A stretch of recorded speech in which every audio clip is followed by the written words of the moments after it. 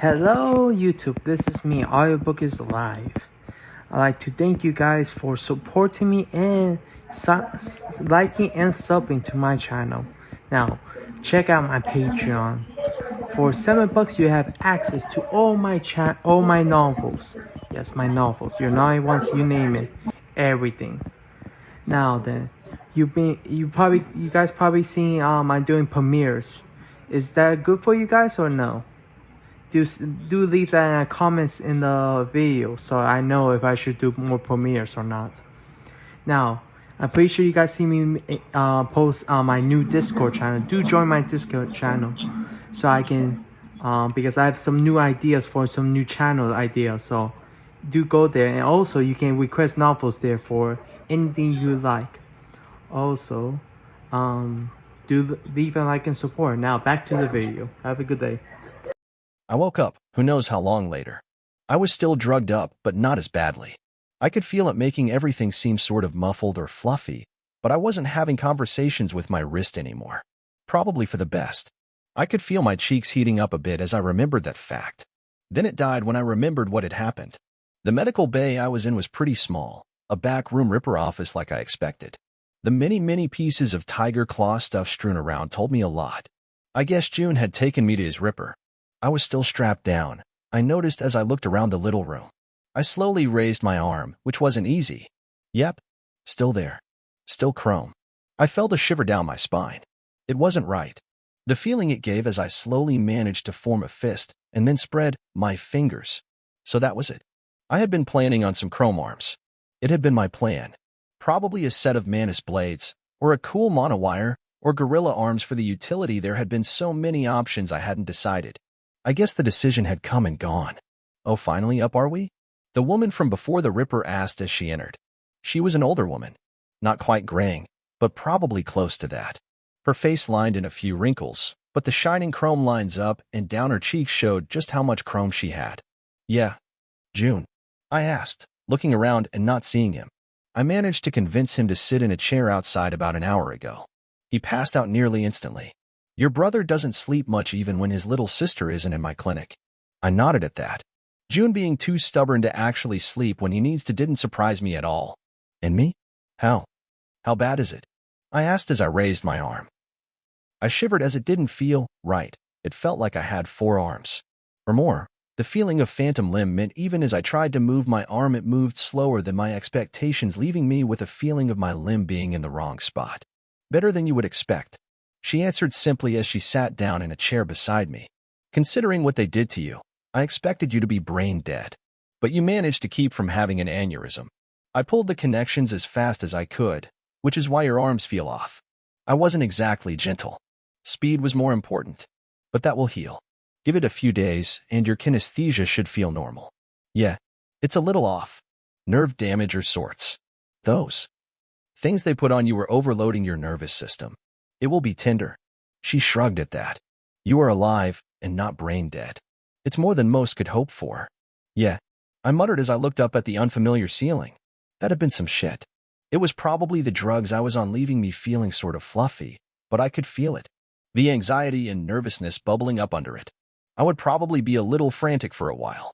I really hadn't been expecting a kidnapping attempt in the middle of the day right in front of my home. Fucking Night City. A phrase I hear often. The Ripper chuckled as she reached out and without a word started poking her tools into my shoulder. I would have flinched if I wasn't feeling so mellow from the drugs. What are you doing? Checking on the connections. The Condor is a solid piece of chrome, but your circumstances make it complicated. Militech Condor. That's what it's called, right? I asked as I scanned the other arm she wasn't working on. I had no idea what a Militech Condor was, or what it could do. Unfortunately, my scan didn't tell me the things I really wanted to know. Was it a good arm? Was it garbage? Would I have to worry about it failing on me? Or breaking? Never heard of them before? Not much of a chrome head, are you? No. I know some things, but not a lot about specific cyberware. All right, I'll give you the rundown. The Condor is a few gens old. It was popular before the Unification War, but Militech came out with the Orion at the beginning of the war as a surprise for Arasaka. The Condor wasn't able to compete, so they got sold off as work pieces. A lot of factories in Watson bought up the stock after the war and started chipping them in. The woman spoke in a quiet voice, which I realized she was probably doing to distract me. But I kinda wanted to know this anyway. They do just fine there, but as you would expect, a lot of factories sell off stock or lose people over the years. They may be a decade old, but there isn't anything wrong with them. They just don't quite compete with the later advancements. Don't worry. You won't have any issues with them. They're better than your old fleshware. The woman offered, and I blinked. Fleshware? Yeah, you've got cyberware. And fleshware, she said, chuckling as she pointed first at my arm. Then she poked me in the stomach. Sorry, it's a Ripper joke. She added afterwards as I just kinda looked at her blankly. Right. Well, you won't have any issues. They are rated for combat, so they won't break the first time you have to punch some strong lowlife. Good to know. I whispered quietly as I looked them over. They looked utilitarian. The metal was a sort of polished steel finish. They sort of reminded me of Johnny's arm, at least in color. They were definitely more realistic than his arm, though. A smooth contour between the digits on the fingers meant the whole thing looked more like a normal arm just dipped in metal and plastic. I looked away. What else could I do? I wasn't ready for this. At least not like this. I had wanted my first foray into cyberware, into transhumanism, to be a momentous moment for me. Something that meant I took a huge plunge into the future. Into a dream I had since I was a kid. Cyborgs were cool. I didn't ask for this. I whispered quietly. Yeah, I feel you, Adam. I get it. Nothing important. I responded quietly as I lowered my arm. I would just have to deal. Roll with the punches. All right. This one looks good. The connections are healing well. Just make sure you take it very slow for at least a week. She orders with a firm look as she spins around the Ripper chair I was in, and she starts working on my other shoulder. Seeing her open up my shoulder, the metal plate shifting, letting her access the insides was weird. I did my best to just ignore the feeling. It was just another thing I would have to get used to. I guess. The door suddenly opened, and I looked over expecting June. Only that wasn't June. The man, and I use that term lightly, that stepped inside, was more chrome than flesh. Legs, arms, chest, even his face was chromed out. So the kid lived. He said, his voice sounded robotic and lifeless. She did. Tougher than she looks. The Ripper said as she rose up away from my shoulder instantly as he came in. How can I assist you today, Fujimura-sama? She asked with a bow after she stood before him.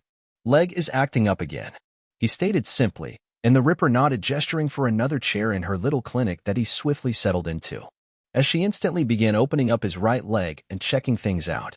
She could have at least closed up my shoulder first. The room was quiet for a while as I watched the Ripper work on the Borg's leg. Suddenly the Borg turned his head towards me. Your brother used up a lot of favors to get you in here. Hope you appreciate that. He suddenly spoke to me, his blazing eyes a swirl of color. Yeah, I'll owe June a lot. You owe the Tigers a lot. We take care of our own, but as much as we give, we expect just as much back. He said, his eyes locked to mine. A promise and a threat in one. Hours later, after the Ripper had checked over the Borg, who hadn't said a word to me following his declaration, and after she had checked me over, June suddenly burst into the room. Motoko. Present. I responded as I looked away from the TV that the Ripper had kindly turned on for me. I would have just left, but she told me to stay resting. She didn't want me walking around putting any pressure on the recovering nerves. Motoko. June babbled a bit. The last time I had seen him, he had been so cold, but now it was like all the frost had melted away, just leaving the terrified teenager beneath. Per June. I would just have to be a good little sister and help him recover. Thank you, June, for saving me. I told him with a smile and a twitch of my arm as I instinctively tried to give him a thumbs up. Motoko, I didn't save you. I got you put there in the first place. I knew I shouldn't have come to the apartment. Everyone warned me to stay away. That if I went back, they could track me to you. I should have listened. He cursed, his fist clenching, and looked like he was going to punch something. No, that's dumb. I told him firmly, cutting right through everything. Avoiding someone to try and protect them doesn't really protect them. Like ever. You should have just told me. We could have figured something out, but I'm not going to berate you, June. What happened wasn't your fault. You didn't kidnap me, or mean for it to happen. I shook my head, wiping away that irritation at June avoiding me like the plague to protect me. I knew that wasn't the full truth. June had been cold the last time I saw him. I was still really worried about how he was handling all of his new chrome. I was feeling it too. The different senses. The way everything wasn't quite right. That niggling on your brain is something foreign pressed against it. I could see how people lost their minds. They wouldn't have known you even existed if I hadn't. If I hadn't bothered you so much and threatened to run out in the gang war to find you? It's funny, if they had jumped me about a minute earlier, things would have been different.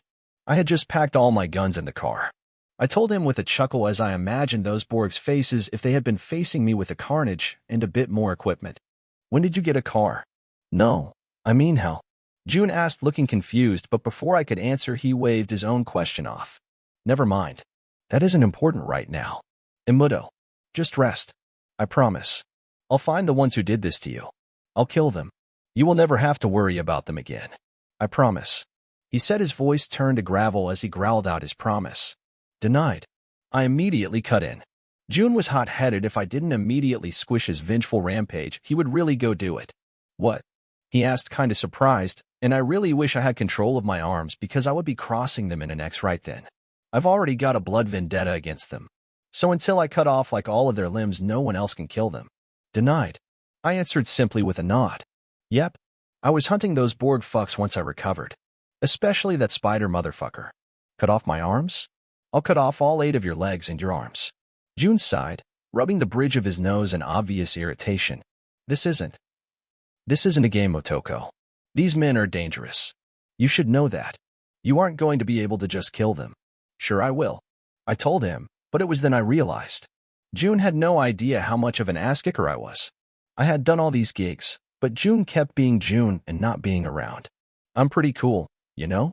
I've done all sorts of cool stuff since you've been gone. I went on a gig for Wakako even. June blinked at that before wincing. You bothered Wakako. She hates Oka-san, Motoko. Why would you go to her? 'Cause she was right around the corner. Really?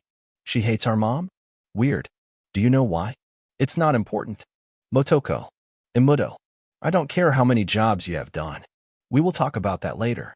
But you aren't going after the Maelstrom. They are dangerous. I had to bite back on my instant retort of, but you do it. That never works on people. Ever. June. You remember how you left to go kill a bunch of Maelstrom because your chum died, and I kept trying to tell you to stop and come home so you don't end up a cyber psycho or die. I asked him, describing all of his actions over the last while. No. That's not what happened. Or how I would describe it. Right. But that feeling you got whenever I told you to stop? Yeah, that's what I'm feeling. I love you, June, and I promise I'll be safe. And then I felt that coldness freeze my soul. My hands were still wonky, more floppy than useful, but I was able to do this. I reached out and wrapped my hand around June's jacket and pulled him just a bit closer so he could see the surety in my eyes. But I will not be satisfied until I beat them both to death with their own limbs, and nothing, not even you, will get in my way of murdering those monsters. I swore to him, letting him see just how serious I was before I let go of his jacket, wincing a bit at the difficulty in getting my hand to actually release. I ended up sort of tugging on his jacket for a moment until I finally seemed to get the right connection across and the hand popped open. Sorry about that. I told him as I settled my arm back on the ripper chair I had been resting on. No, he said as he pulled me into a hug that felt crushing as I felt him bury his face into my hair, as he held me tight. I won't let you throw yourself into danger, Amudo. He whispered into my hair. This time I decided not to say anything. June didn't understand yet, but he would. A bit of time for my body to recover. Maybe a full night's sleep sometime soon. A bit of practice to make sure my arms well worked. And I would go hunting. That dark, sinister part of me that I kept pushing away when I considered my proclivity for murder rose up. This time I didn't push it down. This time I didn't justify it to myself. Sure, they were evil. They had done a great evil to me. But in order to find them, I was fully prepared to commit even greater evils against anyone that stood between me and them. I felt no sympathy for all the Maelstrom gangers that I would soon run into. Only eagerness. Eventually, June's hovering drove even the Ripper Doc mad, and she proclaimed that I was well enough to not sit around here anymore. So June decided to take me home. But not our home. While June tried to force me into a wheelchair, once I was finally released from the chair, I wasn't having it. It was my arms that were flippy, not my legs. With a double set of slings to keep my arms from jostling my wounded shoulders, I followed June out of the room, through a basement with a bunch of servers, and a large couch and TV to rest on, up a flight upstairs into a dojo? This is Daravaja Dojo. Don't tell anyone this is where we are. June tells me as he shows me around the building. Why? Because no one outside the higher-ups and the Tiger Claws know this is where we are resting, or where we go to recover. June says, sounding a little proud as he shows me around. He seemed irritated about having to do it, but then every time he seemed to be growing annoyed he would look at me, and suddenly, the old June would be back. I guess having his kid sister cut up was cutting through his. Well, I wasn't going to deny it, his budding cyberpsychosis. Who is we? I'm not important, and I didn't think you were either. No offense. My hurried addition came too late, because June was actually looking a little offended as he puffed up a little. We are the kamikaze, the force that crushes a maelstrom, he answered, sounding all proud. But I just couldn't help but think it was some serious weeb shit, and coming from me that said a lot. So I just nodded and kept my mouth shut. June sounded proud of his weeb club, so I wasn't going to make fun of it. Allowed anyways. So the Tiger Claws put together a group of people with heavy cyberware to fight against the Maelstrom Borgs? Exactly. This is our HQ and medical station, which is why you can't tell anyone where you are. Promise me, Amudo. Promise. I answered simply, it wasn't really a big deal for me. Good. Come. I will show you where you will be staying, he said as he walked me out the dojo through a side door into an alley. There were food vendors sizzling things around the edge of the fence, but June walked in between two vendors who simply ignored June's presence as if he didn't exist. Behind the vendors was a small little nook between the large complex next door and the dojo, mostly filled with trash and nothing else. No door. But June didn't slow walking up to the building. He knocked on a window, and after a few moments it opened.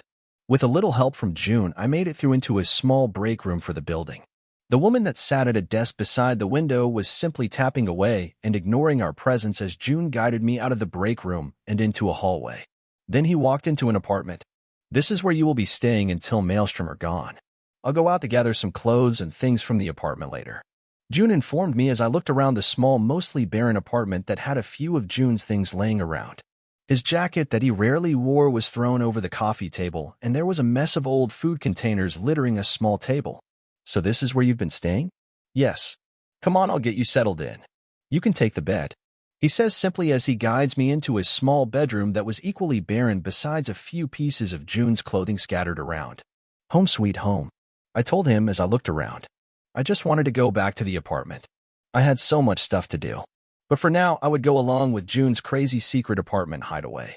I didn't get a full night's sleep.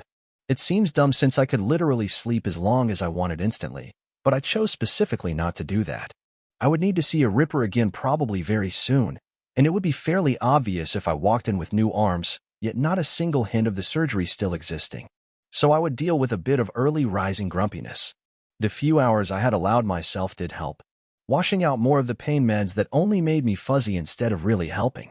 Although my arms were still floppy, that would take a few days more to recover from. I carefully put my arms back in their slings as I left the room that June had given up for me, only to find June resting on the couch staring at the TV whispering a news channel with a particularly blank look on his face. He didn't even notice as I stepped out. Just sitting there. Quietly. Alone. Couldn't sleep either, huh? I asked him despite the fact I could have slept the whole day away if I really wanted. He didn't startle but seemed to blink a little as if he wasn't sure where he was. It took him a moment of staring before he spoke. Motoko, you should go back to sleep. You need to rest. I think I've slept all I'm gonna get tonight, I offered as I walked over and settled in next to him on the couch. You should sleep yourself. Staring blankly at a TV isn't going to make you feel better. Don't tell me WH-. He cut himself off as his voice rose in that cold way that I was becoming more familiar with. You back with me? I asked after a moment, and he really did twitch this time. I never left. I'm fine. You can lie to me, June. But you shouldn't lie to yourself. It's unhealthy. I'm fine. I'm not going cyber psycho. The fact you already know what I'm suspecting is a bad sign, Jun-ni. I tell him, causing him to sort of glare and sort of cringe at the same time. So instead of saying anything else, I just scooted in, much to June's discomfort. Ignoring whatever was going through his head, I acted like all little sisters and just flopped against him. Little sisters and cats. Very similar in many mysterious ways. It took a while, but eventually June relaxed and the tension I could in him slowly eased. Eventually he spoke. It's just the shakes, and I zone out sometimes. Nothing. Crazy. June, please don't add in any more chrome. Not even one thing. Please. For me. My begging didn't get a response for a long time as we sat there in the dark, lit only by the newscaster. I'll think about it. Good. Good. What about you? He asked suddenly, a little gruffly, but gentle as he reached out and poked gently at my chrome shoulders. I opened my mouth to deny any issues, to tell him I was fine, and I would be ready to go kill some Stroms soon. But I had just told him he shouldn't lie to himself. I couldn't exactly go and instantly make myself a hypocrite. I'm alive, I told him, which earned me his full interest as something must have come out in my voice. I didn't have time to think about it while I was there. Too much fighting off the pain or trying to survive. I don't know if I'm really finished processing it. So maybe, but I really hate that it happened to me. That it happened to me again. I thought, when you got kidnapped again. I didn't think I could get lucky enough to save you twice. I'm glad that you aren't dead, that you aren't crazy, that I don't have to meet you again for the third time. I'm sorry I'm not the Motoko you originally knew. I admitted quietly, a part of me well aware I wasn't entirely a sister, that I was just playing pretend with the teenager who was going through so much. I had felt sad for June from the first time I walked into our little apartment and realized that he was alone. All he had was me, and all I had was him. Please, he whispered quietly into the dimly lit room. Just take care, I don't want you doing something like me and losing you. I can't. I leaned into him heavily for a moment, taking in the raw fear that was in his voice. But I didn't respond, because I knew I would recover soon, that I would be ready to get my own revenge. I wouldn't lie to myself. I wanted revenge, and with the gamer system pushing me forward, I was gonna get it. Right now, I could just use a hug. I told him instead, which meant a few moments later his arm was wrapped over my shoulder. Stupid Junie. Get some real skin already. Your arms are the worst at hugs. I told him, but I didn't let him pull away. I think my sense of time towards how long a wound takes to heal was a bit off. The next morning, after once again not sleeping a full 8 hours, June dragged me back through the window and into the dojo, then downstairs into the surprise Ripper clinic. The same Ripper checked me over, gave me some meds including some drugs to acclimate to the new limbs, and told me that she wouldn't have to see me again unless something went wrong. That was the good part. It should be another 2 or 3 days before everything feels normal, and probably another 2 weeks after that before you can start really using your arms for more than light work. She informed me as she hypoed me with whatever drug she wanted me to have. That's way too long. I'll be fine sooner than that. I argued, but June and the Ripper weren't having it. Normally a surgery like this wouldn't take that long to recover from, a few days at most, but you went through 2 surgeries back to back. Trust me, Motoko. You need to take it very easy for a while. Let your shoulders heal unless you want to deal with permanent damage. You were lucky that the Tiger Claws decided to allow you the use of some of our speed heal. If not for June's contribution to the Tiger Claws, it would not have been offered considering how low our stock is.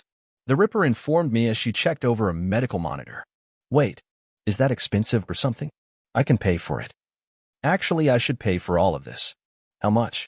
I have a chunk of eddies already, and I can go get more.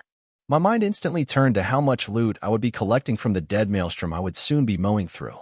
Don't worry about it, Amudo. It's all taken care of. June stated, simply trying to end the conversation, but I just ignored him and kept looking at the Ripper. Hard to say, I'm not running a normal clinic here. I'm only here to work with the kamikaze. But speed heal is currently almost impossible to find on the streets. You can guess why. Plus those arms of yours might have come from something your brother collected, but they still belong to the Claws. She looked at me for a moment. It was an expensive procedure. Fill out a statement of how much when you get a chance. I'll take care of it, I told her with a shrug. She was already basically wiping her hands of dealing with me, so I was more than happy to pay eddies not to have Tiger Claw feeling like I owed them hanging over my head. You will not. It has already been taken care of, Motoko. You don't need to worry about anything. June butts in, trying to cut me off. June was doing the overprotective big brother thing, so that was nice. But I was a bratty kid sister. So just make sure you get that to me soon, I told her, completely ignoring June, before slipping off the chair. She was done looking me over, and frankly, I had things I wanted to do, and people I wanted to see. Hey June, you said you were going to go to the apartment to pick stuff up, right? So can I come with? I decided to change the subject as June was glaring at me with his cold, emotionless eyes. It quickly warmed up as I changed the subject.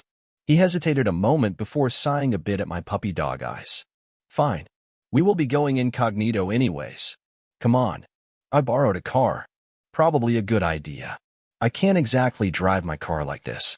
I agreed, and the reminder seemed to make June twitch a bit. Right. A car. How exactly did you afford a car? It's a long story.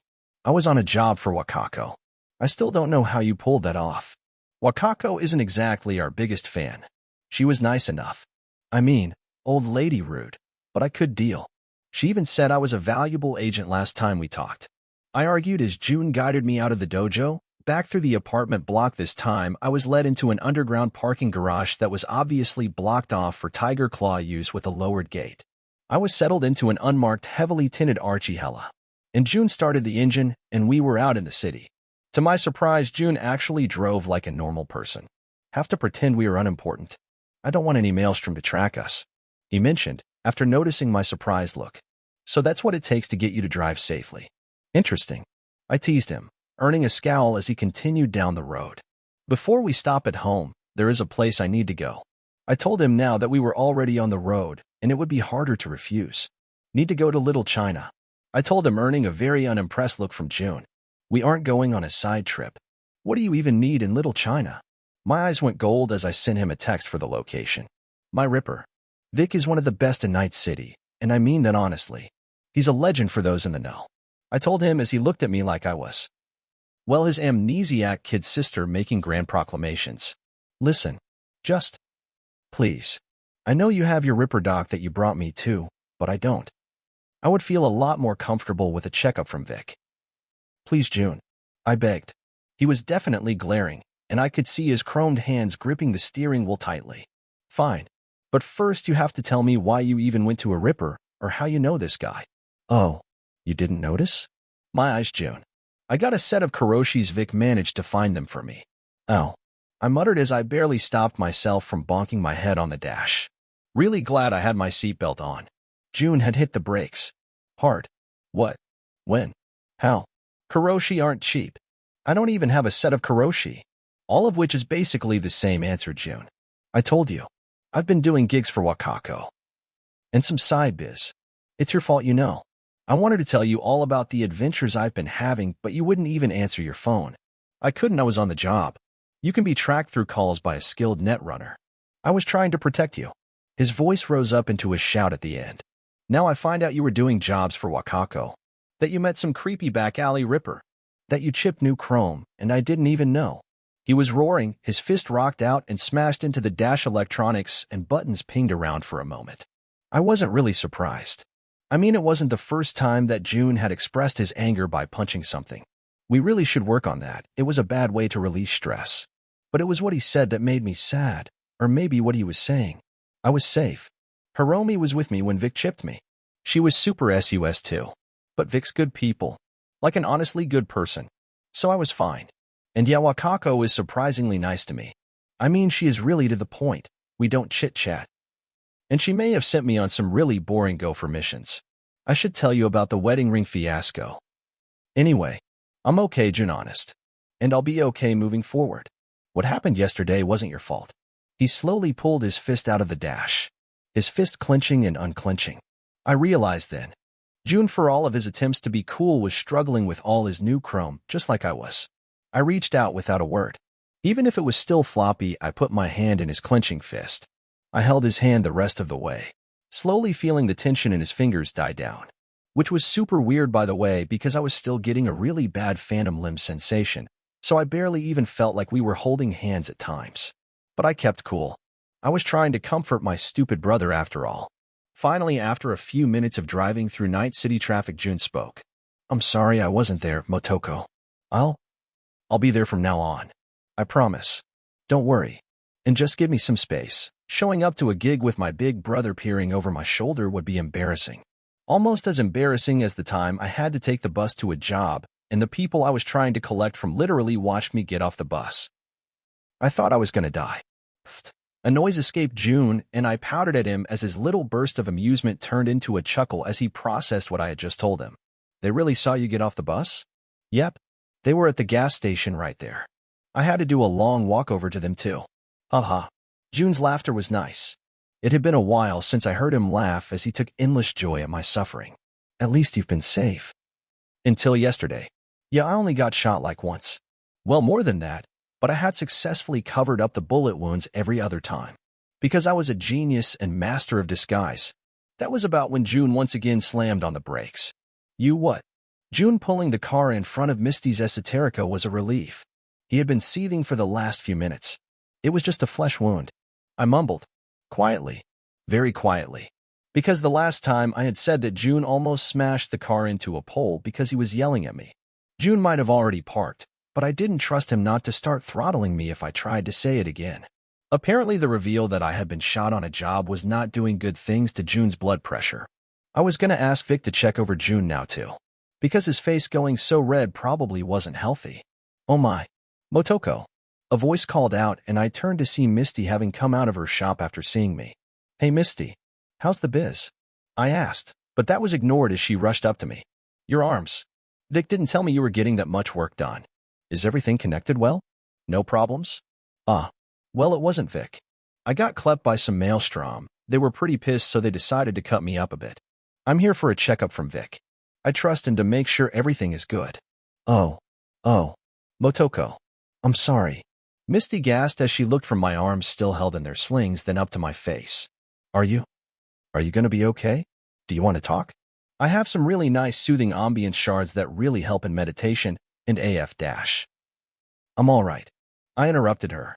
I just want to get Vic to check me over. I don't know the Ripper that ended up fixing me up. Oh, by the way, this is my brother, June. I say, shifting sideways since I couldn't really point very well. Misty sort of blinked in that foggy way she tended towards as she looked June over.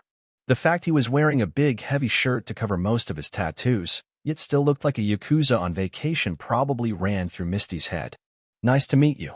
She seemed to settle on, and June just gave a disinterested nod. He was grumpy at me still. Is Vic in? Oh, of course. Come on. I'll walk you down. This is so serious. I can't believe that the maelstrom grabbed you. I mean, I've heard they do that sometimes, but that is, she trailed off again with a sad little sigh. Yeah, it was pretty rough. I wish I had been a little less surprised. I would have been able to fight back a lot better, but I wasn't exactly prepared. Which I guess is my fault. Always be prepared, right? I'll remember it for the future. I told her with confidence. It didn't seem to help as she was nibbling at her fingernail nervously. But we all walked through her shop and down into Vic's clinic. June was looking around, obviously unhappy with the aesthetics. Hiromi and June were both so alike sometimes. No reason to be so skeptical. Just because Vic's clinic was underground, in an alley, in a storage unit, and not a building. No reason to be so sketched out. Vic was amazing. I let us down as Misty followed behind along with June, who was looking all over the place. Hey Vic. I called out, sounding a little chipper. I felt way more comfortable here than I had in the Tiger Claw Ripper's chair. Seriously, the lady felt like a back alley Yakuza doc. Which I guess she kinda was. Oh? Is that Motoko? What's going on, kid? What the hell? He stopped as he looked me over and noticed that both of my arms were in a sling. Hey Vic. Lot of stuff happened. I kinda need a checkup. I offered, looking down at my arms. Damn kid, that's a hell of a job to have done. No, that ain't right. What happened? He asked, his voice changing from surprise to anger as he actually got off his Raleigh chair and stalked over. June seemed to step closer, but I just moved away from him so Vic could see. His hand pulled up the shoulder of the generic t-shirt June had given me to wear as his eyes narrowed. This was a had job. What absolute piece of shit did this work on you? Well, first was a spider ripper with maelstrom. He cut my arms off and decided to add some sketch chrome. It was set up to drive me psycho. June, my brother, say hi June, rescued me and took me to his Tiger Claw Ripper. She got the arms off and chipped in these condors, so at least I would have limbs. I'm just wanting a checkup from someone I trust. Make sure everything was handled right. Vic was real quiet for a moment as I watched his jaw clench. I realized he wasn't looking anymore, but instead was staring off into the distance. Oh, Vic was real angry. Vic? I prompted, forcing him to come back. Yeah. Sorry. Come on, kid. Take a seat. Let's check everything. I'll make sure everything is squared away. Don't worry, Vic said, going full dad energy as he helped me get settled onto the chair and started dragging equipment over. June was still hovering, but Vic's obvious skill was shining through even to me. So June, who had been under the knife of more rippers than I had, must have noticed as he slowly started letting the tension drain out of him. Vic was in full doctor mode. It was funny, Vic was usually a jovial guy, quick to make dad jokes at the drop of a hat. But he was also an amazing ripper. No, an amazing doctor. And right now he seemed to be. Anger doctoring? Hate doctoring? He was still kinda scowling, but his hands were absolutely dancing over his tools as he scanned my shoulders and the chrome all at the same time. Vic was possessed. It was Nova. Finally, Vic, with a quiet mutter to himself, rose up and grabbed a few things from a few different containers around his office before rolling back over. Gonna port in here. The Ripper did a half-decent job, but I can see a few quick fixes that. Well, they work, but they can be done better. Take a seat, son. You're gonna be here for an hour or so. Misty, can you get some water for everyone? Vic called out as first looked to June and then Misty as he tapped a few things on the shoulder of my new arm, and a port opened, where he plugged in a scanning tool of some kind, and then with the work of a man that had done this a million times. He poked and prodded and inside. Need to find out what she gave you before I can give you any anesthesia. Don't trust some doc's doses. They either undercut or give too much to seem like a safer doc. Quick blood test, and we will get started. Some of the nerve connectors are doubled up. It's faster and doesn't really cause big issues, but it does mean the nerves not connected will either die off, losing some sense of touch, or you start getting pains as they start sending signals that something is wrong. Thanks, Vic, I told him with a smile and a sigh of relief. Even June seemed impressed at Vic's skill as he balanced multiple different scans with the effortlessness of a man that was truly in his element. An hour later, Vic had calmed down enough. He was cracking bad jokes, making even June have a smirk on his face as Vic finally pulled away from my other shoulder. I've done everything I can to make sure the interface is stable and all the connections are done correctly. It'll be a few days before you start feeling normal again. The injury and multiple surgeries takes time to heal, but it should heal fine from here. He added, wiping his head a bit as he reached out and took a drink to quench his thirst. Great. Thanks, Vic. I really appreciate you checking me over. Can you do June as well? What? Motoko. I don't need a checkup. June interrupted instantly once he understood what I said. But I ignored his stupid statement. All of his chrome is new. I'm worried they might not have put everything together right. Motoko, stop ignoring me. June growled. So I ignored him. Vic watched the byplay with a bit of amusement. I wouldn't mind, but maybe another time. I'm gonna need at least a few to stretch my legs. He joked with a smile and I blinked. Oh, right. Sorry, I didn't mean to overwork you. Nothing to worry about. How about it, June? Want a checkup? I'm fine. But your Ripper didn't do all of my connections right. Vic fixed them right? I asked, turning to the man who nodded slowly. So maybe she skipped some steps with you too. For me, June, please get a checkup. Vic is amazing. He can make sure all of your chrome isn't causing you any issues. You've been irritable since you started getting chrome. Irritability? Is that something new? Vic asked, cutting and looking concerned. He turned to June. Have you been noticing any unusual emotional control problems? Irritability, shortness of temper. No. I am in perfect control. June snapped. Losing control. He quirked an eyebrow, turning to me. It's not that unusual. June has always been a hothead. It's the coldness that is more concerning. I offered, and June was definitely unhappy about being talked about as he stepped closer and slapped a hand over my mouth. A hand that I really couldn't do much about. Vic had numbed my shoulders and arms while he worked. MWH Fway. I called out, telling him this wasn't fair as June suddenly returned back to that look. The big brother taking pleasure in siblings' torture look. I am fine, he said, turning to Vic. But I might seek out a checkup at some point. Your skill was impressive. Sooner is better than later, son. Really? The one thing you don't want is to leave a problem to fester. With cyberware that never, and I mean never, ends well. Vic repeated himself before smiling at my plight. He was in on it. Traitor. I am curious, though. I have been absent from Motoko's life. But how did she meet you? It must be a recent relationship.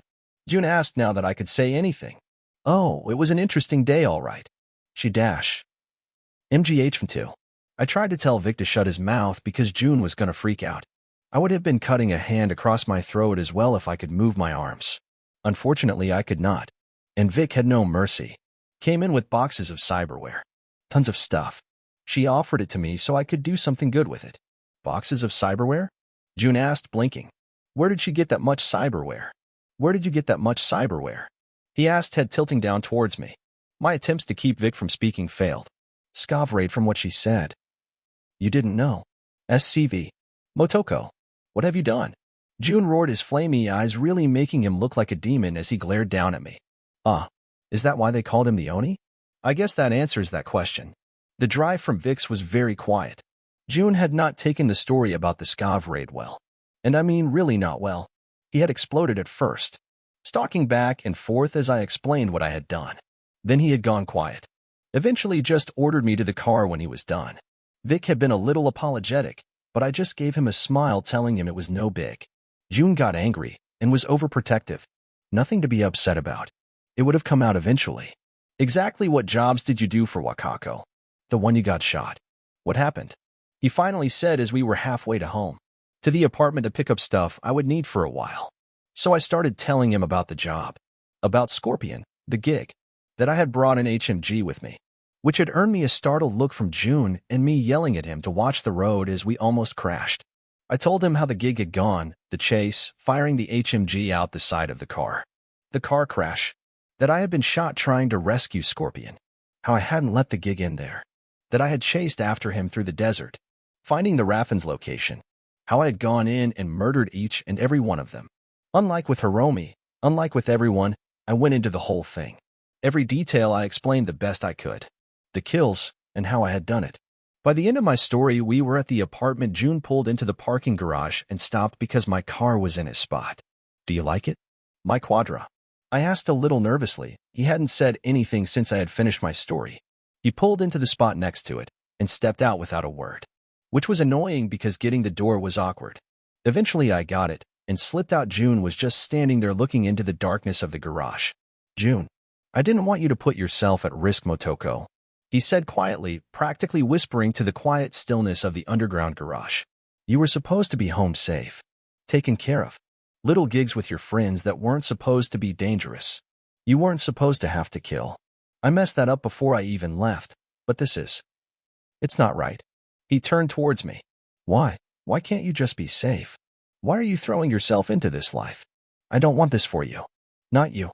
Not my little Motoko who always rushes into things. That wanted to be a tiger claw more than I ever did. Who shouldn't have ever been caught by scabs and shouldn't have ever had to stain her hands. He was ranting. And not quite, but almost crying. Damn. I hadn't wanted to shock June this much. I already expected he was in a sensitive state. Okay, Motoko. Time to calm June down. Before he could say anything else, I pushed into his space and forced him to hug me. My arms were still floppy, but I could move them enough for him to get the idea. You didn't fail, June. You didn't mess up. You didn't do anything wrong. You saved me. Took care of me. You made me happy even when I was scared about everything around me. Not knowing anything, I was really scared, but you made that fear go away. I spoke loud enough to be heard despite pushing my face into his chest. His arms slowly wrapped around my shoulders. His hands were shaking. You didn't fail. I was never going to be safe, June.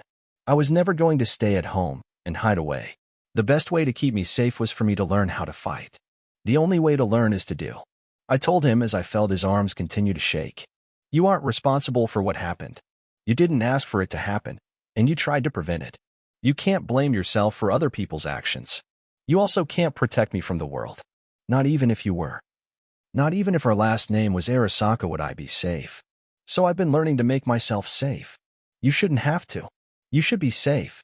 He finally spoke, repeating himself blindly. I shook my head, making sure he could feel the motion. The only way I'll be safe, June, is to become able to protect myself. Which is exactly what I'm gonna do. I wasn't paying attention and let the Strom get the jump on me. That won't happen next time. I'll be prepared, and if anyone ever tries to jump me again, I'll make them regret ever trying. I'll make them die. I tell him confidently. That burning sensation in my chest. That disgust and horror at what they had done to me was locked up tight. But not gone. Never gone. That night had been an offense against me I would never forgive. Scavs. Raffin. Maelstrom. All of them were at the same level. Maelstrom I had tried to give the benefit of the doubt in some ways. Sure, they did horrible things. I knew about their AI rituals. I knew that they tried to force chrome on people like the monk. I knew they were scum, but I had mentally put them into another category from scum that needs to die. I had placed them above that, because I didn't hate their desire to gain more chrome. I mean, I liked the Mechanicus in some ways too. I can understand their motivation. But my face had been firmly rubbed in the fact they were no better than the Scavs. So I would treat them that way. I would hunt them. Unlike June and his little band of Borks. I wasn't limited. I was a gamer. A superweapon the likes of which the world had never seen. I stepped away from June then. His hands had finally stopped shaking so much, although he was still obviously lost in thoughts just like I'd been. Now if only my hands would stop clenching so hard. I was struggling to get them to relax. They were both clenched into fists. Come on, June, let's go get some stuff, okay? He blinked a bit as if remembering where he was before he nodded quietly. June's protective arm over my shoulder was nice as we crossed the street. The bloodstains were still there. I did my best to ignore them. Maelstrom would pay for every drop of blood they took from me. With June's help, we gathered up a bunch of stuff from the apartment. I really wasn't able to help much as even a backpack would go over my still injured shoulders. Still, he gathered up a bunch of things, including some of my repair work and tools, and we left the apartment. It was kinda sad. I knew we would come back, eventually, but it was still sad to be sort of moving away from home. It was where I felt safe. June didn't talk much on the way back to the dojo apartments, only speaking up about getting some food, which we stopped at on the way. To my absolute shock, June didn't order an XXL burrito. Has June gone completely cyber psycho? Now I was actually worried, but he seemed normal as we ate on the drive back. Truly, watching June eat something other than XXL burritos was too weird for this world. We drove around instead of going straight to the apartment, through a few heavy tiger claw zones as I could see them literally walking the street. Anyone following us will be spotted and removed. June explained at my curious look as we finally made it down to the dojo. After hauling my stuff inside the apartment, June left to do some tiger claw stuff. His words. I settled in for a sleep. It was time to do a full heal, see how well I would handle having new arms, and start preparing for my revenge. I blinked awake. As always, using the menu to sleep for 8 hours left me feeling 100% rested and wide awake. I sat up looking around. I had purposefully fallen asleep on the couch so that June could keep his bed, so I didn't see him as I looked around. Checking the clock, I noticed it was only 9 p.m. Late, but not too late. June was probably still up even. With that, I looked down to my arms and tried to move them. That sluggish feeling was gone, but it still wasn't right. Wasn't normal. I lifted my right arm and felt off. The feeling of a phantom limb struck me heavily. As I lifted my arm, it felt like it was a second too slow, leaving my brain telling me my arm should be there, but it hadn't made it. I tested the same with my left arm, finding the noodly arm effect was gone, but the foreignness was still present. I stood up, shaking myself loose from my slings that I had fallen asleep with. I felt my breath come out shaky, a tightness behind my eyes. It was scary. What I had gone through, what they had done to me, and now the effects of which I was still dealing with. I was scared. I exhaled ice. The coldness creeping up my veins, freezing my anxiety. My fears. I could deal with this. Hundreds of thousands of people live in Night City with chrome arms. It wasn't weird or impossible. Just a short time to get used to it, and I would be fine. It was just a change. Just one more change. Just like all the changes I had made since I woke up in the hospital. Just one more tiny alteration in my life. I let the ice melt. Let my feelings slowly slip back into my thoughts. I was scared, but not because I hated the cyborg arms, but because it hadn't been my choice. I had wanted this, but at my pace. I exhaled warmth. No tears threatened to come out. Okay, Motoko. Step 1. Get used to the limbs. Closing my eyes, I stretched my arms out, then opened them, looking at them for the first time as mine. They weren't Militech condors. They weren't chrome. They were my arms. My fingers were thin. The Ripper must have adjusted them. My arms, to suit a woman. I spread my arms sideways, getting a feel for my wingspan. It was about the same. Not an easy thing to tell, but it was there. My fingers were longer now. I realized I could clench my fists, and my fingers didn't rest at the same place they would have before. I played with my fingers for a moment, pressing each finger to my thumb one after another, wiggled the digits, and even threw up a middle finger, just to make sure for next time. Then I moved to my palms. They weren't flesh. Instead, a smooth stainless steel, or aluminum, but covered at parts with a rubberized grip. I could feel it. The sensors of the cyberware gave me an almost accurate sense of touch. The foreignness was still there, and I had to close my eyes and just breathe as I felt new sensations for old actions. Touching my own palm shouldn't cause me this much discomfort. Shouldn't feel so wrong. But I exhaled. Let myself simply adjust. Let the feeling of it flow through me. This was what my hand felt like. I pushed my hands together, letting the feeling flow through my mind. This was me. I let my palms drift apart. Now I focused on my wrists, feeling their range of motion. Every angle I would ever need as I slowly shifted my wrist this way and that. My wrist was strong. My old. No. My wrists before. My wrists before had been kinda weak, not helped by the feeling of them breaking whenever I shot my barrier. But I could feel how much stronger they were. The tension of pushing them to their limit actually a nice feeling. Yes, it was strange, but it didn't hurt, like when you stretched with meat. A nice feeling. I moved on. My forearms were coated smooth steel. Small gaps in the exterior showed the muscle underneath. I could see the synth muscle contract and shift as I moved my wrists. I let myself grow used to the sight and feeling. My elbow was weird. The range of motion was a lot wider, able to go a bit beyond an elbow's normal range of motion on the extension. I repeated the motion for a while, simply growing used to the differences. My biceps were defined. The military nature of the limb was in full view, but it didn't bother me. I had muscles before from all the body training. There wasn't much to think about. It's not like you really think about your bicep very often. The length was about right, and I could feel the muscles contracting as I curled my hands to my shoulders. My shoulders were different. Obviously, they had a texture to them. My shoulders had an almost armored section.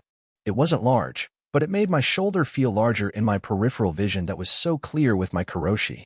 I could feel the metal cool against my skin that ran from my shoulder to above my breast. The length of how far the arms had extended into my chest?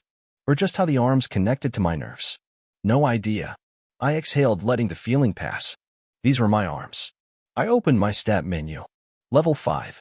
4750/6000. Body 610. Due to cyberization, maximum value has increased by 4.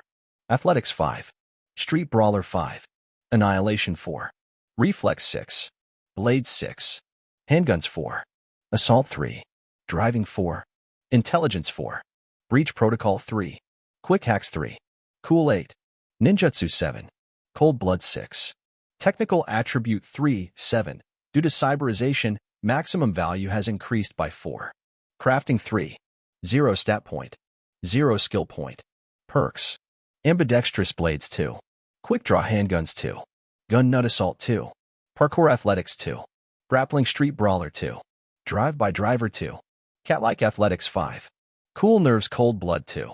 Danger Sense Ninjutsu 2. Wall Breaking Breach Protocol 2. Cybersecurity Quick Hack 2. Recoil Reduction. Annihilation 2. Cyber Ninja Ninjutsu 5. Fearless Chill. Cold Blood 5. Improvised Weapon Street Brawler 5. Parry Blades 5. Robotics Wizard Crafting 2. Cyberware. Militech Paraline Adaptation Militech Paraline 0/0.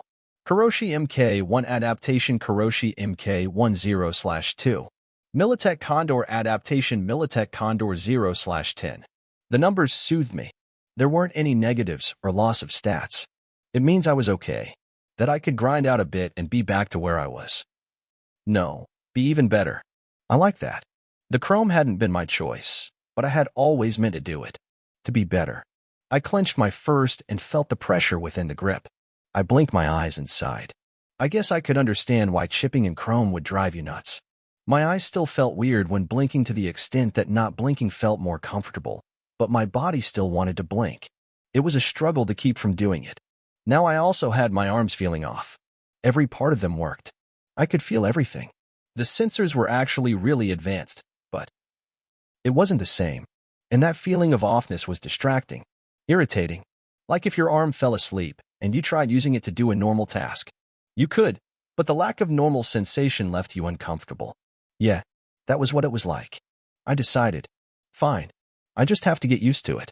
I affirmed to myself once more, extending my arms and running through a test of my fingers. Time to grind. I muttered as I fell back on my street brawler knowledge. The knowledge of how to train to fight. I threw a punch. It whipped out. It wasn't right. The phantom limb was still there, making the punch feel slow. Off. I pulled back and threw it again. And again. And again. I would grow used to it mentally even if I can't physically. Adaptation was probably going to be a very important stat for me right now. My hopes were pinning on the stat making everything go back to feeling normal. That meant I had only one choice. Kill. Good thing I already had plenty of acceptable targets. What are you doing? June's voice suddenly interrupted me as I punched, making me stop.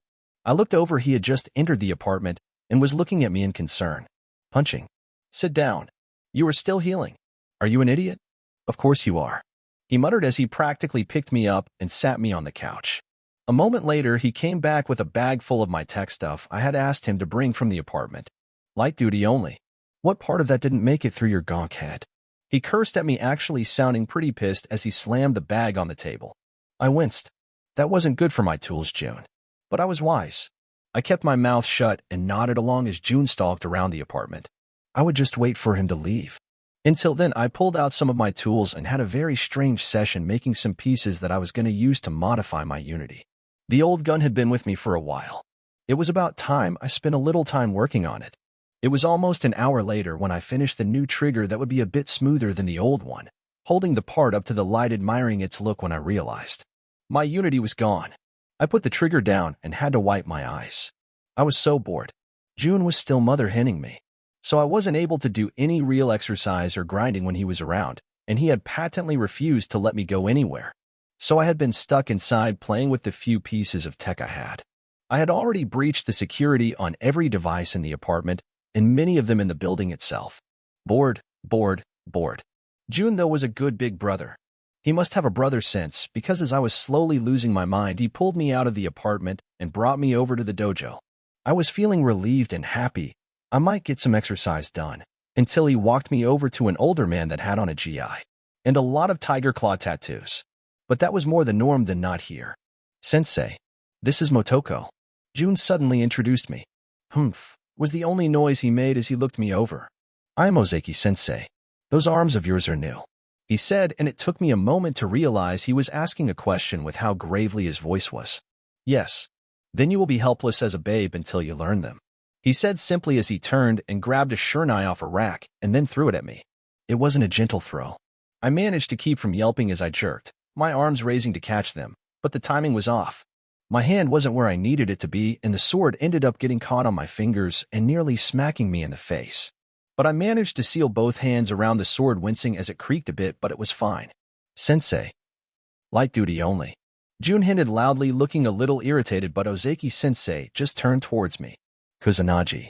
You have a task to complete. He dismissed June with a single sentence, and even June realized it as he frowned but gave a small bow before turning and walking away. Wait, June. I was feeling very unsafe. Protect me. Now. Show me your stance.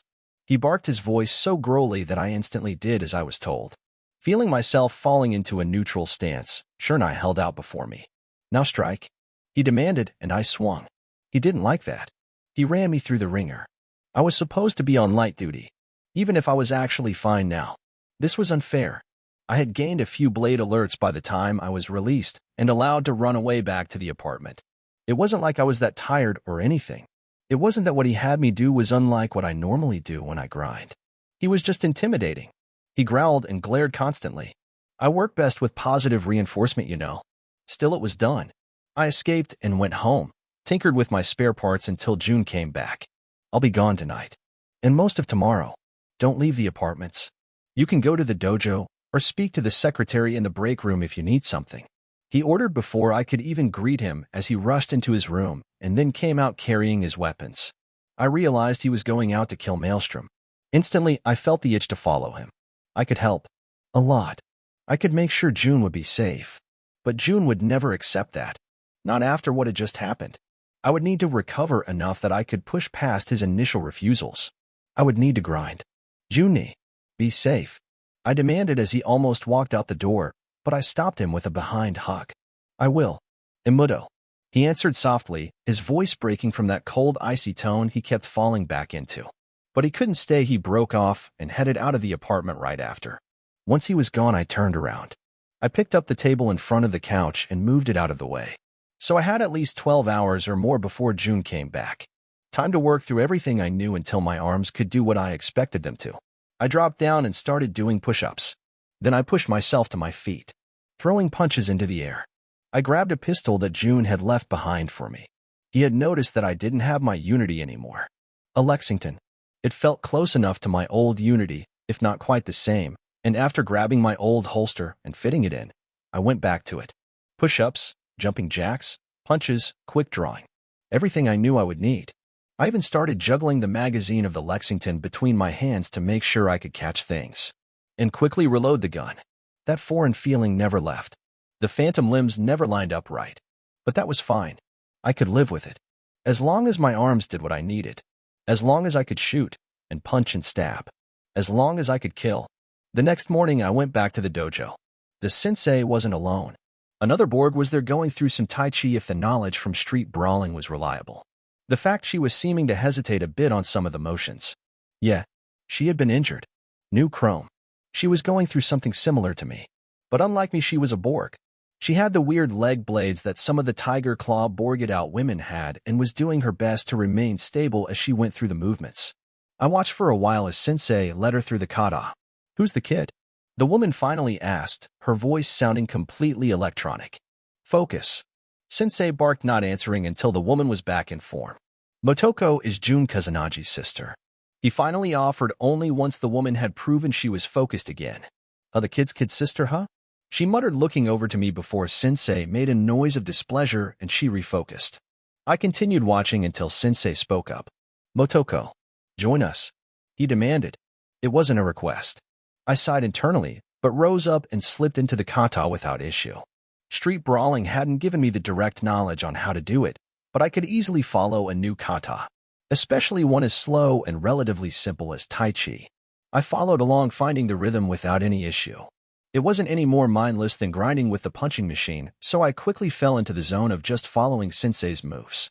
100 Street Brawler XP gained. I blinked and felt a smile coming to my lips as the alert popped in. Motoko, was it? Those arms of yours are new. The woman said suddenly as we both followed the motions. Yeah. Strom decided it would be fun to cut my arms off and put on a set of cyber arms wrong. So I got a new set now. Trying to get used to them. It's your hip, right? I pointed out. The woman had been favoring her left leg, and the way she moved, it was like her balance was off. Good eye. She offered after a moment. I took a round that punched through.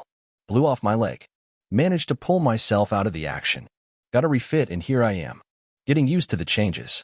Sensei is the best at getting us back up and running again. There is a reason we are camping out in his dojo. Humph. He grunted, eyeing us both as very specifically did a motion we hadn't copied right. Both of us jumped back to it, but it seemed he was displeased. Akari. Motoko. You will spar. He demanded instantly, and I looked at the woman. Akari, I supposed to wonder what he meant, but she was smirking a bit at me. Sorry, kid. I'll go easy on you, but what Sensei says goes. She said as her hands formed into fists. Suddenly a shurnai was thrown at me. I only caught the motion due to my karoshi. I nearly fumbled as he had chucked it quite hard at me. I managed to get the grip and turn it into a flourish as I faced the woman. Ho? Not bad, kid. Try to keep up. Akari offered before she moved. Even with my karoshi, I was barely able to react fast enough to fist arcing towards me. I wasn't fast enough. The fist stopped as it tapped my nose. Never fought someone with a sandy before, have ya? She asked with an utterly arrogant smile. Gotta move quick, kid. Otherwise you get flatlined. Fool. Sensei said as he whacked the back of Akira's head. The older woman yelped and turned with a thunderous glare before seemingly calming after a moment. What good is a spar if you use such tricks? Back to your place. Yes, Sensei. Akari offered, but there was a hint of angry rebellion in her voice. It's okay. She's right. I never faced Sandevistan. It's good to see what it can do. I offered, trying to lower the tension that had suddenly appeared. Spar. Begin. Sensei offered without any further words, and I refocused on Akari, who didn't seem to have any hesitation on her mind. She rushed me, her fist clenched, but this time it was at a more normal speed. I soon learned the shurnai wasn't going to stop her. Her cyber arms were more than capable of blocking the shurnai without a care and sending a fist rushing for my stomach. Since she wasn't moving at sandy-level speeds, I managed to jump away, but then she was on me. Punches thrown at me in a barrage, fast and strong.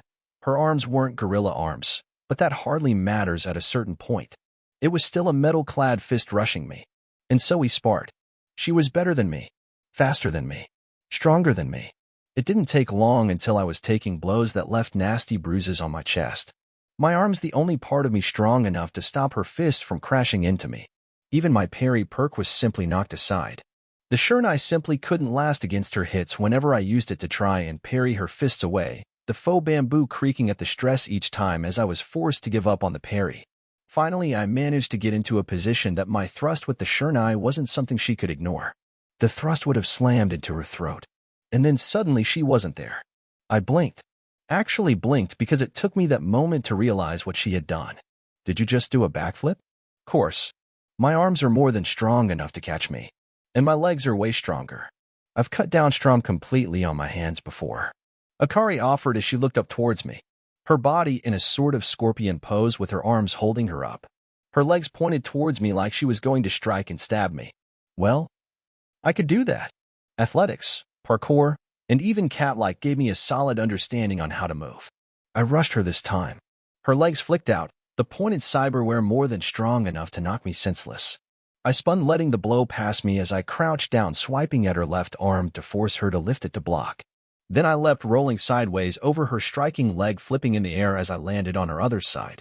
The Shurnai swiping out, while it wasn't strong enough to truly hurt her, it was more than strong enough to jerk her arm back as I slammed it into the inside of her elbow. She fell, her other arm still returning down to regain stability as she took a tumble. Instantly she rolled with the motion, her cyberware the only thing keeping her from a neck injury as she rolled back to her feet and attacked me.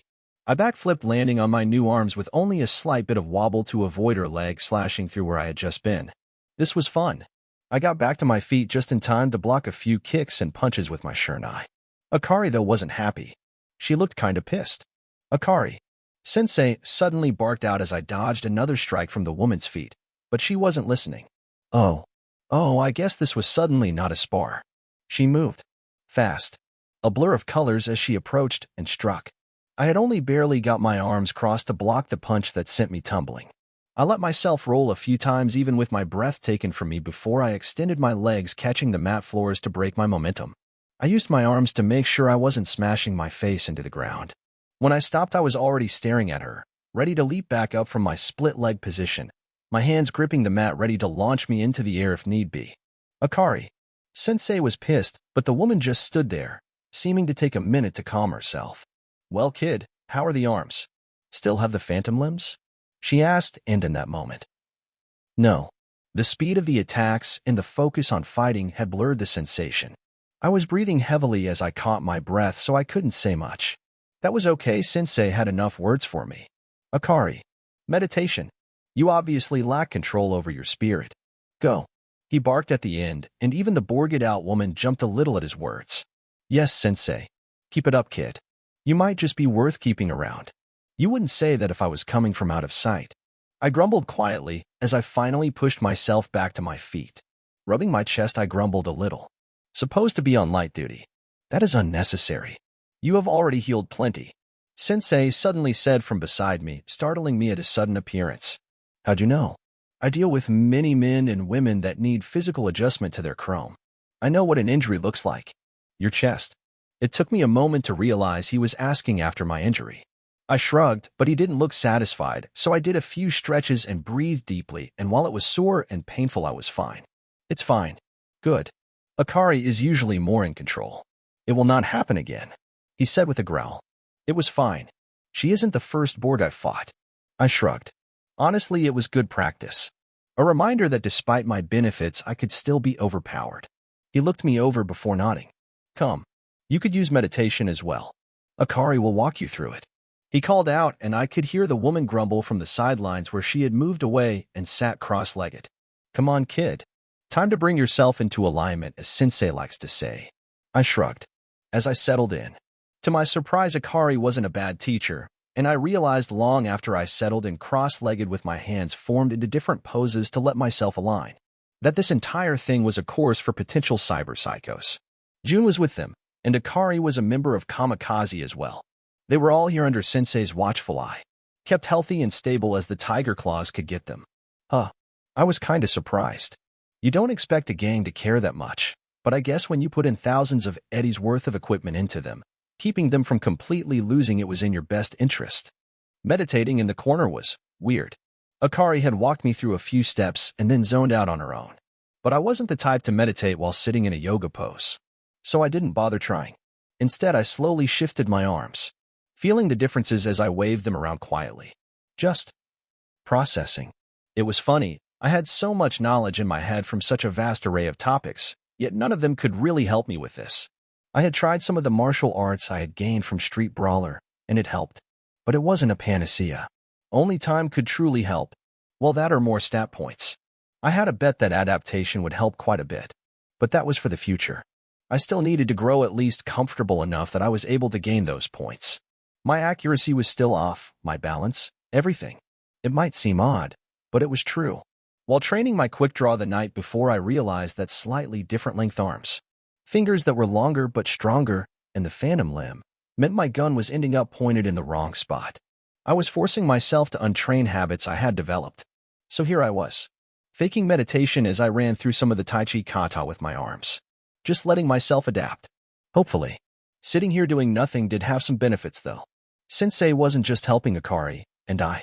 While apparently most of the dojo students were sent away, either too busy with the war or simply not trusted enough to know that the dojo was in use. That didn't mean there weren't others. I got to watch Borgs fight each other. The kamikaze group were more than the dozen Borgs I had seen so far. As they came in, usually in small groups, I got to watch them relax around the dojo, spar, or in some cases sit by themselves as they glared or zoned out. Cyber psycho. Almost all of them had some of the symptoms. Irritability, blankness. Some twitched or shook. It was interesting to see. I could see some of the same traits that June had picked up, but at least he wasn't as bad as most of them. He also wasn't nearly as chromed out as most of them were. But that wasn't what all of them did. Some would meet in the middle of the dojo floor and spar. Considering the amount of chrome involved, it was nothing like a fight between humans. So I watched. I learned. I noticed the ones with internal weapons, or augments. I watched how they used them, when, and what tells they had. That guy and his Manus blades. He would always twist his wrist before the blades deployed. A twitch, or part of the mechanism. That woman with the same blade legs as Akari. Seeing it from the side, I could see the way she had to shift her balance forward. Too far forward. Her legs were powerful but had little surface friction to work with. So she was either fully charging forward or forced to stand up practically straight to keep upright. I guess that explains why Akari learned to fight on her hands. But seeing it from the outside? It meant next time I had ideas of how to fight against that. Well, mostly, whenever a Sandevistan or some of the other speed enhancers came into play. Fine. When fighting Borgs, rule 1. Never let them realize they were in a fight.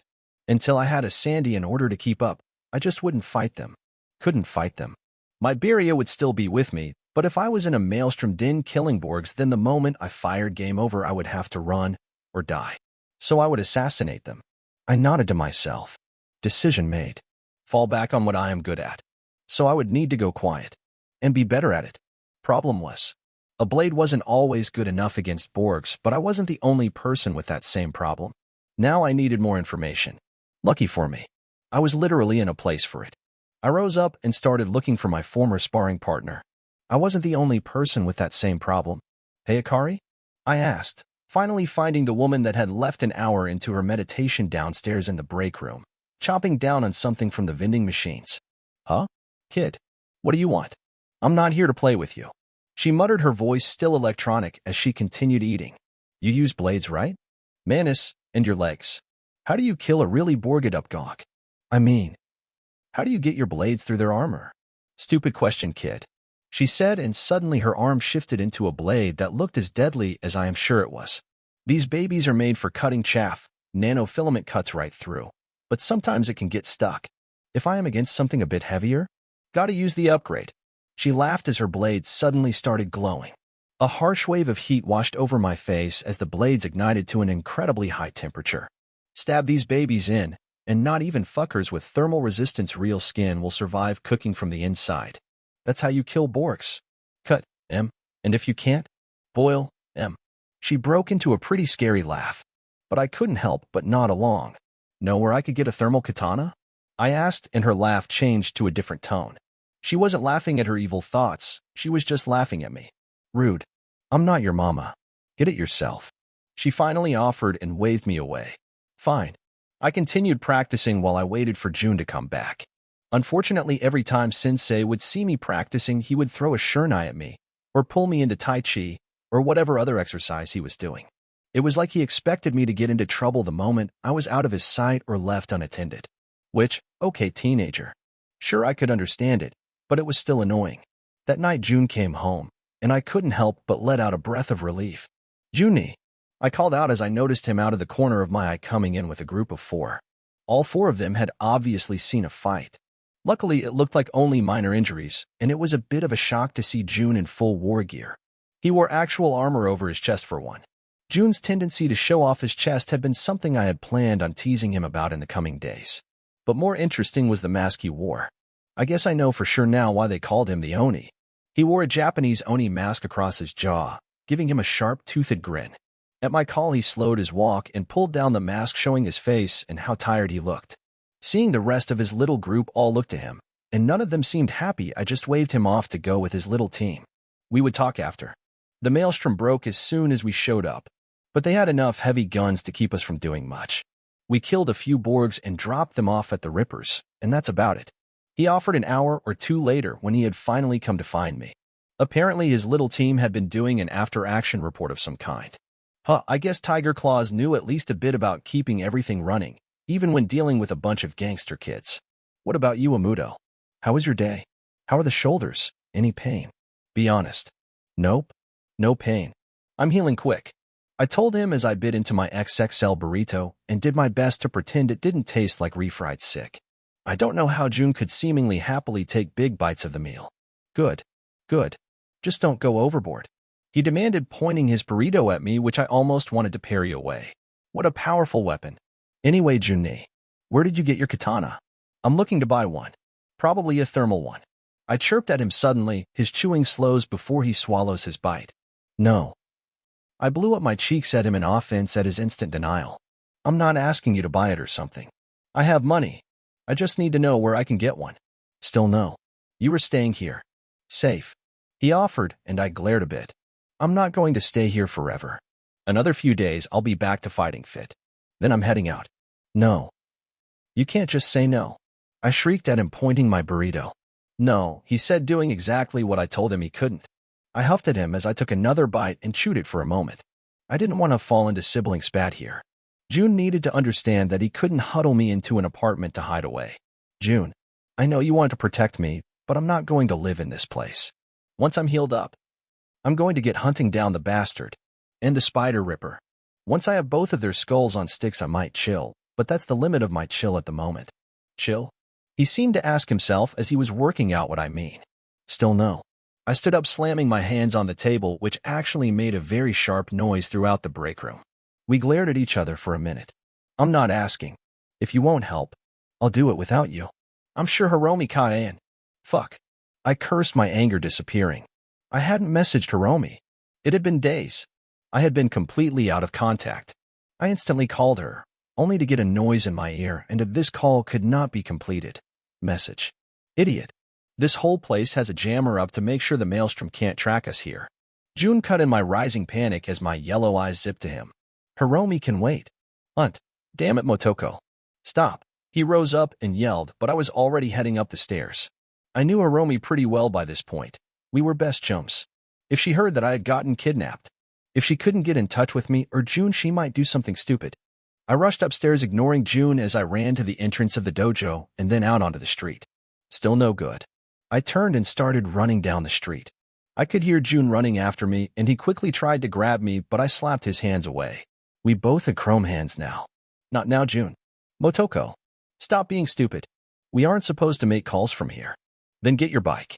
Hiromi is an idiot, June. She will definitely do something stupid if I don't tell her I'm alive. Ugh. June offered with a grunt as he realized I was right. And because of that, he realized I wasn't going to stop. Fine. Come with me. Now. He barked, and I followed after as we headed back into the dojo, and then into the apartment. We actually slipped back into the car that we had used to move everything, and June drove us out into the city. Finally, a few blocks away, as we passed through the city, June told me to try and call again. Asterisk Motoko. Where have you been? My calls haven't connected. Asterisk. I breathed out a sigh of relief. Hiromi didn't sound like she was freaking out or anything. Asterisk. Hey, Hiromi. Sorry, a lot of stuff happened. I'm with June right now, but they are keeping him in a place that is jammers up. I realized it all happened without telling you. I was worried you would be freaking out with me out of contact. Asterisk. Asterisk. Oh, good. You should always remember your bestest chum. How is June? He all right? Not injured? Asterisk. Asterisk. No. He is grumpy, but we actually went through a lot. Listen, Hiromi. Don't go around the apartment, okay? June stopped by and Maelstrom tracked him. They decided to kidnap me and I ended up getting rescued. So stay away and see dash asterisk.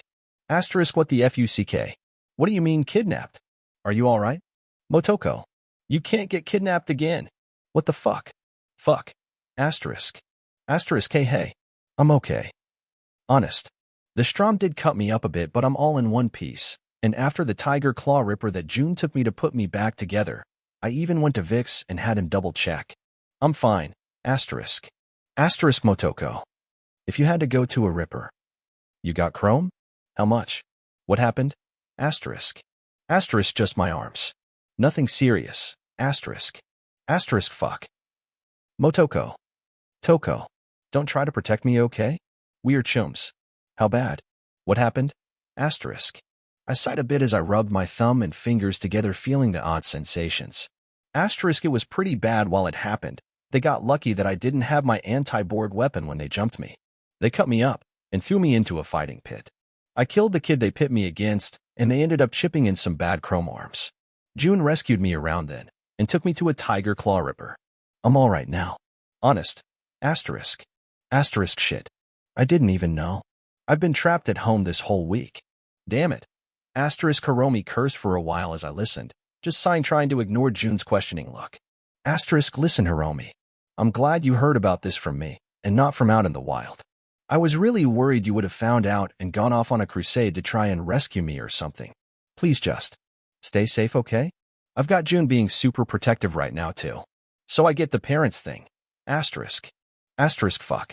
Toko, you got kidnapped again and I didn't even find out. Asterisk Hiromi made a sound of just pure frustration over the line. I really didn't know what to say.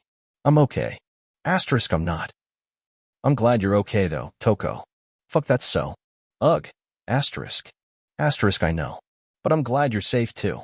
I think June is getting done with being patient though. Listen, I'll be out of touch a bunch. Tiger Claws really like their jammers, but I won't be staying with June for long. Once I finish recovering, I'll message you. Okay. Asterisk. Asterisk, yeah. Yeah. I get it. Stay safe, Toko. Promise? Asterisk. Asterisk, of course. I promise. Asterisk. I ended the call and flopped back into the seat. Okay. Hiromi is okay. She didn't even know. I'm really glad she is safe. She's your chum. It's fine. June said as we started making our way back towards the dojo along the streets. I was quiet for a while before I decided to continue where we had left off. I won't stay at the dojo for long. You will. It is safe there, he said instantly, his fist gripping the steering wheel as he slowly drove through the traffic. Juni, I love you. I want you to be happy. I know that you just want to protect me. I love that. I do, but that's not going to stop me from doing what I need to do. I opened my mouth, my mind shooting to anything that I could use to convince him. A hard-headed teen like June. He wouldn't accept any answer but his. Unless I agreed with him, June would do everything he could to stop me. Well, if he could. I was strong. A lot stronger than he probably thought. You don't think I can take care of myself? I muttered aloud, realization flashing through me. You are my little sister. You aren't going out to fight Maelstrom. It doesn't matter what jobs you've done for Wakako. Or anything else. You are not ready for that. But you are. I said the words without a thought. I knew what I would need to convince June, and there was only one way to reach it. Yes. I have experience you lack. Advantages you do not have. Stay in the apartment where it is safe. I will handle your revenge. The trash that took you. They will die. Yeah, they will. By me. I told him, instantly denying him his victory, but I was smiling. June was so sweet. Trying to keep his little sister safe, even willing to hunt down the Strom that hurt me. It was just too bad I was far from helpless. When we get to the dojo, spar with me. If you beat me, I'll shut up and stay inside. For now. I offered as I stared out onto the road, just watching as these passed us by. I would have to prove to June that I wasn't just his kid sister anymore. It's just too bad I couldn't start off from stealth. It would make this a lot easier. June was quiet for a while as we pulled through a few dark alleyways to make sure no one was following before we traveled into the underground parking lot. You are injured. I will not hurt you. I'm fine. And if you want to keep me from leaving, then you are going to have to. I told him as we pulled into the spot. I'll meet you inside. I said simply as I slipped out of the car, ignoring him calling my name as I hurried inside, then out the window to the dojo. Inside it was just as active as it had been before, but I ignored that, instead focusing on what was coming. June was probably going to beat my ass. I honestly don't even know if he had a Sandy or a reflex booster, but I was a gamer. If he beat me today, it would make me stronger for tomorrow. If he beat me tomorrow, it would make me stronger for the next day. June was being an ass, so even if he won, I was still going to leave him with some bruises. I grabbed one of the Shurnai off the racks along the edge of the room, nodding as it was in good condition. June was walking in then, looking towards me, and his perpetual grumpy frown was stronger than ever. But he seemed to realize I wasn't budging. He walked over across from me and grabbed his own Shurnai. The katana on his hip was taken off and placed against the wall. Our actions seemed to get some attention as Sensei noticed the two of us preparing. He looked from me to June before nodding. Without a word, he opened up the space in the dojo, pulling off the other Tiger Clawborgs who were meditating or doing Tai Chi under Sensei's instruction. Then once it was clear, we both knew. Swordsman instinct, maybe? Or just siblings knowing each other's tells. We moved, rushing towards the center without a word. June with his stupid long teenage boy arms was in range first, but parry was in full effect. June wasn't overwhelmingly fast like Akari, but he was a lot stronger. My Shurnai easily caught his first strike, but actually deflecting it took a bit of effort. Then I was on the attack.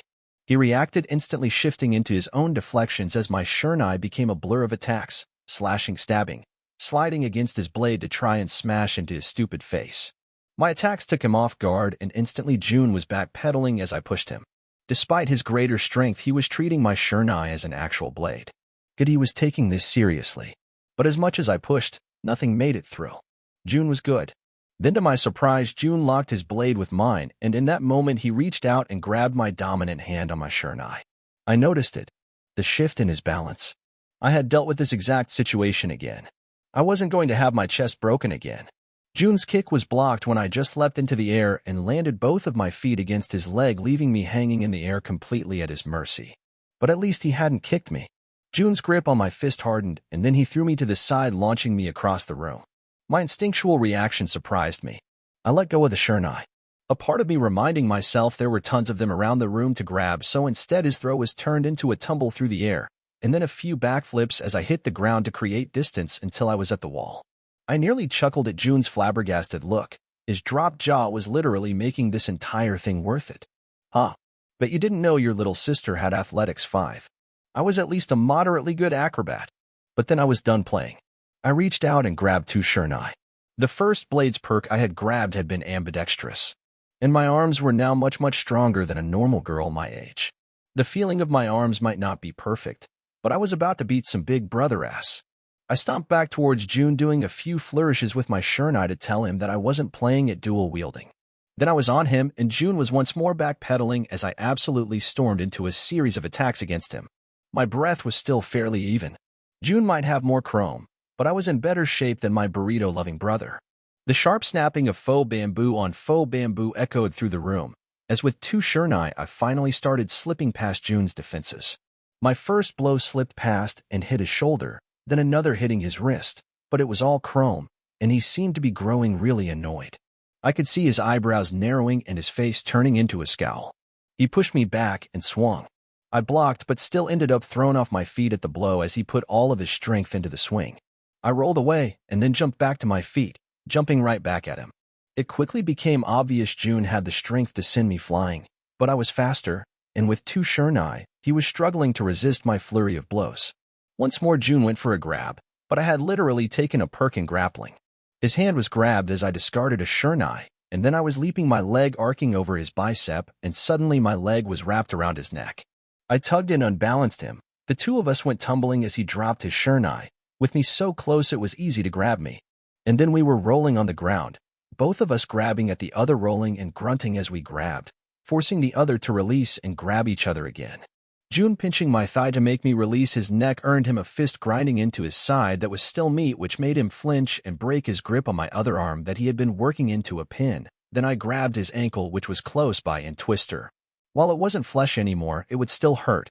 I then yelped as he found a pressure point in my side, which earned him a knee to his stomach for his troubles, and then we were rolling around again. I managed to mash his face into the mat with the palm of my hand before he flipped me onto my back and an arm wrapped around my throat.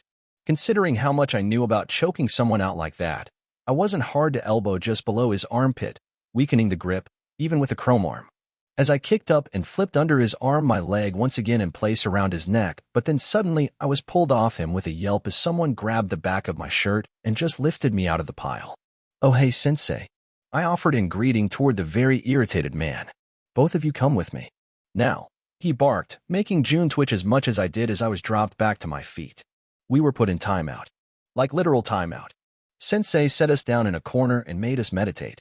Akari and some of the other Tiger Claws laughing on the sidelines at our sibling moment. "You aren't leaving," June said, the first words we had spoken since we had been put in timeout. We had just finished walking into the apartment hours later after being forced to meditate on our mistakes. "Not yet. But soon," I told him as I flopped onto the couch before facing him. "You didn't defeat me," he grumbled from the door. "You didn't defeat me either. The deal was if you beat me, I would shut up and stay." "June, I know what I'm trying to do is dangerous. I know it sounds crazy. I know. But I can do it. I can do this and come home every night. I have the skill. You don't. You just got out of the hospital. You lost your memory." June practically ran it as he waved his arms above his head. "I've killed more than 20 people. Scavs. Raffen. Maelstrom. Normal and Borks," I said, practically punching him in the face with what I have done. "You are my little sister. You don't have to kill anyone. I will do it for you. Stay here, where it is safe. I'll put you into a school. I can even do Arasaka Academy. You can go to school with Hiromi where it is safe. Where you don't have to stain your hands with blood. Where you don't have to worry about Dash." I stood up at his rant and pulled him into a strong hug, burying my face into his chest as I held him tight. "I love you too, June," I told him, cutting off whatever he was trying to desperately say. Then I pulled away so he could see me. "But I like killing. I'm not going to stop." I watched as he tried to process that for a moment, and as he opened his mouth, I reached up and poked his lips. "No. Listen," I demanded as I stepped away and dragged him to the couch. I waited until he settled in as I sat on the little table so we could face each other. "I really like killing, fighting. I like doing jobs. I like sneaking through a Valentino chop shop to steal information. I like going out as a bodyguard for a nomad who ends up being a pretty cool guy. I liked when we got chased by Raffen. I liked grabbing my HMG and firing it, watching big tough Raffen scream in terror as they get turned into a splatter in the desert. I loved that after, when they left me for dead. When I chased them through the desert and snuck into their camp. I have never had more fun in my life than when I was slowly hunting them through their camp. I killed every man in the camp without any of them managing to call for help or even cry out. I loved when I had their leader at my mercy at the end and I stole his car. And then I shot him. I was quiet at that, watching as June's eyes had widened massively as I spoke, as I revealed just a bit of what I had been up to. "How?" he finally asked quietly, looking a little shook. "How did you do that? How did you survive? You were never that good with a katana." "I learned." I answered simply. It was true in a way. Killing someone is easy. The trick is just surviving long enough that you learn how to do it better. And a bit of luck. I added with a casual shrug. "I know you worry. I worry about you too. But I can't stop you from going out there to hunt Maelstrom and revenge. Just like you can't stop me from doing the same." I stared into his face as emotions roiled over him, his fists clenching over and over as he tried to fight back his own instincts. "Come out with me," I told him then, cutting off his inner battle with himself. "Let me show you what I can do. That you don't have to be afraid. I want you to be part of my life, Junni, and I want to be part of yours. But you'll have to let me go make my own mistakes. Or my own glory. You can die. I can also die walking down the street, or be gunned down in the middle of a gun war while driving down the freeway. I'm not going to be safe if I hide, June. But at least I can have some safety if I prove I have the ability to kill any gonk stupid enough to try." I kind of fluttered my legs a bit as I sat on the table wondering what else I could say. What else could I do to prove to June that I was able to walk in the same circles that he did? That just as he had done plenty of raids against Maelstrom, I could do that too. "Tomorrow night," he said finally quietly. "Kamikaze are going to hit a few Maelstrom dens. I will ask if they will allow you to come. If you prove to me you are capable after. Okay." I told him he didn't have to finish. He was struggling to let me go, which wasn't a surprise. June was pretty stubborn after all. So instead of any more tense conversations, I pulled June into a big warm hug. "Seriously gotta get that real skin, June. Your arms are very unhuggable right now." Apparently the one in charge of the Kamikaze approved of me joining them for an outing, although from the way June phrased it, it was less that I could come, and more that they simply didn't care if I died trying. Joke's on them. I have no intention of dying. Not until I've murdered every spider-eyed asshole in this city. It was a shame. I like spiders. Wait, if I killed all of them, that means I could take their symbol for myself, right? I'll become the Black Widow. Wait, I'm already Motoko. I muttered to myself as I finished loading my barrier. My lovely perfect barrier that I was never going anywhere without. That thought struck me and I realized I probably needed a shower gun now too. I'm sure I could put a Carnage in there. That thing doesn't care if it gets rusty. I nodded at that. Shower shotgun sounds perfect. Stupid Night City. I pulled her into my shoulder holster and stretched. It felt good to be back in my gear again. Even if the feel of the Lexington in my back holster wasn't quite the same as my Unity. I missed that gun. At least I still had my knife. I patted my hip where it rested. That thing had kept me alive in the pit. It was nice that one of the Borgs in Kamikaze had grabbed it while looting. Motoko. Juni. All set? I asked as I turned to him, noticing the weird look on his face. Oh, this is the first time June has seen my work clothes, huh? I asked him as I did a little pirouette that would make a ballerina nod at how good it was. Thank you, athletics. What are you wearing? Put a real jacket on and a shirt. Then without waiting he turns and walks out. F-fucking jerk. I yelled back at him, utterly shocked at how instantly he had cut down my cute Motoko cosplay outfit. My outfit. I chased after him, and it was only as I entered the main room of the apartment that I caught the slight smirk on his face. Oh. June was being an asshole, big brother. Jerk. Idiot. I yelled at him as I made a move to brush past him. His arm wrapping me up in a hug, pulling me off my feet, stopped that. Then with the casualness of a big brother, he walked me back to the bedroom and plopped me on the bed. I have something for you, he said after a moment as I glared at him for carrying me around. Just because he had stupid gorilla arms, and I wasn't heavy enough to stop him. It wasn't fair. What? I demanded a little petulantly, which probably didn't help my case of trying to get June to trust me as a professional, but he was being stupid. So there. I want you to be safe, he said simply as he headed into the closet in the bedroom, something I hadn't messed with. I honestly didn't think anything was actually in there. But there was, in fact. It was an armory. Ooh, goodies. I chirped only to be denied instantly with an outstretched hand. My stuff. Don't touch, he said in that exact older sibling voice that told me I had probably snuck into his stuff too many times to count. Yeah, that's fair. I settled down as he went back in and pulled something out that I perked up at. It's my spare. Please do not ruin it. They are expensive, he tells me as he pulls out a fucking katana. Oh man. I was gonna weeb these maelstrom to death. Wait, that sounds wrong. I shook that stupid thought out as I stood up and took the katana June was holding out for me. The same military style as the one he had. I popped it out of the sheath just an inch, seeing the incredibly sharp blade before nodding. Luckily, it had a belt on the sheath, so after a moment I had it wrapped around my hips.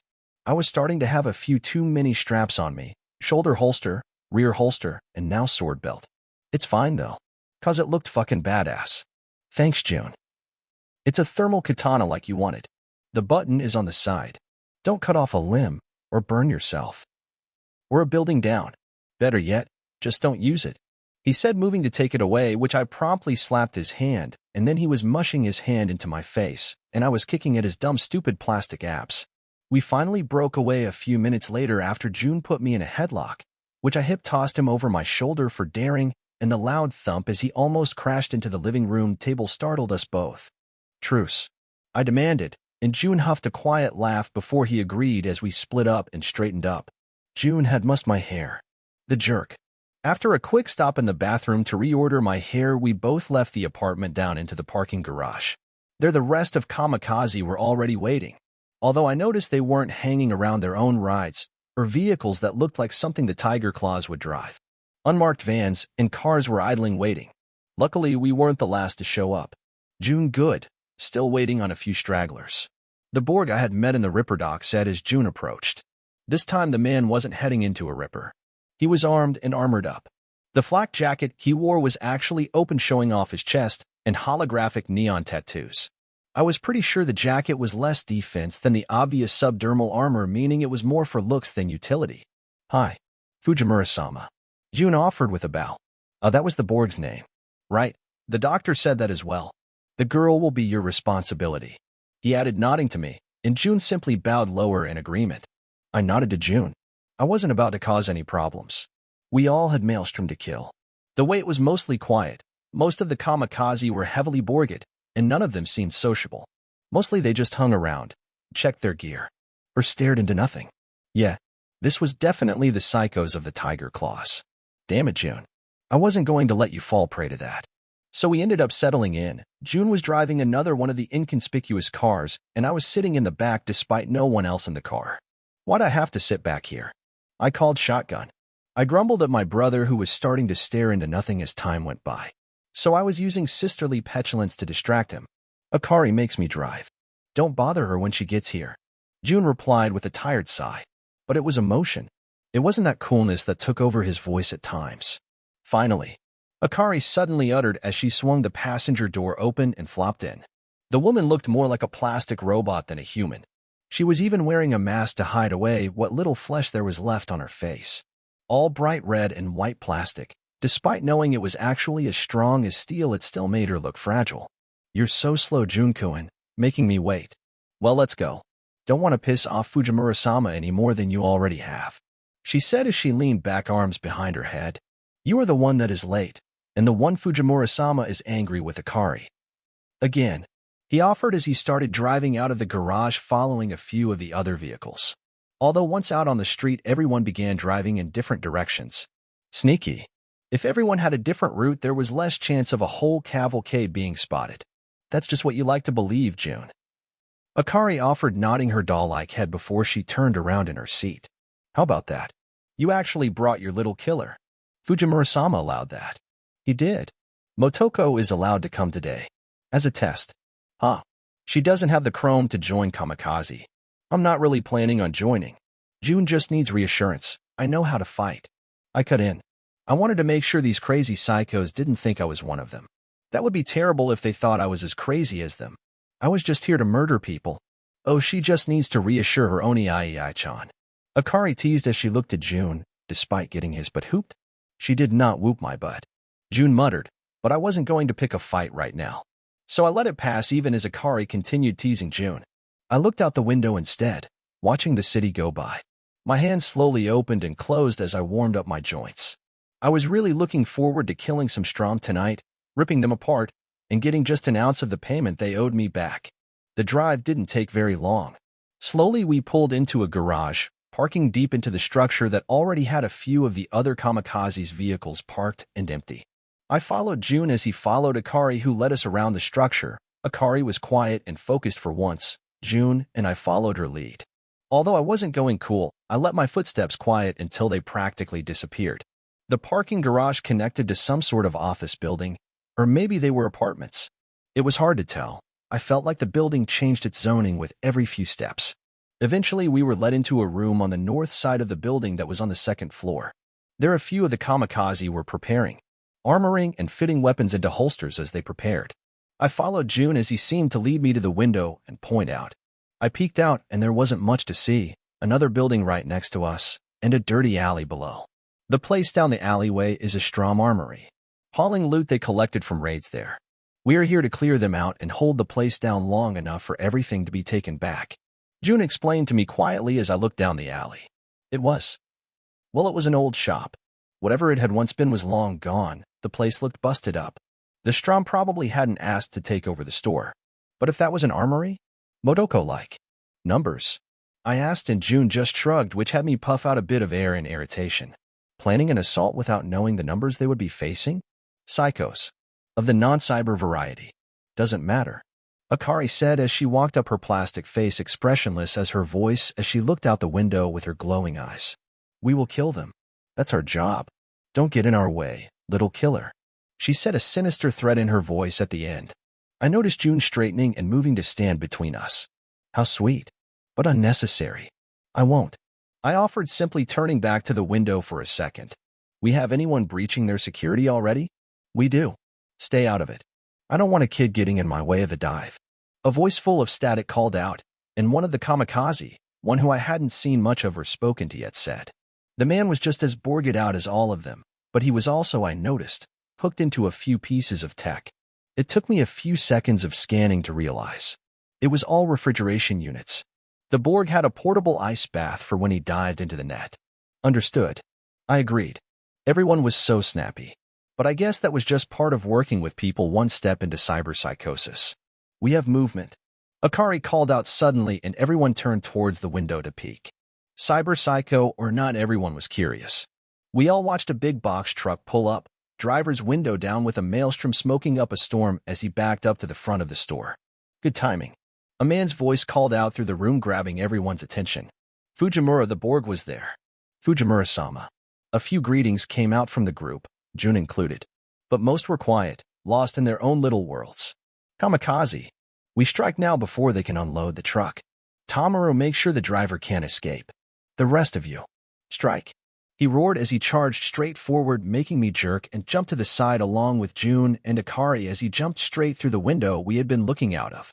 A moment later, most of the group was gone. Some moving at incredible speeds, others simply bloodthirsty, ready to fight. June gave me a single look, ensuring I was all right. Stay behind us. Before he followed out the window. Then I was left in the room alone with the netrunner, who was probably the furthest from me, if you counted awareness. You dicks. We are on the second floor. I cursed at them as I stuck my head out the now broken window, the sound of gunfire and screams already starting up. It took me half a second to find a way down, and I backed up before leaping out. Parkour made the jump a fearless move. I leapt across to the opposite side of the alley, a fire escape easily grabbed onto, and then in a few seconds I was dropping down, catching the escape, and then dropping to the floor. Then I was chasing after. The end of the alley faced the shop the maelstrom had taken, and I could see gunfire and death coming from within. The driver of the truck slumped over the wheel, a hole through the windshield. I ignored him and instead rushed forward into the now even more broken front window as gunfire came out in sharp notes from within. I slipped inside, feeling cool flow over me. My Karoshi easily pierced the darkness and gave me sight inside. The kamikaze had definitely surprised the maelstrom, but this place was well defended. A turret was rotating around from the back of the store, the HMG placed inside it having shattered the kamikaze assault as everyone had jumped into cover. I sighed. This is why you found out the numbers before you rushed in. Thankfully, a moment later, as I was running through ways to break the damn thing, I was surprised. Akari disappeared from where she had been, zipping forward, the HMG firing at her avoided by simply not being where the bullets landed as she surged forward, and then her blade cut through the HMG, ending its threat. The maelstrom cursed at their now destroyed defense as weapons fire burst out towards Akari, who was now much slower as she ducked and dodged, trying to break line of sight. The kamikaze moved in response. Fujimura was first. The massive Borg rushed forward, smashing through a wall to take two maelstrom by surprise as he began beating them to a pulp by smashing them together. June was there, I noticed, his blade cutting out and leaving blood trails as he passed. The others were moving as well. I blinked before I realized it. They were stealing my XP. Fuck. I cursed as I jumped up, bury a quick drawn in an instant as my baby's retort echoed through the room. My Karoshi had a maelstrom highlighted through a wall. The guy had a nasty-looking LMG that he was firing non-stop, filling the room with lead. Aiming at June. I fired once. Missed. Then twice. Then again, and again.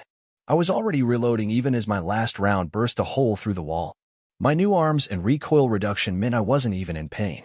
Sure, it almost pushed me back a step with each shot, but recoil reduction already taught me exactly how to handle that. 500 XP gained. I frowned. The one I had targeted through the wall had only been a weakling? I jerked back just in time, catching a Borg rise up with a shotgun pointed at me, breaking the terrible concrete I was hiding behind into powder. A barrier makes a fair bit of noise. I guess even with kamikaze rushing in, I had got some attention. I finished reloading. My eyes already highlighted the gonk that had shot at me, and I was about to shoot when I stopped. June was there, cutting the guy in half. Then again. And again. Oh. June was mad. Stupid though. I jumped up and aimed. The maelstrom gonk that was aiming at my very angry idiot brother. A shot from my barrier ended the threat, even if it wasn't a great shot. I had been aiming for his chest, and instead hit him in the pelvis. He dropped with a cry as his legs stopped working. Another round into his prone body was all I needed. 500 XP gained. I looked around for another target, but everyone was dying or dead. I'd sked as I reloaded my barrier slowly as I slipped into the building, keeping an eye out for any movement as I started checking the dead as I walked up closer and closer to June, who was glaring furiously at the very dead lump of flesh that was the maelstrom idiot that shot at me. June, you with me? I asked as I stepped closer to him, my berry is still ready to fire in case of any surprises. I never left. He snapped a bit, but with a deep breath he swished his blade to clear it of blood and sheathed it. Preem. I offered calmly. No point poking June when he was being prickly. My loot senses were immediately active, though. I made my way through the area, clearing all the corpses and checking in the side rooms and bathrooms just to make sure. Thankfully, the store was clear, while Kamikaze went to work recovering. One of the other Borgs, a guy I hadn't spoken with, that carried around an Ajax, had been hit. A trail of white blood ran down his side. Looks like would survive, but he would need a trip to a Ripper. But I just poked around. The back of the shop was definitely an armory, plenty of weapons and equipment was laying around. My fingers wiggled. One of the first times since I got these new arms I felt fully in tune with my chrome.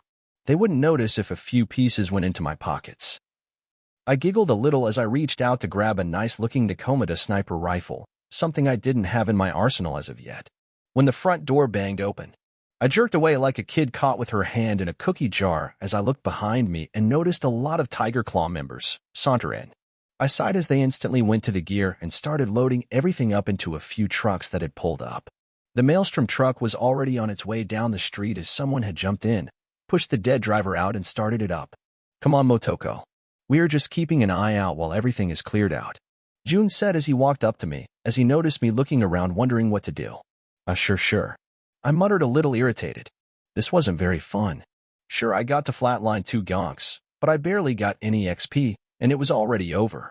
Killing the Raffin had been more fun, even if murdering the Maelstrom warmed a little part of me that wanted to genocide the entire group. You got to, huh? Akari asked as she suddenly approached, her voice still holding that sinister coldness of someone not fully there. Only 2. I confirmed, irritated. I'm not used to working with a group like this. I was a little too slow. I added, grumbling as I berated myself while looking at all the corpses. So much missed XP. There's always more. She offered, her voice almost musical despite being electronic. The sense of bloodlust was intense. Stop fucking around. Eyes out. A rolling gravel voice interrupted Akari's teasing as she stilled and pulled away from me to do just that. Fujimura, the Borg leader of Kamikaze, was glaring towards me. But well, it wasn't focused on me. Just in general. I did as he suggested, mostly because I could see how short the guy's fuse was. I followed June outside and we took in the empty street. The gunfire had done well to make sure everyone got away. Be more careful. June demanded of me a moment after earning a blink as the non-sequitur threw me for a loop. I was fine. Nothing even got close to hitting me. You almost got shot. He retorted instantly, his body tense. Anxiety coloring his voice and body, he was practically pacing, unable to stop moving. I don't want you doing this. You don't have enough chrome or enough armor. After this, go back to the apartment and hunker down. We can find something for you to do when I get home. I'm Dash. No, I cut in immediately, turning to look up into his face. He was wearing an Oni mask around his jaw. The sharp, hungry grin didn't intimidate me, though. I already told you, June. I'm not just gonna sit at home. I don't want you to just sit at home. But this is dangerous. I know. I agree. I looked away from June, trying to keep my irritation at bay. I didn't want to turn this into a fight. I knew June was trying to protect me, trying to be the big brother, the parent really, that he wanted to be. But right now it was annoying. I gathered myself back up, idly stroking a thumb up along my chromed palm of my other hand. The irritation of everything was hitting me, making it hard to keep my own cool. I took a breath and activated cold blood, letting my emotions freeze, letting my mind attack the problem. I didn't get far. I turned back to June. He was not quite pacing, but obviously trying to figure out something to say to me, but it was the Kamikaze netrunner whose name I still didn't know that broke in, calling all of us instantly. Maelstrom assault incoming. We need to move. The call buzzed in and then ended. Instantly the Tiger Claws started running, quickly grabbing whatever they had on hand and disappearing it into the trucks as they started driving off. Let's move. Fujimura called out, and instantly the Kamikaze started moving back through the alley. Wait, that's it. I asked June as I jogged to keep up with him as he followed. Yeah, the Maelstrom assault will be more than we can handle, so we fade away. It's part of the plan. We poke them like this, steal what we can weaken and kill, and fade away when they try to retaliate. Now that we have confirmation one of their big forces is coming here to wipe us out, another group will smash another location. He turned to look at me as we all reached a back door to the apartment complex we had first arrived in. Fujimura had already smashed the door open. Come on, we need to leave before the maelstrom arrive, June said as I started lagging behind. No. You go. I told him, an idea forming in my mind. A terrible, perfect idea. My smile must have looked quite bloody as I pushed June through the door. Go on, June. I'll be okay. I tell him, and I manage 2 steps before a pair of hands grabbed both of my biceps, pinned my arms to my sides, and lifted me up. No. We're leaving, June said with a growl as he quickly hooked me under his arm and jogged back into the building. Junie, you are really killing my murder boner right now, I told him, purposefully making the situation as uncomfortable as I could in protest. But he ignored me, despite Akari chuckling in her synthetic voice as she followed along. We made it to the car, and I allowed June to stuff me in the back seat without too much protest as we peeled out, following the last of the kamikaze vehicles. I'm submitting an official complaint, I told him after he had slowed down and joined normal traffic. Denied, he retorted instantly. Murder blocking me is rude. I growled at him from the back seat as I pouted. I had wanted to sneak into one of the maelstrom trucks and let them lead me to their base. Then I would murder everyone. Know your limits, he snapped, June losing his temper as I could hear the steering wheel in his hands creak. Are you trying to get yourself killed? Are you trying to die? I would have been fine, I countered with every ounce of irritation leaking out, only for June to bark out a laugh. Next time, don't try to attack a full-on maelstrom counter-hit squad, and I might believe you. I didn't argue again as June drove us back. It's fine. It just meant I really couldn't stick with June to go murder anyone. I would just have to go on my own. We stopped at the garage, and as I grumpily made my way out of the car, June grabbed me, stopping me from stomping off to the apartment. Stop being grumpy. You're like a cat. Come on, after-action meeting, he told me as he waited for me to stop resisting before I sighed and followed after. Fine. I grumbled at him, but followed after as we went out the window to the dojo. We headed straight downstairs from the side entrance and into the server room. They're arrayed around the TV on old couches. Kamikaze were waiting as Fujimura stood in front of the TV looming over the gathering. Unfortunately, there was no more space on the couches, so June and I waited behind, while Akari just slipped into the lap of one of the Borgs. Not that it seemed to be welcome as he grumbled and tried to shove her off, only to earn a sharp foot curling up and nearly skewering his throat. The two of them fought for a moment, a bladed foot and a chromed-out hand practically sparking off each other, before Fujimura growled a lone noise that seemed to vibrate the room and cut out the attempted homicide. Failure. We took a wound from a basic op. I'm disappointed, he said, and I realized he was basically giving us a score on how well we had all done. Rude. He was the one in charge. If we failed, it was his fault. If they failed, I wasn't really a part of this. Why was I even here? He'll live. It was just a 9mm, went under his subdermals.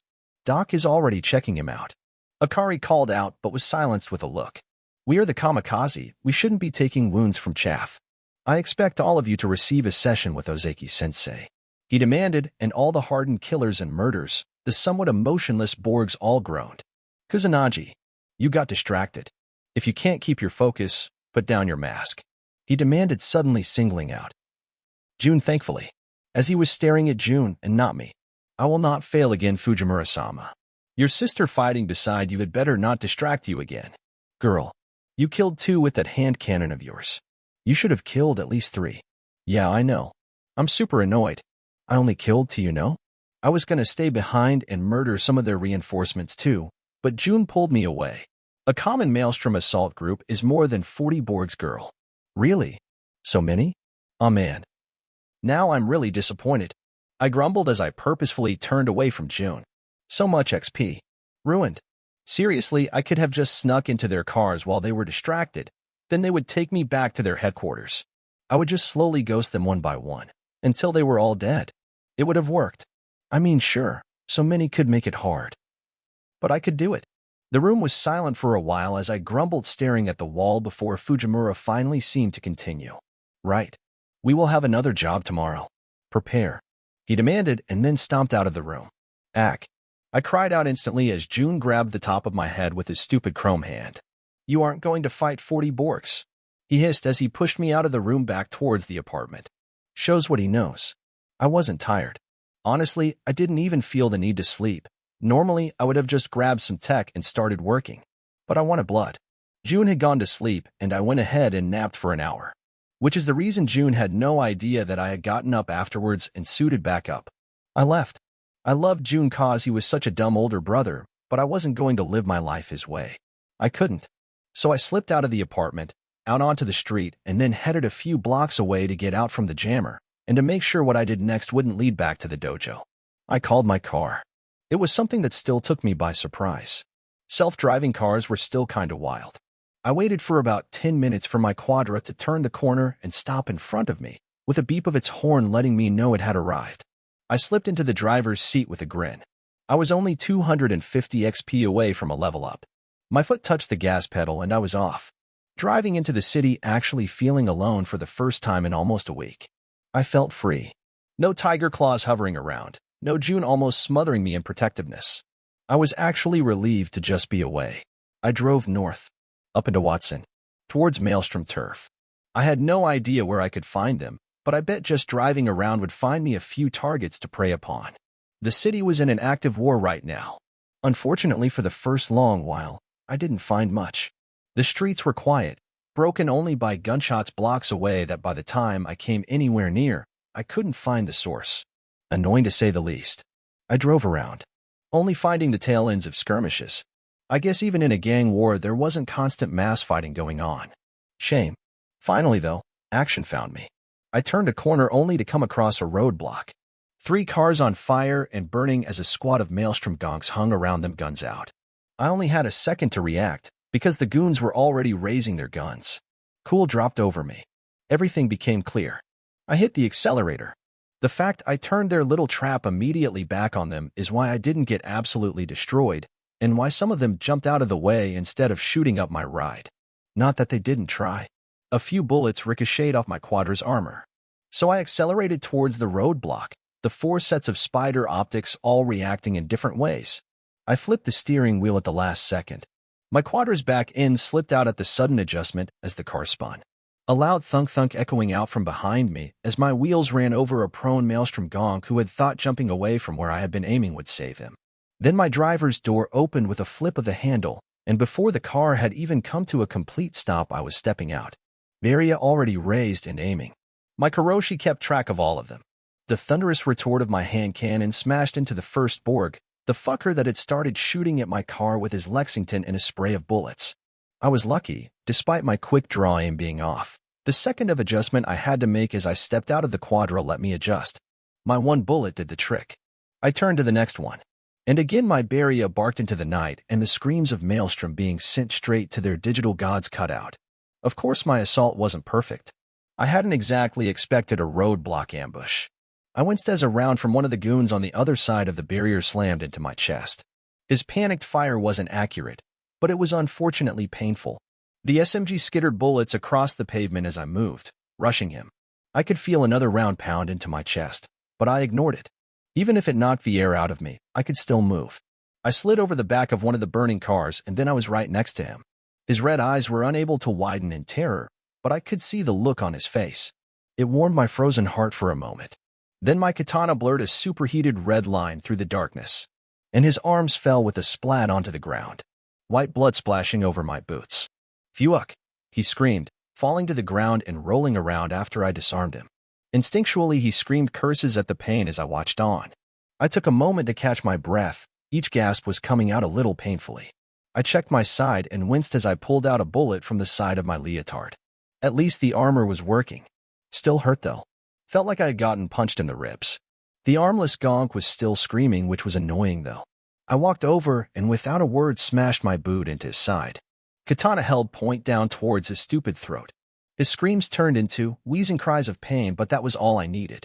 You are only alive because I need something from you. You want to stay alive? Answer my question. Where can I find the Spider Ripper doc?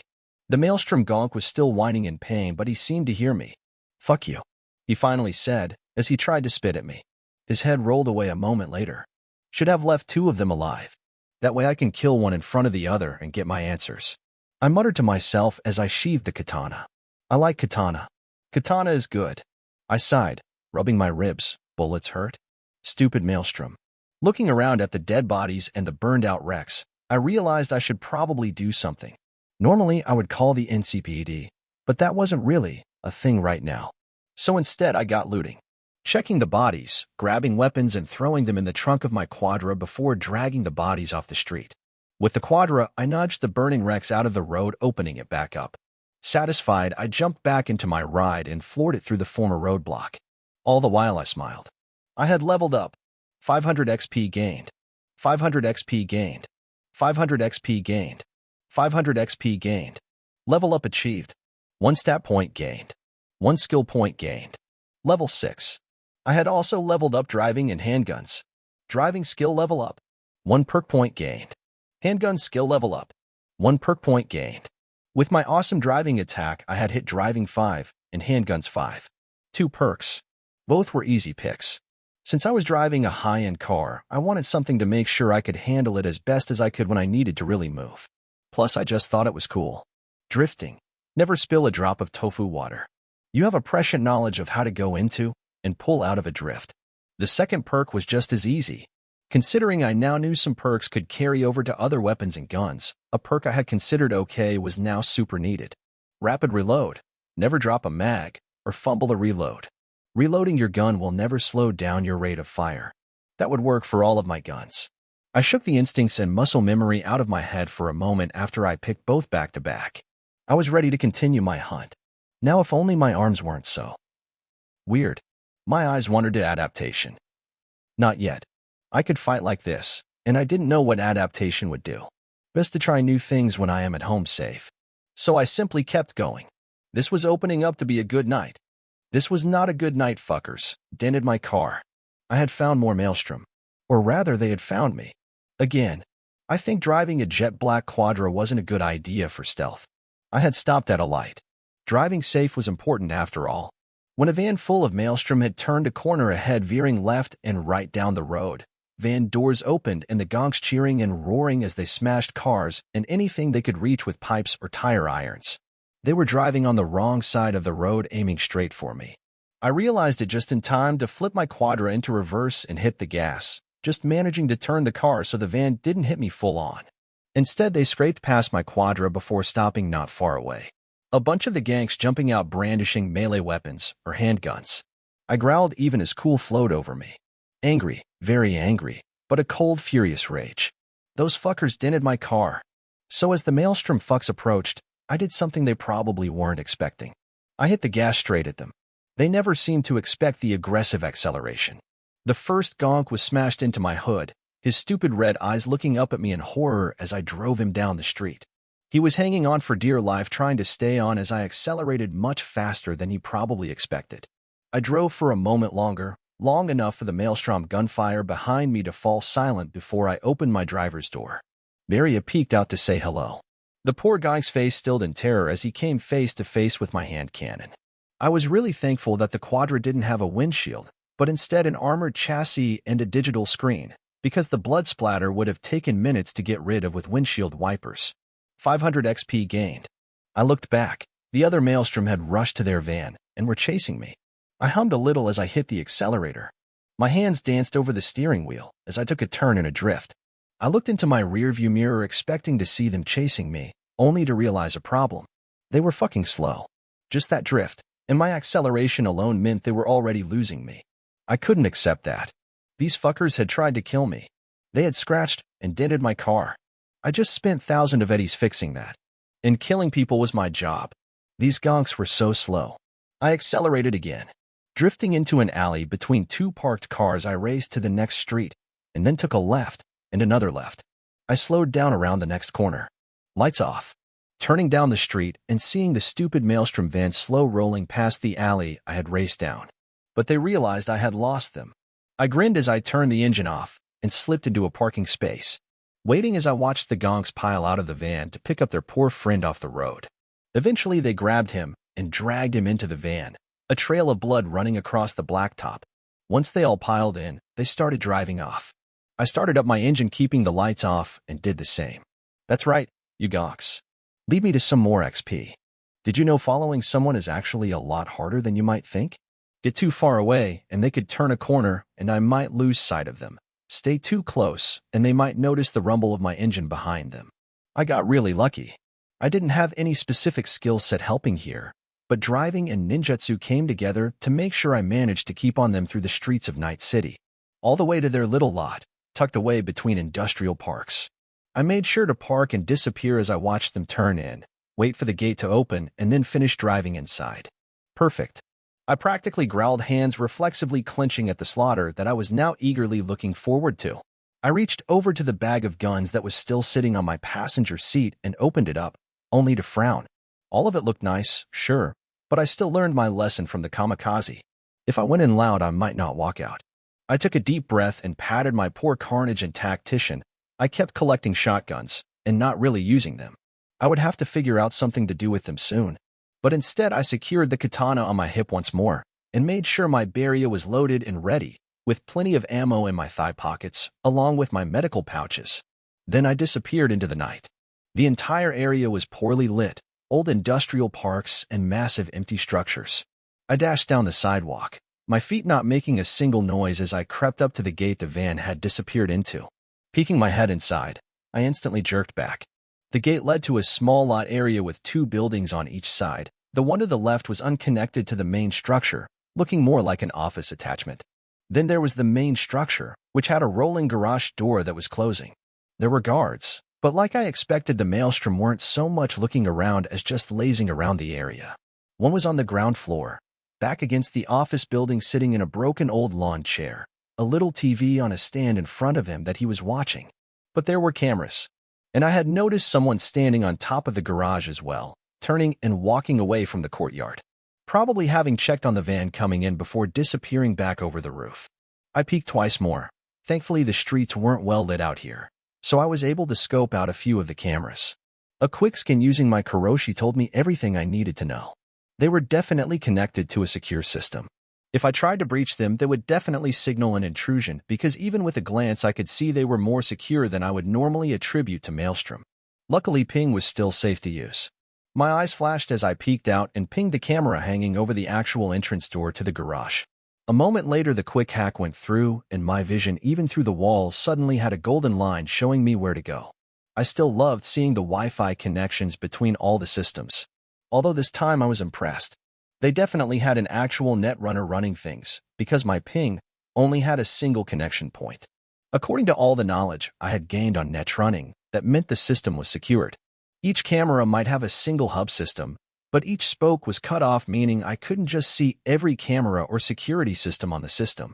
I would have to breach the hub to be able to do that. Unfortunately, the line led inside, which means I would have to sneak in with the cameras still active and take it out and the netrunner without sounding an alarm. I pulled up my stat screen for a moment. I did have a stat and skill point. It was just one more point. I could always start saving for the adaptation right after. Plus, I might even get enough kills. My finger aimed to hit the button, even if it was all virtual, but I did like the feeling of actually pushing the buttons, but I stalled. No, I could do this. I needed to experiment with adaptation when I got home. The foreign feeling of my new arms made this an absolute priority, even if it would put my cool all the way to 9. Such a big number. I shook it away. I could still level ninjutsu without spending a point right now. Time to work for it. So I shook the idea out of my head and decided to find a way in. There wasn't anything on this side of the gate, so I backed up a bit and did a fun little acrobatic somersault. I tumbled forward and then back to my feet on the other side of the gate. So fast and in the dark, I knew the gonk watching TV couldn't have seen me. I smiled as I got an athletics alert, but I immediately started moving silently again. Time to sneak through this maelstrom base. I paced around the outside of the lot. The concrete wall surrounding the place was topped by barbed wire, but after searching around I found an alley on the back side that had another gate leading from it, and from here, I was in even greater shadow. With it, I could scope out the layout, including keeping an eye for the guy on the roof. After a minute of peeking and checking out the layout, I realized I was gonna have to kill the guy on the roof if I was going to get in. He had moved away from the edge, but with a bit of effort and pulling myself up on the concrete wall, carefully avoiding the wire and peeking over, I had spotted him. He was camped in a little structure they had set up on the roof. I could faintly hear a TV going from up there as well, so both guards were distracted. The easiest way to get up there was from the concrete wall, which only had a small gap to the roof, but the barbed wire was in the way. I couldn't exactly walk through that, it would slice me to ribbons. Or just knock me down like it did in the game. No, wait. This wasn't a game. I rolled my eyes because bonking my head might make noise, and it would definitely be motion, which was anathema to stealth.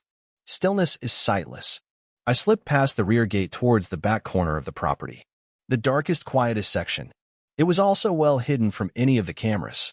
With a grin, I pulled out my katana, the blazing hot edge glowing in the darkness. I held it up and slowly cut through the razor wire. The heat slowly melted through the strand, and after a minute I had sliced 2 cuts into the wire. Then came the hard part. Slowly, before the wire could fall and make a racket, I turned off the heat blade and used the sword to slowly gather up the small section of the wire I had cut.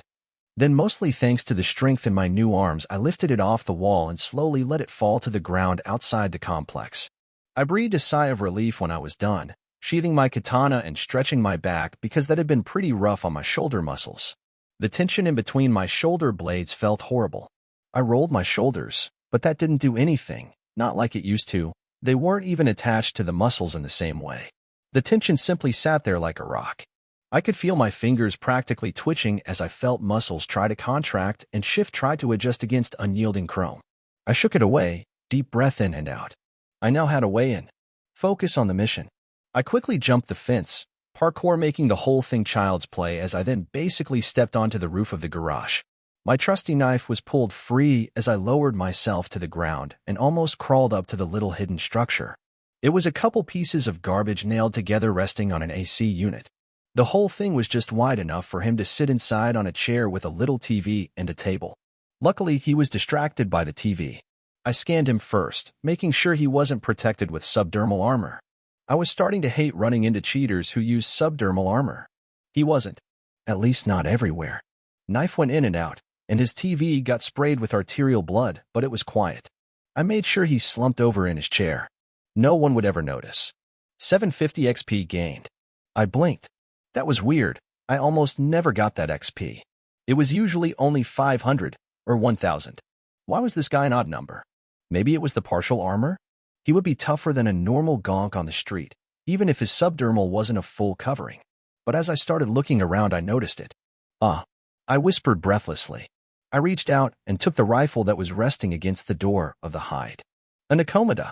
The moment I touched her, I knew she was loaded and ready, practically purring to be used. I had missed my opportunity earlier, but not again. But I shook my head. Too loud. Next time. I whispered silently against her barrel as I held a toy that I was going to have so much fun with. A sniper rifle. Oh man, I was going to get so many headshots. But that was later. I set the Nakomada down where I could collect it later and started exploring. This guy wouldn't be up here without a way down, and I found it. There was a door on the roof that was a staircase access. It was unlocked, and I slipped in. The noise inside was louder, heavy metal that the maelstrom were rocking out to, and the general noise of people. I slipped down the stairway slowly, making sure to check every corner. I had to be very, very careful of cameras. The stairs led to a second-floor room that was overlooking the garage area, where most of the gonks were hanging around. I could hear a few curses and raised voices from there. But that wasn't my goal. I was following the golden light. The first room I came to was a break room. Couches around an entertainment station, food and drinks, an old microwave. Everything a gang would need to keep their people going. It wasn't empty. A maelstrom gonk was grumbling as he ripped apart some food packaging to put in the microwave. I checked for cameras, and since it was clear, I moved in. This guy had better subdermals. At least he did around his neck. There was a serious problem with Borks. You never knew if they had a second heart or something. Thankfully, I had a way around it. My katana was drawn without a noise. The thermal blade heated up instantly to a withering temperature. As I approached, something alerted him, whether the heat from the blade, a noise, or a flickering of something out of the corner of his optics. Hell, it could have been a reflection in the shiny microwave. It didn't save him, though. He started turning as my katana flashed, cutting and burning through his armored neck. It was hard, tough, his subdermal trying to stall out my blade, but it was kind of hard to scream when your throat was being burned away. I jerked the blade free, and he slumped to the ground, head not quite unattached, but definitely dead. 1,000 XP gained. Oh yeah, that's the good stuff. I sheathed my katana. ACI hauled him up as best I could, grunting a bit at the weight as I pulled him into a dark corner. Then I stood up and continued on following the golden line. I couldn't keep the smile off my face as I slipped through the shadows. I was happy, thrilled, excited in every positive emotion I could imagine. There was probably something wrong with that, but I didn't care. I guess I had been honest with June. I really did love killing. I walked out onto a catwalk overlooking the garage, and I could see them hauling the dead Maelstrom from the van and into a small room in the back. I couldn't quite make out what everyone was saying. The music was too loud. I would have to do something about that. Maybe a cyberware to let me make out sound better? That actually could be useful. I made a note for myself before continuing across the catwalk. Not a single noise was made as I stepped onto the metal grate floors. I traveled across the entire building, following the golden light, to a small room in the upper corner of the building. I licked my lips as I got closer and closer to my target. Pressing myself up against the wall next to the see-through armored door that was so popular in Night City, I peeked in, only to still empty. Whatever netrunner ran the security here wasn't in. I pouted. I had been looking forward to that kill. I kind of wanted to steal some netrunning gear. I slipped into the room without any trouble and looked around the array of computers. With a few minutes of work, I was breaching into the security system. The cameras all turned off while I uploaded my daemon. I could practically see the daemon slipping into the network back, hacking to every member of Maelstrom that was hooked into the security. Their visuals of me would distort and disappear. I pulled out the jack from the computer rig and had just clicked it back into my neck when I felt it. Danger sense. I moved, flattening myself against the wall next to the door, as the glass door opened and a Maelstrom gonk walked in, wearing a netrunning suit. I hadn't seen him before. Where had he been? In the small room they had taken the dead gonk from before? It didn't matter. I wasn't exactly hidden from where I stood, and he would see me as soon as he sat at the computer. So I never gave him the chance. I reached out, both of my armored hands grabbing a different side of his head before I jerked. The echoing snap of his neck shattering from the force broke the silence, and I simply held his body for a moment as he twitched and shivered in his death throes. 1000 XP gained. Okay, that made this easier. I also smiled at the ninjutsu alerts I was getting for the stealth kills. I let him flop onto the ground as I stretched my back. Holding someone up by his head was hard even with cyber arms. I walked back over to the system and brought up the security cams. I started scanning and counting, getting the numbers of the Strom in their little hideout, looking for the actual dangerous ones. Marking everything I could see with the cameras, I shut them back down and slipped back out of the room. The first Maelstrom didn't even see me. He was looking through a toolbox, digging through it as he struggled to find the tool he needed. When I dropped down from above, katana blazing, the force sliced completely through his neck. His head fell into the toolbox as I pushed his body to fall away from the stuff. The noise of his body falling was completely covered up by the heavy music filling the garage. 500 XP gained. I slipped away, already heading towards the next target. A woman this time. She was in the cab of a truck that had the hood up. Another Strum working on the inside of the cab. I could hear him call out from time to time to tell her to give it some gas or test something. With the cab door open, it was a cakewalk.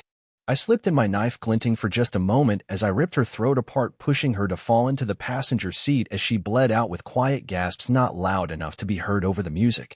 500 XP gained. With her gone, the guy working on the engine was next. I slipped back out and around, and while his face was stuck inside the hood, he got to feel a knife ripping open his throat as well. I left him there, leaking blood into the engine. 500 XP gained. Unfortunately, as good as I wasn't perfect. Fuck. A voice roared out and I jerked back. The Strom I had chopped had been found. I grumbled. Stupid NPCs. Don't you know you were supposed to stay put? I had completely missed one. So I rushed him. Carl is dead. Fuck, we go dash. His cry was cut off as I leapt at him, knife sinking into his throat as I twisted around him for a moment, using the centrifugal force to rip the knife right back out. He fell like I had cut his strings. 500 XP gained. Level up achieved. 1 stat point gained. 1 skill point gained. I grinned despite being caught as a few Maelstrom rushed from whatever they were doing to check out what the yelling was about. They found me there. Already moving, knife dripping with blood as I raced through the mess of vehicles and parts, aiming for one thing in particular. I dodged through instinctive bullets that were arcing closer and closer to me. But I made it. I hit the light switch and then slashed it with my katana. Darkness instantly smothering the entire garage beside a few electronic lights still active, radios and such. But with darkness came a moment where they would lose sight of me. Their optics having to react to the change in lighting, I continued running, ignoring the gunfire that splattered where I had been. Plus I grinned. My demon was working through their network. I wonder what they were thinking. When, despite being able to see in the dark with their stupid optics, I seemed to disappear into the shadows. William Frostguard, Frost. Frostguard was pretty pissed. A fucking Jap was tearing up the boys. Damn tiger claws were attacking in the middle of the night with fucking ninjas. He had only seen the one. Just one, and a kid at that. The girl was fast. After Jack's shift had called out, everyone had grabbed a weapon, but Jack hadn't lived long after that. Good kid Jack. Bit stupid, but he did right in the end. He put out the alarm. But now Frost had a fucking ninja Jap killing everyone. There were only 6 Strum left. Everyone else Frostguard had called didn't pick up. Hell, even Bite wasn't picking up. Fucking Ninja already killed their netrunner. Fuck. Brick was gonna be pissed. Bite had been important. Not every gonk on the street can act as a serious netrunner. Stay close. He yelled out as he forced his Ajax to keep aiming around the darkroom.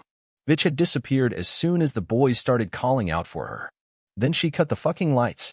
If they were any of the other gangs, it might have worked. But the spider optics the Maelstrom chipped into every member could see in the dark just fine. Except, somehow she had disappeared. One moment he was staring at her as she raced off into the side of the garage, and then next his optics simply couldn't keep track of her. Or more like she had simply shifted into smoke and disappeared. Fucking bullshit. Some sort of optical camo? He wasn't sure, hadn't seen any of the usual shifting from that. Where the fuck did she go? Rustproof called out and Frost snorted at the panicked tone as some of the fuckers lost their cool, firing blindly into the darkness. They were panicking.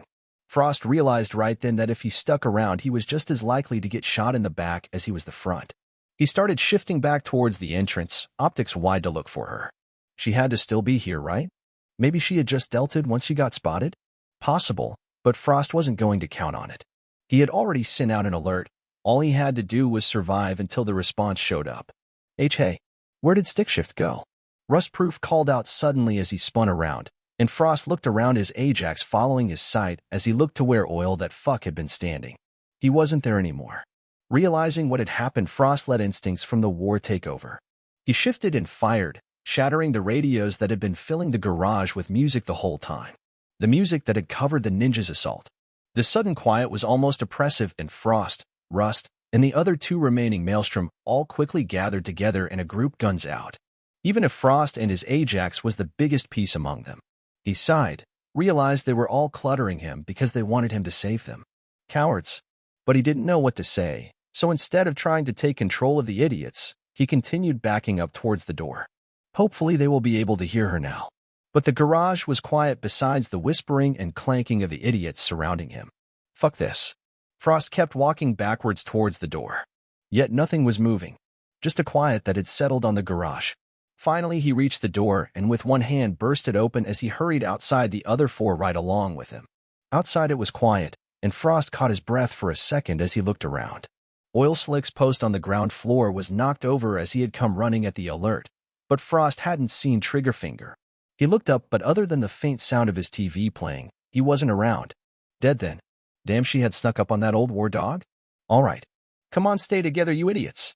He barked as his little group had started splitting apart, but his call brought them back together. We hold out here. She can't sneak up on us here. We just have to wait for reinforcements. See how this ninja bitch likes trying her hand against 40 of us. He yelled the number. If the ninja was still here, hopefully the idea of 40 men all hunting her would scare her off. Even if it wasn't likely he would receive that kind of response. Hopefully the Jap didn't know that. Then with a few pointed fingers and barked orders, he had everyone in place. There were only 2 ways out of the garage, well 3 if you counted the massive roller doors. Otherwise it was the roof, and the ground floor door that they had just walked out of. She was trapped in there. All he had to do was keep the place secure until more guns showed up. At least that is what he thought. He turned around to look over everyone, making sure everyone was where they should be. When a gunshot startled everyone as the gonk he had sent up onto the roof to watch the roof access came falling off the edge of the roof, falling with a splat as he had a massive hole in his chest. Damn gonk. He cursed him for being stupid enough to get shot. His Ajax came up and peppered the roof, causing the others to join him. If she was up there, they only had to hit her once. For Maelstrom, unloading on the roof had to be enough. He flipped his empty magazine out and grabbed his spare from his jacket pocket. He would be out after this. Damn it. He wasn't exactly loaded for war while he had his feet up inside the safe house. Anyone see her? He roared, which slowly caused everyone to stop firing as they all reloaded, but all he got back was shaking heads. Well, don't just stand there. Go dash. He was cut off as a gunshot rang out, one that he recognized this time. Trigger finger sniper rifle. Fuck. One of the boys, head still shaking, suddenly only had a spray of blood in place of his skull. Slowly he flopped down onto the ground. Ajax raised, he started firing towards where the gunshot had come from, but as his round bounced off concrete he realized what had happened. The bitch. She was shooting through the walls. She's shooting through the walls. Move. Don't stand still. Her optics can't lock you if you keep moving. He roared out, and it was only barely enough to save Oil Slick as he shifted and moved just in time for a round to punch through the wall of the garage.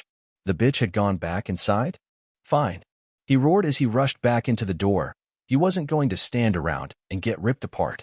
If she was running around with an Ecomida, it would slow her down. They weren't exactly the most mobile weapons considering how long and heavy they were. He kicked the door back open, his optics again cutting through the darkness as he searched for her. A flicker of movement, and he opened fire as Ajax barked again and again as he filled the area with bullets.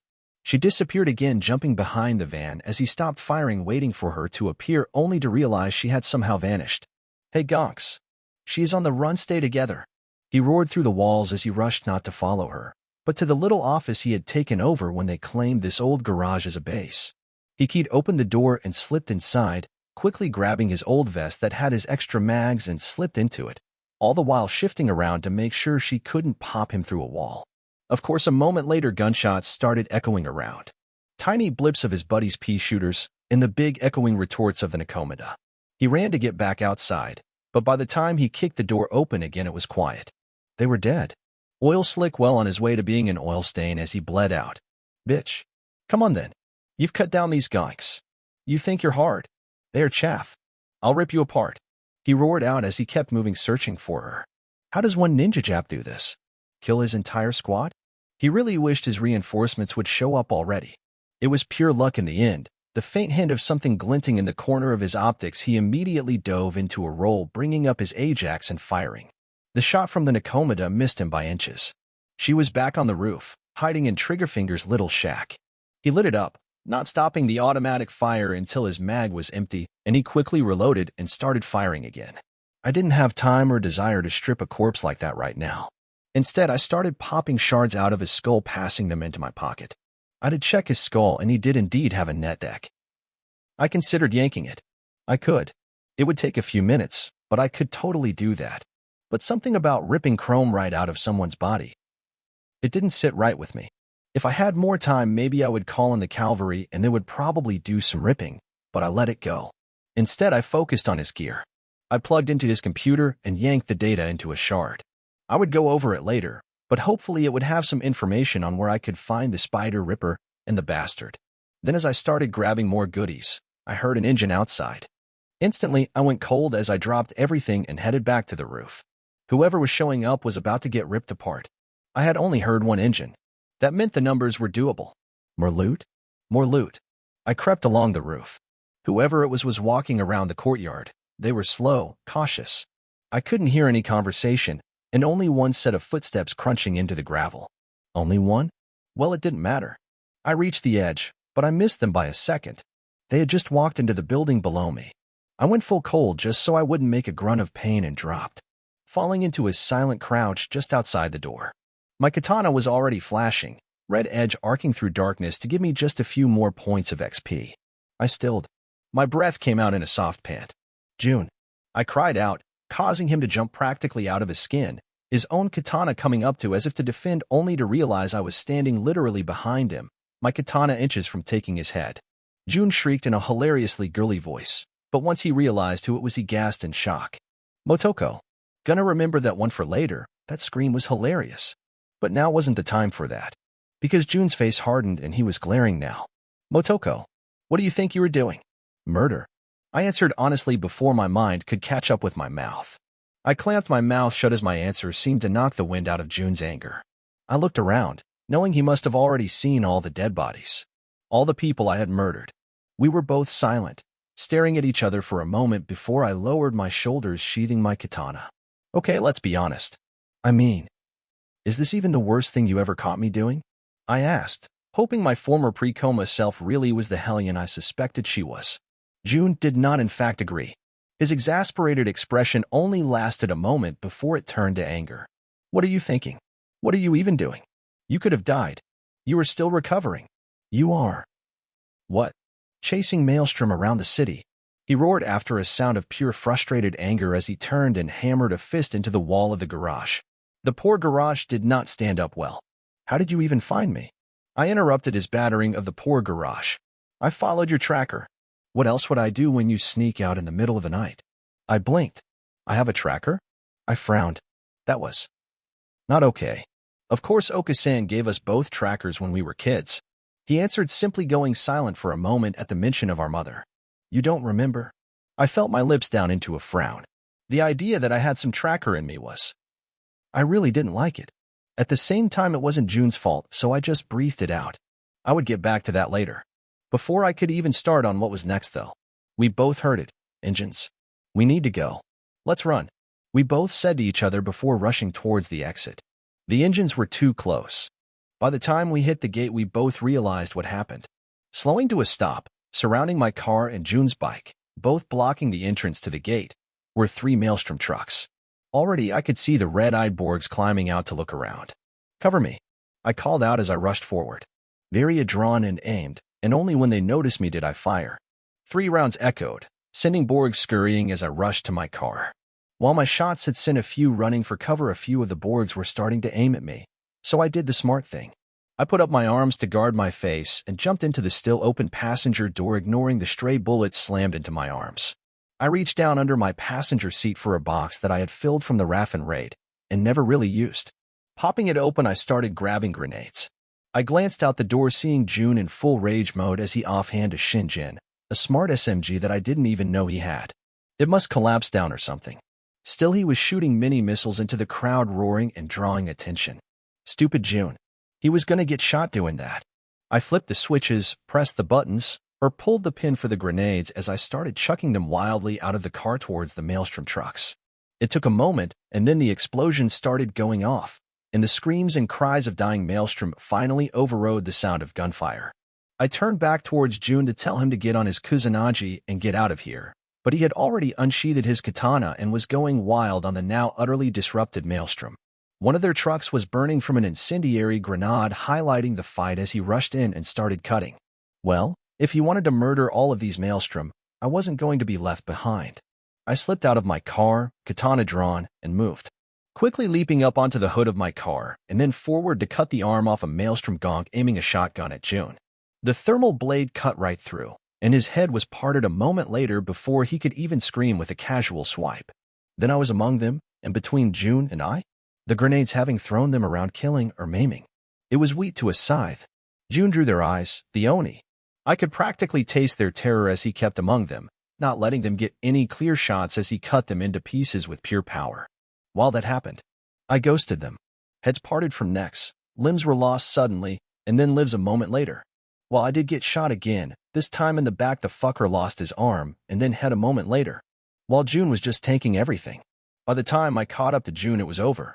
He was dueling a large Borg with a nasty-looking sawn-off shotgun fit for a cyborg, and a chainsword of all things, trying to keep June from bisecting him. Unfortunately, I don't believe in honorable duels. The Borg died in moments after my katana surged out the front of his neck as I stabbed him through his spine. My face a rictus grin as I managed to kill Steel from June. I was laughing, my cold breaking as June practically jumped at my sudden appearance once again. I could see him instantly look around, but I threw him a thumbs up. I confirmed kills on everyone else. We're clear, I told him. His eyes continued to rove around as if he didn't fully believe me, which was fair, always good to verify yourself. But yeah, I killed them all. The fools half blown up by grenades. The ones desperately trying to run. The gonks that tried to attack me. I cut them all down. Between the fires, in June it was easy. They were so shell-shocked I waltzed through them like a ghost. We should probably grab what we can and go. I told him, only to see he wasn't just breathing hard but actually wincing. I quickly pushed in and with deft fingers found the problem. Right through the subdermal. I told him after got his hands away from the bullet hole in his thigh. Thanks, I hadn't noticed. He growled a bit, but a moment later he had a Mac stock in his mouth. Take that and hop in the car. Send your bike home without you. You can't drive like that. It's a bullet hole. I can ride just fine. He grumbled, but I wasn't having any of that and quickly pulled him along his limping steps, unable to resist as I pulled him towards the passenger seat of my ride. I winced a little at how much junk was now strewn across it, but he sighed and settled in as I threw a roll of bandages I had in my medical pouch at him as I raced back to the driver's side. "Buckle up," I reminded him as I hammered the gear and hit the gas, instantly roaring down the street, causing June to yelp as I absolutely floored it. Had to get June back to the dojo. He was bleeding. "Slow down." "No," I barked back as I zipped through the city, absolutely flooring my engine. The mostly empty streets, thanks to all the shootings, meant I rarely had to slow for traffic, and so I raced through the city more like I was playing. "Well, Cyberpunk. Well, if the driving in the game was any good anyways. Please slow down," he begged as I came up to a red light with a bit of traffic. We were in a busier section, lots of bars and clubs around here, and even with the gang war, people were still partying. His pleading switched to Japanese, and I honestly couldn't keep up as I slipped in between two cars idling at the red. Flowed into a drift, barely sliding right behind a truck, my front bumper almost kissing the rear of the bumper before I slipped around the truck and cut in front of it before flooring it, disappearing down the street with a roar of my Quadra's engine. "Please, please, please slow down," he begged, and I scoffed. We were almost there. Just a few smaller side streets that were covered in little shops. Most were closed and empty. I didn't even slow down as I flew down the darkened street. The few people I could see hearing me coming and getting out of the way, which was smart.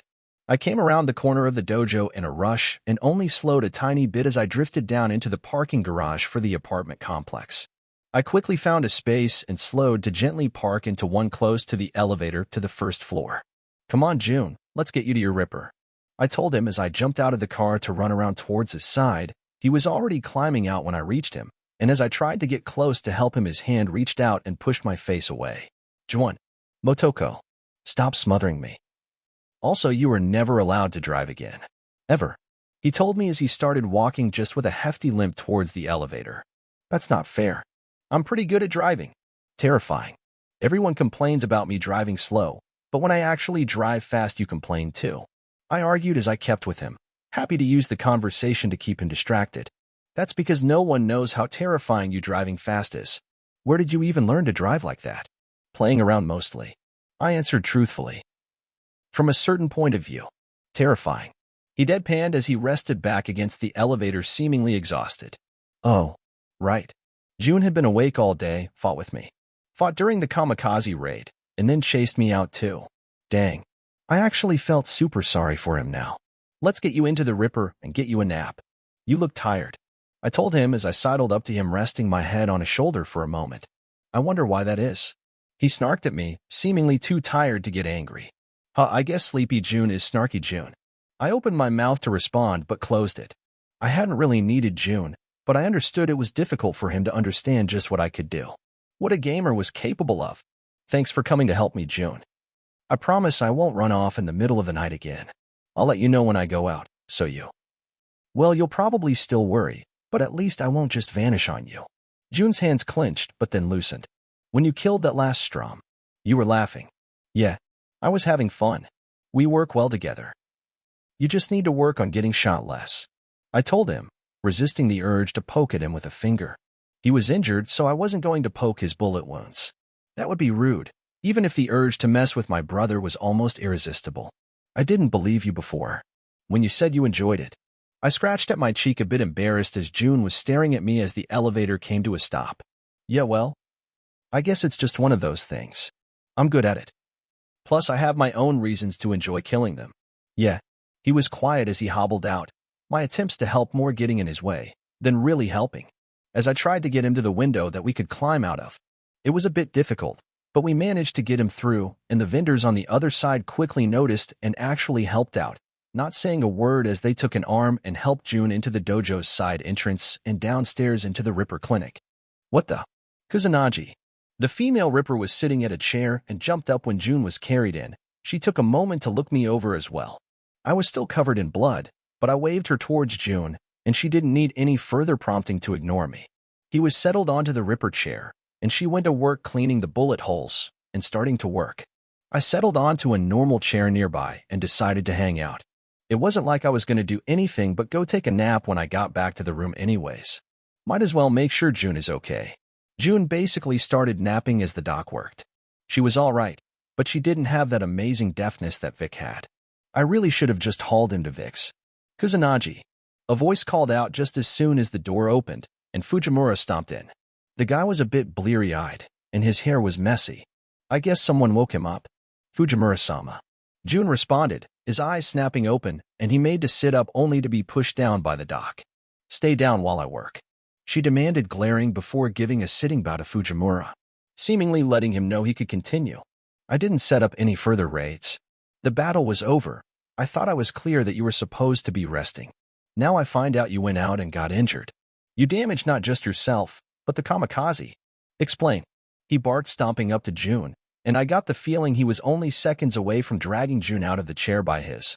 Well, June didn't have a shirt on, but the same idea stood. June, of course, spoke quickly, before I could. Apologies. A family matter came up. Fujimura instantly looked to me, his eyes glaring and face full of rage. Of course I wasn't impressed. Bedhead wasn't exactly intimidating. You once again caused trouble? I didn't do anything. June was just being overprotective and decided to full dash. I was cut off as the man actually backhanded me. He hit me. It almost knocked me right out of the chair considering how strong he was. I could practically feel a tooth loosen as well as I sat back up. I wiggled my jaw a bit and spit out some of the blood onto the floor. Stupid idiot made me bite my cheek. I went cold. No, I went Arctic. I caught his eyes and held them as I spoke. You strike me again, and I'll take the hand. He watched me for a moment before snorting. Accept your punishment with grace. You damaged the kamikaze with your foolishness? You receive a reminder. Your brother is important to the Tiger Claws. Important to kamikaze. You were brought here by our kindness, but that is twice now you have cost the kamikaze. Fujimura-sama. Motoko is my sister. She is not yours to discipline. June growled. He had sat up when I was struck, much to the irritation of the doc. Then ensure that she does not damage the kamikaze again, and I will not feel the need to interfere in family affairs. The man barked back without any give. Motoko did nothing wrong. Fujimura-sama. It was my own weakness that led to injury, June said, barely keeping his voice from an angry bark as he glared up at the Bork. The man finally turned from my stare, which was dangerous of him. I was still figuring out whether dismembering him would be the best way to get my point across. I expect a fast recovery, Kusanagi. The kamikaze have work to do, he finally said after a few moments of imperious glaring, before he stomped out of the room. June, your boss is an asshole. I finally told him, which caused my brother to slowly lean back onto the chair with a groan. Once June was fully fixed up, he fell asleep with a few meds from the doc. Considering he was passed out and practically drooling, I decided to head back to the apartment, but not before taking a picture of his drooling face. Blackmail get. The silliness helped soothe the irritation and the pain of my cheek. I walked into the apartment, and only once the door closed did I sigh. I was still hurting. Bullets might get blocked by the armor, and I was mostly healed up from the max stock, but I was still sore. Plus the worst part? Ugh, all the blood dried. I grumbled as I ran a few fingers through my hair only to get tangled in the bloody matted strands. I wouldn't be able to take a nap without cleaning up first. So with a tired grunt, I walked into the apartment's little bathroom that also had a washer-dryer. I stripped down to my panties and stuffed the dirty clothes into the washer, noticing my boots were going to need some serious attention too. Dang it. So as I started the cycle, I grabbed some cleaning gunk and sat down in front of the washer with my boots, slowly wiping the poor abused footwear clean of dirty maelstrom blood. At least one benefit of being in such a hellish future is that bloodstains weren't an issue. The cleaning gunk I rubbed into the boots pulled the blood right out. Groaning as my shoulders ached, I headed into a shower and dunked my head into the nice hot water for a moment, stretching a bit to start scrubbing the blood off.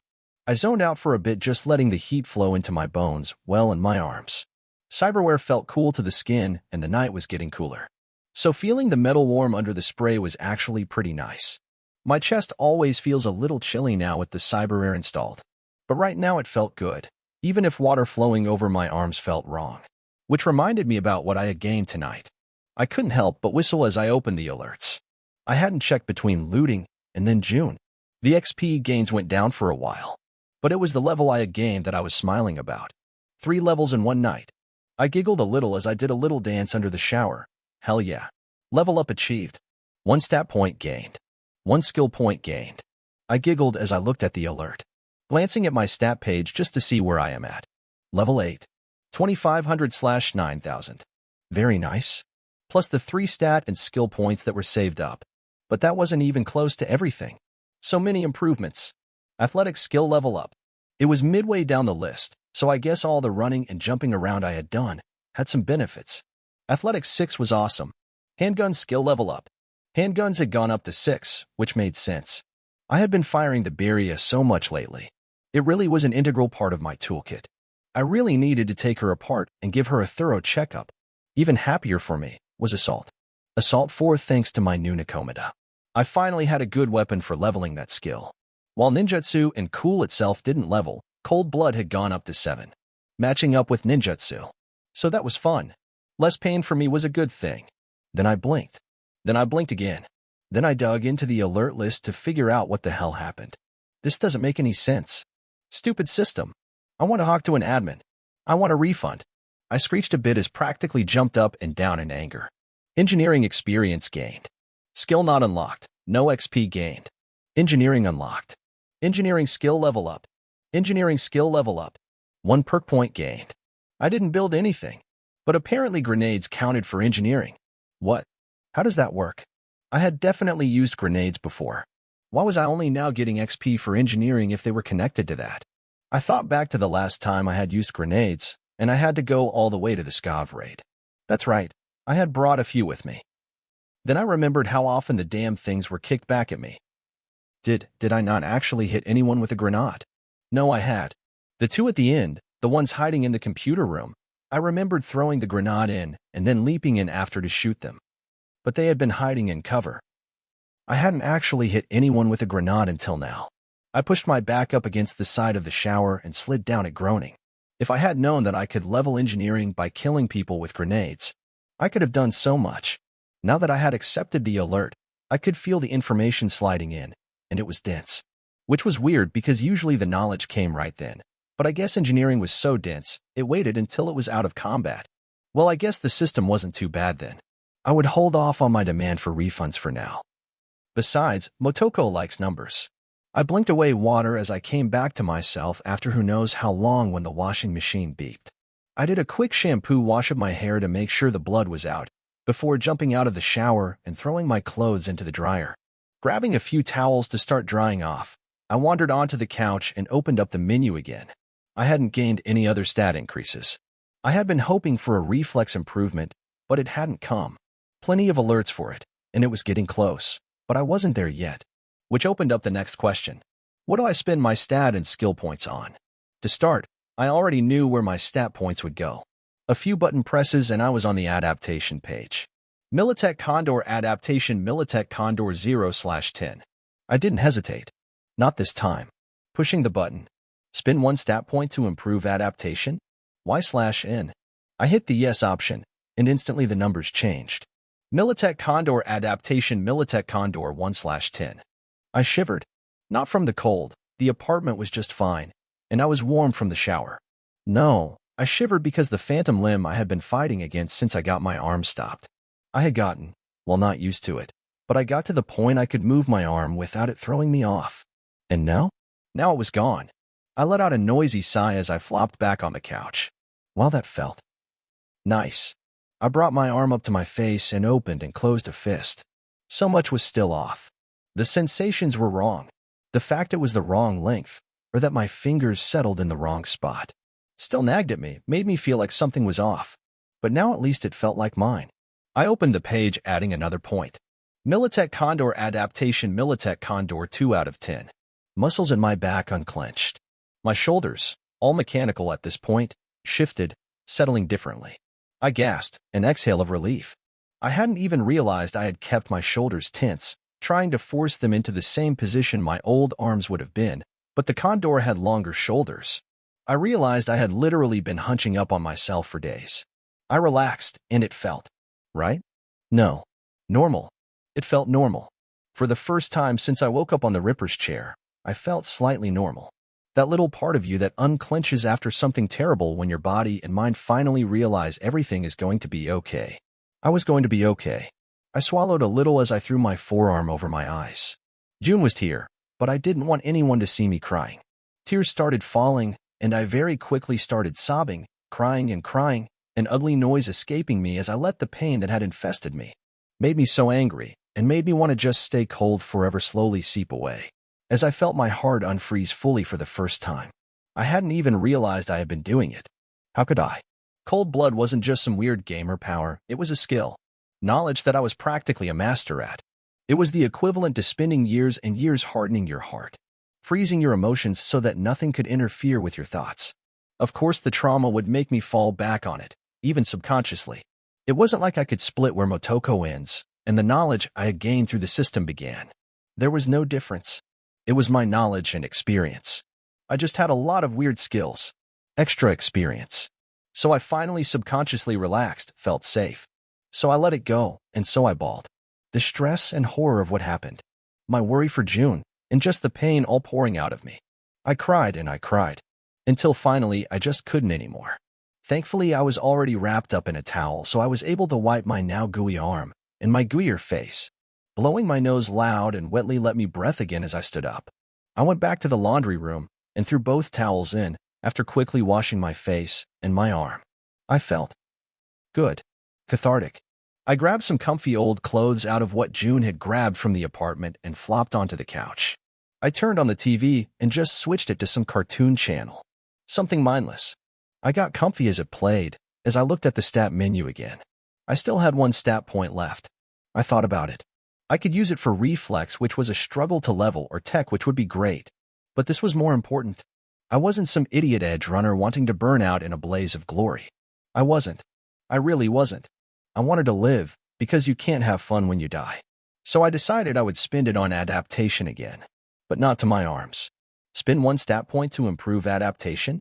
I accepted, and my stats changed. Kuroshi MK1 adaptation Kuroshi MK11/2. I blinked. Then I blinked again. Then again. It was still weird, but that cold sensation of my eyelids flowing over a waterproof didn't bother me as much. It wasn't perfect, but it wasn't like much was. But when I closed my eyes, it didn't feel uncomfortable. It didn't make me itch or want to leave my eyes open all night. Without my auto-sleep, I very likely would not have been able to sleep well with my Kuroshi. But now, I relaxed curled up in a big fluffy blanket watching cartoons. I dozed off, for the first time in a while, sleeping peacefully without needing to insta-sleep. Zzzzzzz. Wuzza. I mumbled as I startled awake at the sound of a door opening. I sat covered in blankets and one eye caked shut, cold drool on my chin, which I quickly wiped away. Real cute. June told me dryly as he caught sight of my sleepy face. Jerk. I snapped at him, cut off by a big yawn as I stretched arm high and wide, letting the muscles in my upper back stretch out a bit. It wasn't like stretching my cyberware mattered, although I did notice my right arm wasn't right. But it wasn't the usual discomfort. I glanced at it and noticed the dent. Right. I had gotten shot last night in the arm. Which reminded me about someone else being shot. June, are you all healed up? Mostly. He confirmed, plopping down on the couch beside me and peeling his burrito from a wrapper. I'm glad. I told him gently as he took a big bite. Sorry I didn't come back. I was gonna, but, well, I had my own little thing. I told him quietly with a smile as I relaxed my shoulders, getting to feel my arms settle. It wasn't how they would have settled before, but it was how they settled now, and that fact didn't bother me so much right then. You okay? He mumbled from between bites, and I gave him a smile and a nod. Yep. I had a big cry. Everything sort of hit me last night, but I'm feeling a lot better. Good. That's good. He told me quietly, and while I could feel the emotion in his voice, he was definitely fighting back another emotion. You want to talk about me running off last night? I prompted, and I could see him take a deep breath and let it out. Yeah, I do. Okay. I'm not going anywhere. So let's really talk, June. I rose up off the couch, pulling my blanket with me to flop on the other side of the table as I settled in, letting us talk face to face. He was quiet for a while as he chewed, but the way he was staring, I knew he was thinking. You didn't need me last night. Maybe. Maybe not. I shrugged, a weird feeling now that I was holding my shoulders lower. I was looting when you showed up, but I might have gotten greedy and stuck around too long. Motoko. You didn't need me, he said bluntly, sounding sad as he put the empty burrito wrapper on the table. You handle yourself like a pro. I left you behind during the raid because I didn't want you there. I didn't want you in danger. But you still caught up. You still killed. I hated it. I hate it. Seeing you do that. Putting blood on your hands. But no matter what I do, you're still gonna do it. Yeah, I confirmed with a sad smile as I looked at my brother really fighting himself. June wasn't an emotional guy, at least not like this. He was a hothead, not an empathetic thinker, but he was trying. I can't stop you. I want to. I would kill anyone to stop you, but that won't change anything. You will still do what you want, just like always. He sighed his hands, seemingly not able to sit still as he kept opening and closing them, or pushing them together. I'm scared, Motoko. Scared that you will get hurt. I can't protect you if you put yourself in danger. His leg was bouncing as he started talking me up and down in a rapid succession. I'm scared for you too, June. But I can't stop you. You joined the kamikaze, which... Man, that name has some connotations. I grumbled. But I have to trust you. I have to believe you will stay safe, because I can't. I can't physically stop you. And I can't physically stop you. He agreed, the two of us looking each other over with matching quirks of our lips. What a pair we make, June-ni. Yeah, Muto. He chuckled a little, actually sounding like. Well, June, before everything, a real pair. We both have a death wish. No, I told him instantly, standing up and reaching across the table to put both my hands on his cheeks. Not a death wish. Just a bloody path ahead of each of us. It's not a death wish. We might die. We might not. But June-ni, I promise. I won't throw my life away. If I die, it will be doing something I believe is right. And maybe something I love. 'Cause I do like it. Little killer. He finally said with a huffed-out laugh as he reached forward, and suddenly I wasn't standing on the other side of the table. No, I was squeezed tight against June's chest as he held me. I laughed and hugged him back. We were both broken. Maybe even crazy. But the world was crazy too. So we would survive. Oh. I growled as I zapped myself once again. After the nice long hug from June, and a bit of sibling bonding, June had gone into his room to take a nap, still tired from the drugs and his bullet holes, while I went to work on my newest skill. Engineering. With engineering, my crafting had suddenly linked with the knowledge and had exploded. Two halves of the same coin. Crafting was slapping shit together. How good are you at physically making something? Do you know the right tolerances, the right diameter to make something just work? But engineering? Engineering was planning. Design. Engineering was creation. It was the difference between the tinker in his home lab shaving away a few millimeters on something to make it work better, to the engineer that designed the whole thing in a lab. Together they synced. I was both of those people. The creator and the end user.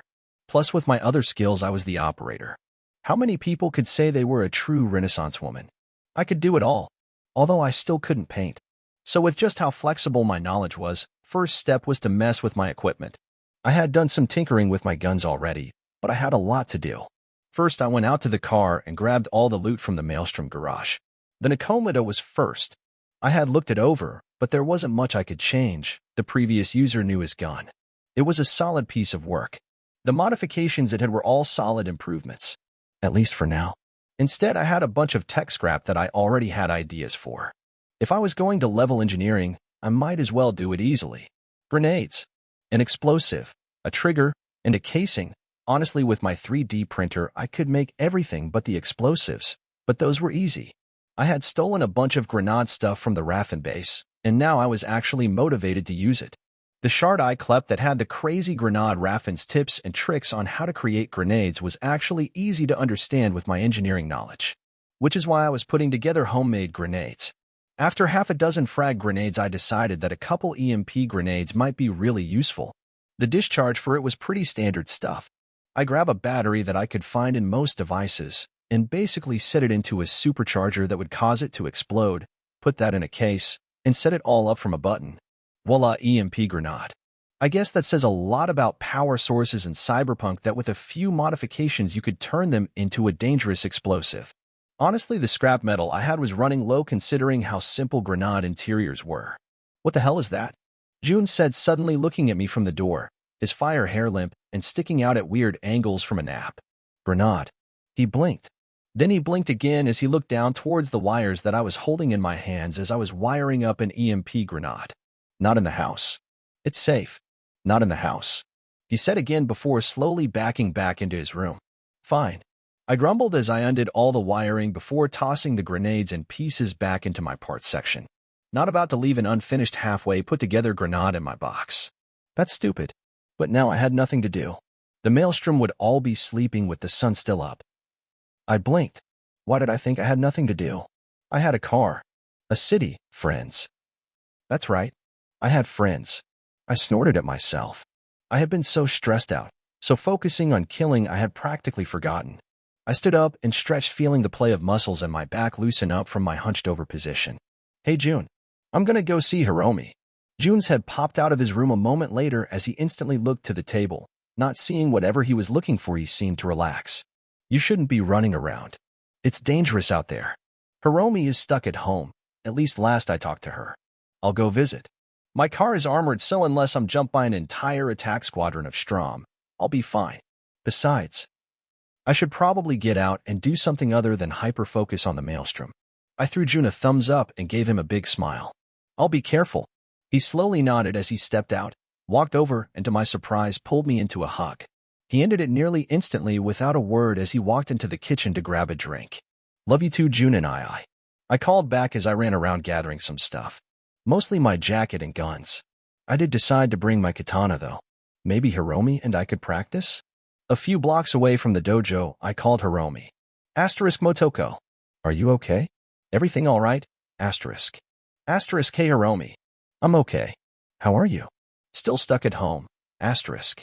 Asterisk yeah. My rints are still super protective right now. Asterisk, she said, but there was something in her voice, a tremor, or... I wasn't sure. Want to hang out? Asterisk yes. Save me Motoko. I'm so bored. Asterisk.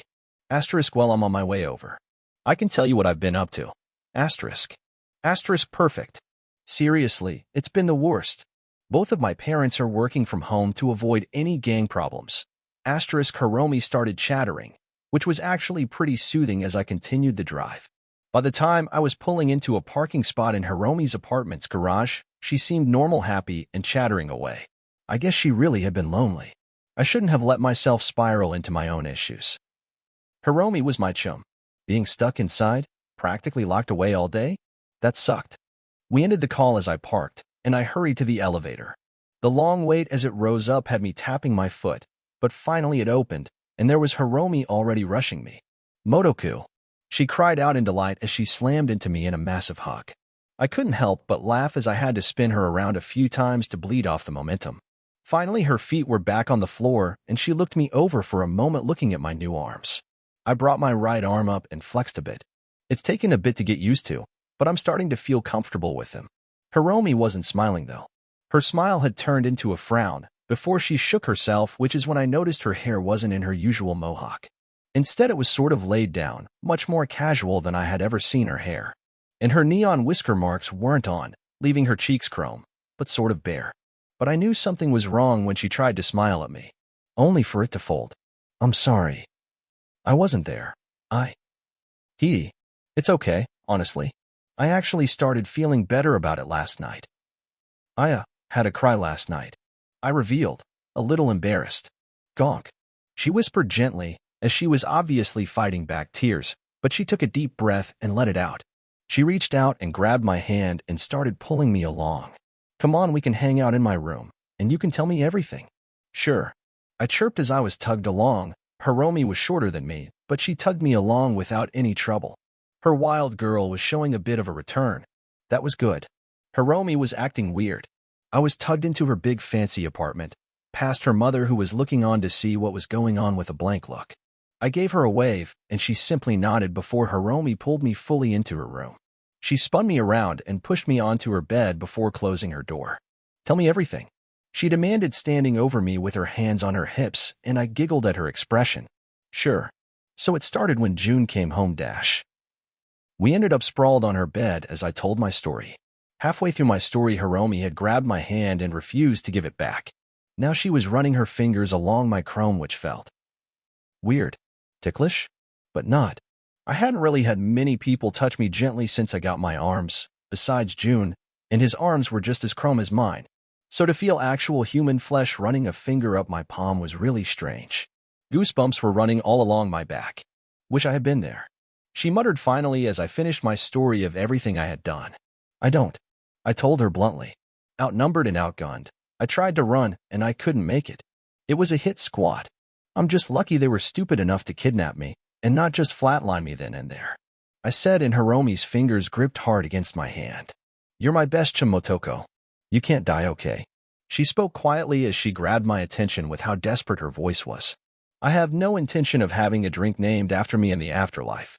I told her, not really able to promise not to die. I'll be as safe as I can be. Huh?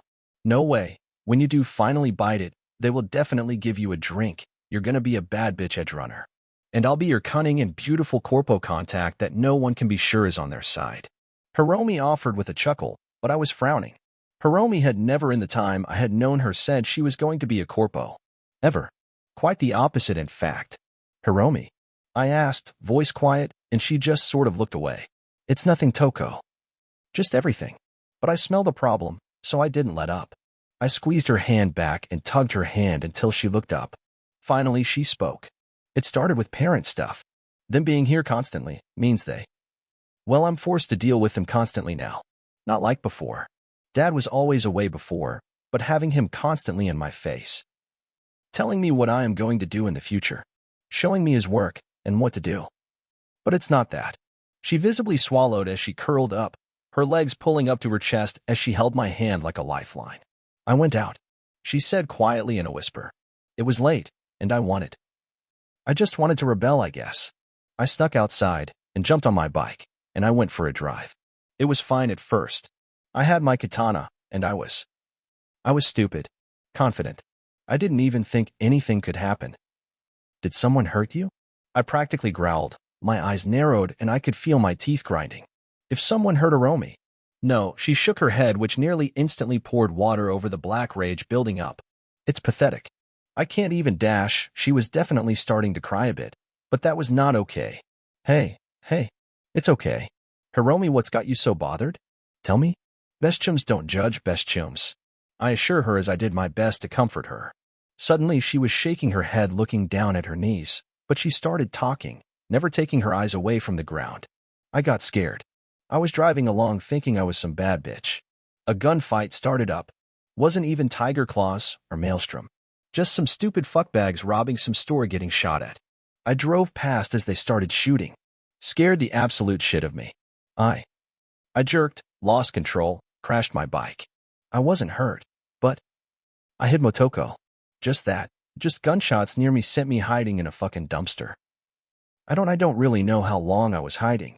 Eventually I got together enough to get back on my bike and ride home.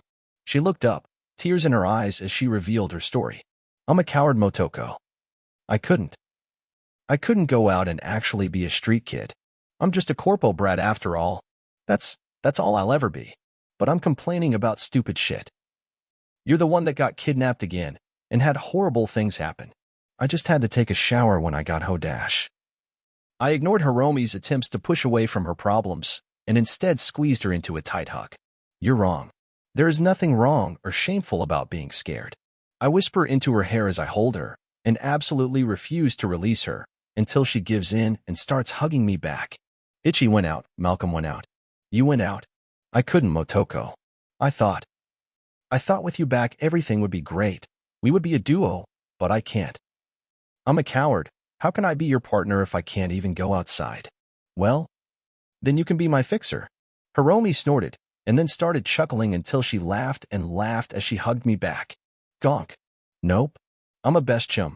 I tell her, earning more giggles as she nods along. That's true, I guess. It's okay. Hiromi, you're my first friend. And I say that as someone who literally had amnesia and only knew June in the whole world. You came in and made friends with me, remember? No matter what you choose to do or choose to be, I'll always be your best chum. Even if I have to sneak into Ariscott Tower to hang out with you at work. Or if you are my go-to fixer or just my go-to couch to crash on and play games and watch bad movies. She started crying again.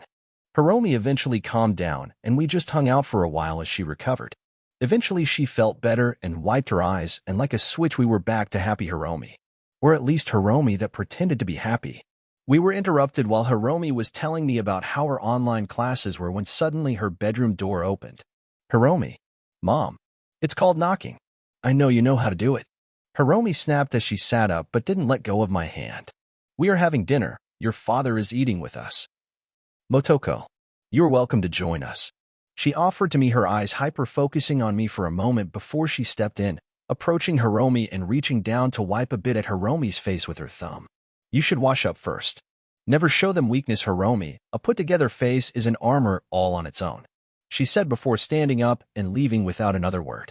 Your mom is a little intense, I whispered. Yeah, Hiromi grumbled as sat up. But she is right. I should clean up a bit. She finally pulled away from me as she rose, stomping over to a connected bathroom.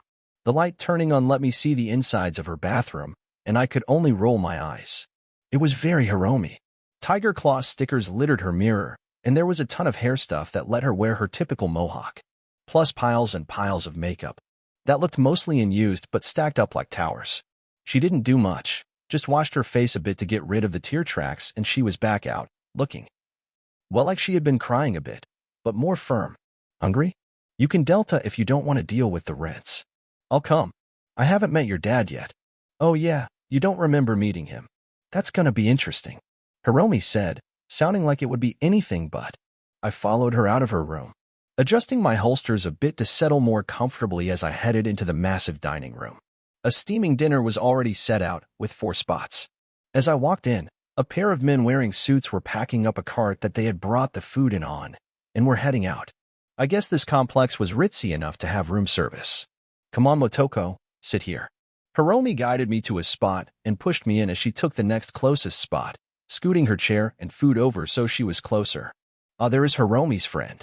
A slick voice called out from behind me as I turned. A man wearing a suit stepped out of an office, every piece of him perfectly in place as he walked in and patted Hiromi on the shoulder, smiling in a way that seemed fake. Even Hiromi sent her dad a glare for it, which he seemed to ignore. It was Motoko. Motoko Kusanagi. I introduced myself, and he nodded. That's right. That's right. It's been years since I last saw you. Well, you certainly changed your style. My dear lovely wife tells me you have been working as a mercenary? That's a useful job, he offered with a smile that was absolutely fake. But he was also Hiromi's dad. So I just nodded as he and his wife settled into their seats. Yeah, I've been doing some work with Wakako. Mostly minor stuff, some bodyguard work and asset acquisition, I told him, earning a blink from Hiromi at my words, and then Hiromi's dad started laughing. Asset acquisition. An excellent way to put it. You should see what you can do for Arasaka with that quick wit. His smile didn't reach his eyes, but Hiromi's mother asked Hiromi a question about her schoolwork after that, and I was able to look down at the meal. Looked like something I would have eaten in my past life. Even if the piece of meat that looked like a chunk cut off from a roast was definitely not pork or beef. It looked like it, but the taste was wrong. What about you, Motoko? Any school in your life? Education is important for young girls. You will need it to get anywhere in life. Hiromi's mother asked me suddenly as Hiromi did her best to not answer anything about her own education. Nothing official. I don't go to school exactly, but I'm not sitting around all day.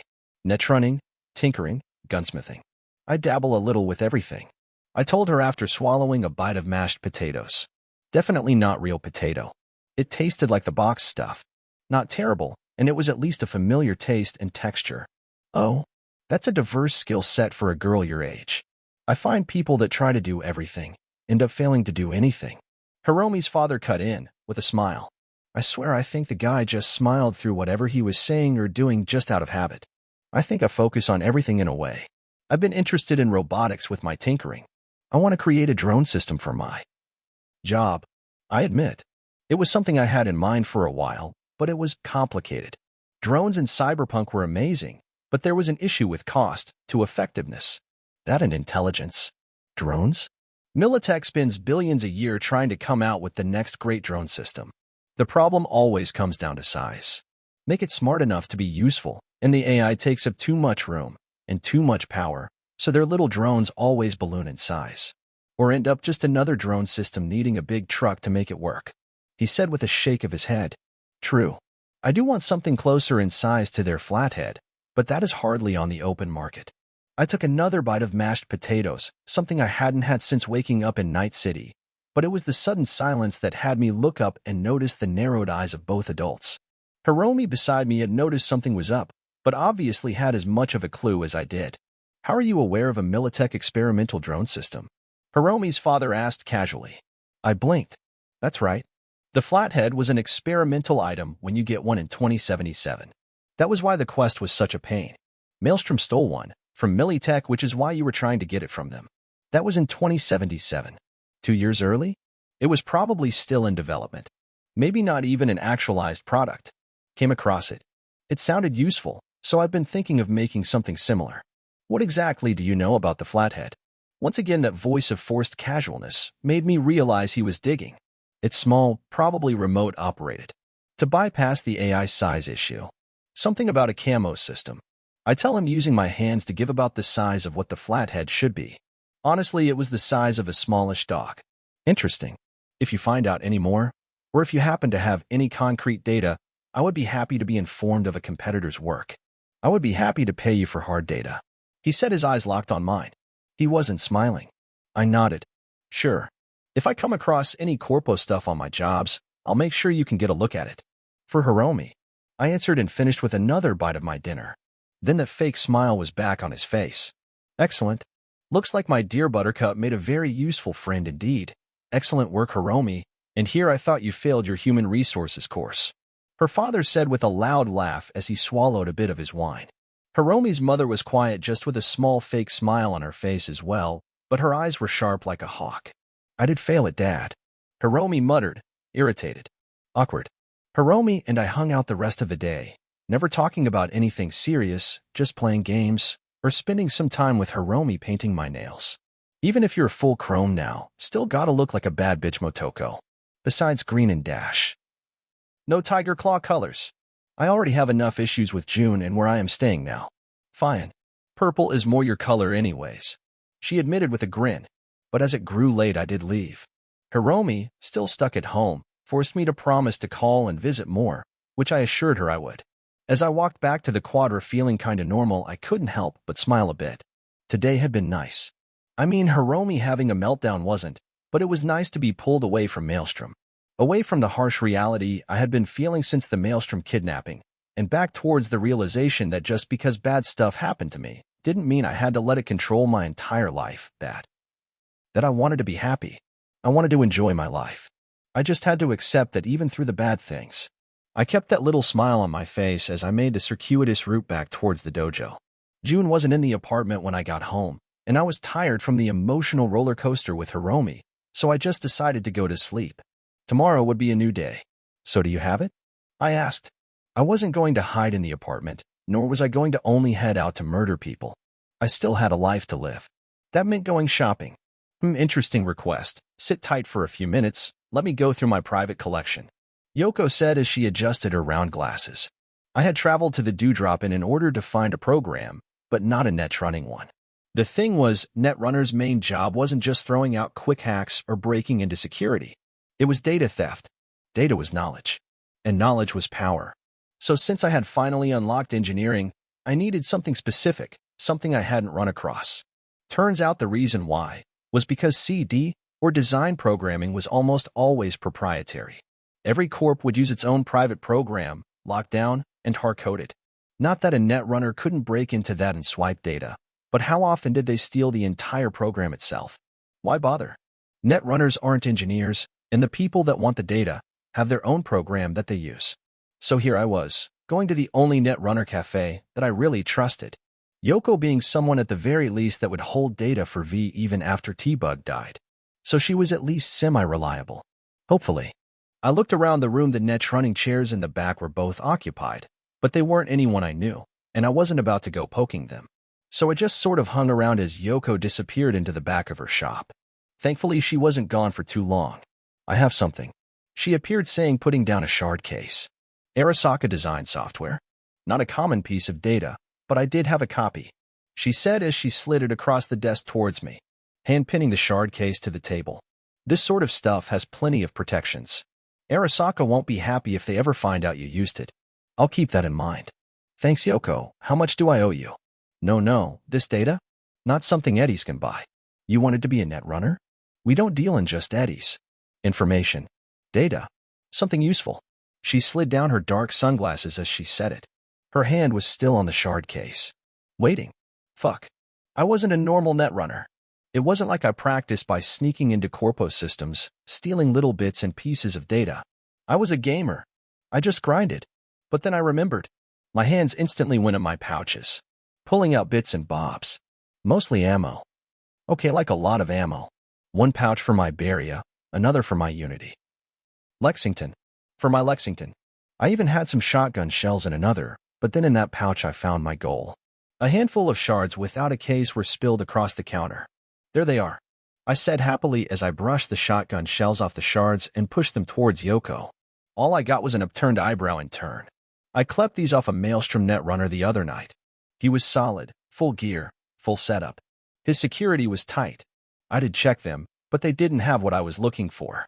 But it was full of his net logs dash. I'll accept it, she said, interrupting me, but I could tell it was more out of pity than interest. Her lips were twitching a bit despite the way she was squeezing them together a bit. She was laughing at me.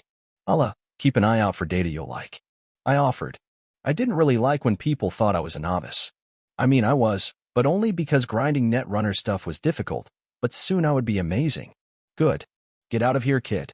Happy net running, she said as she gathered up the shards, leaving me a moment to put everything back in my pouches. I slipped the shard into one of my emptier pocket pouches, tugging on it to make sure it was sealed. Didn't want to lose that. As I stepped out onto the Kabuki roundabout, I took a moment to just look around. It was emptier than usual, much emptier in fact, but even during a gang war night, city has to continue on.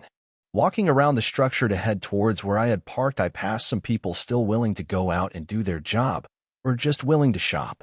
In fact, I slowed at a little food stand and had a cup of some noodle thing in a styrofoam cup to eat out of as I continued my walk, which was when I was suddenly stopped as a Mox girl stomped out in front of me. The kitsch clothing, well, what there was of it anyways. In pastel. The tattoos, despite her young age, all told me she was definitely Mox. The glare was weird though. You're Nox's savior, right? Purple hair, a leotard, and plenty of hardware. That fits you to AT, she said abruptly as she practically invaded my personal space. I blinked, looking around, noticing the girl had been at a table full of Mox, all of them looking curiously at what their friend was up to. It took me a moment to parse out what she had said as she forced me to switch gears from relaxing to talking.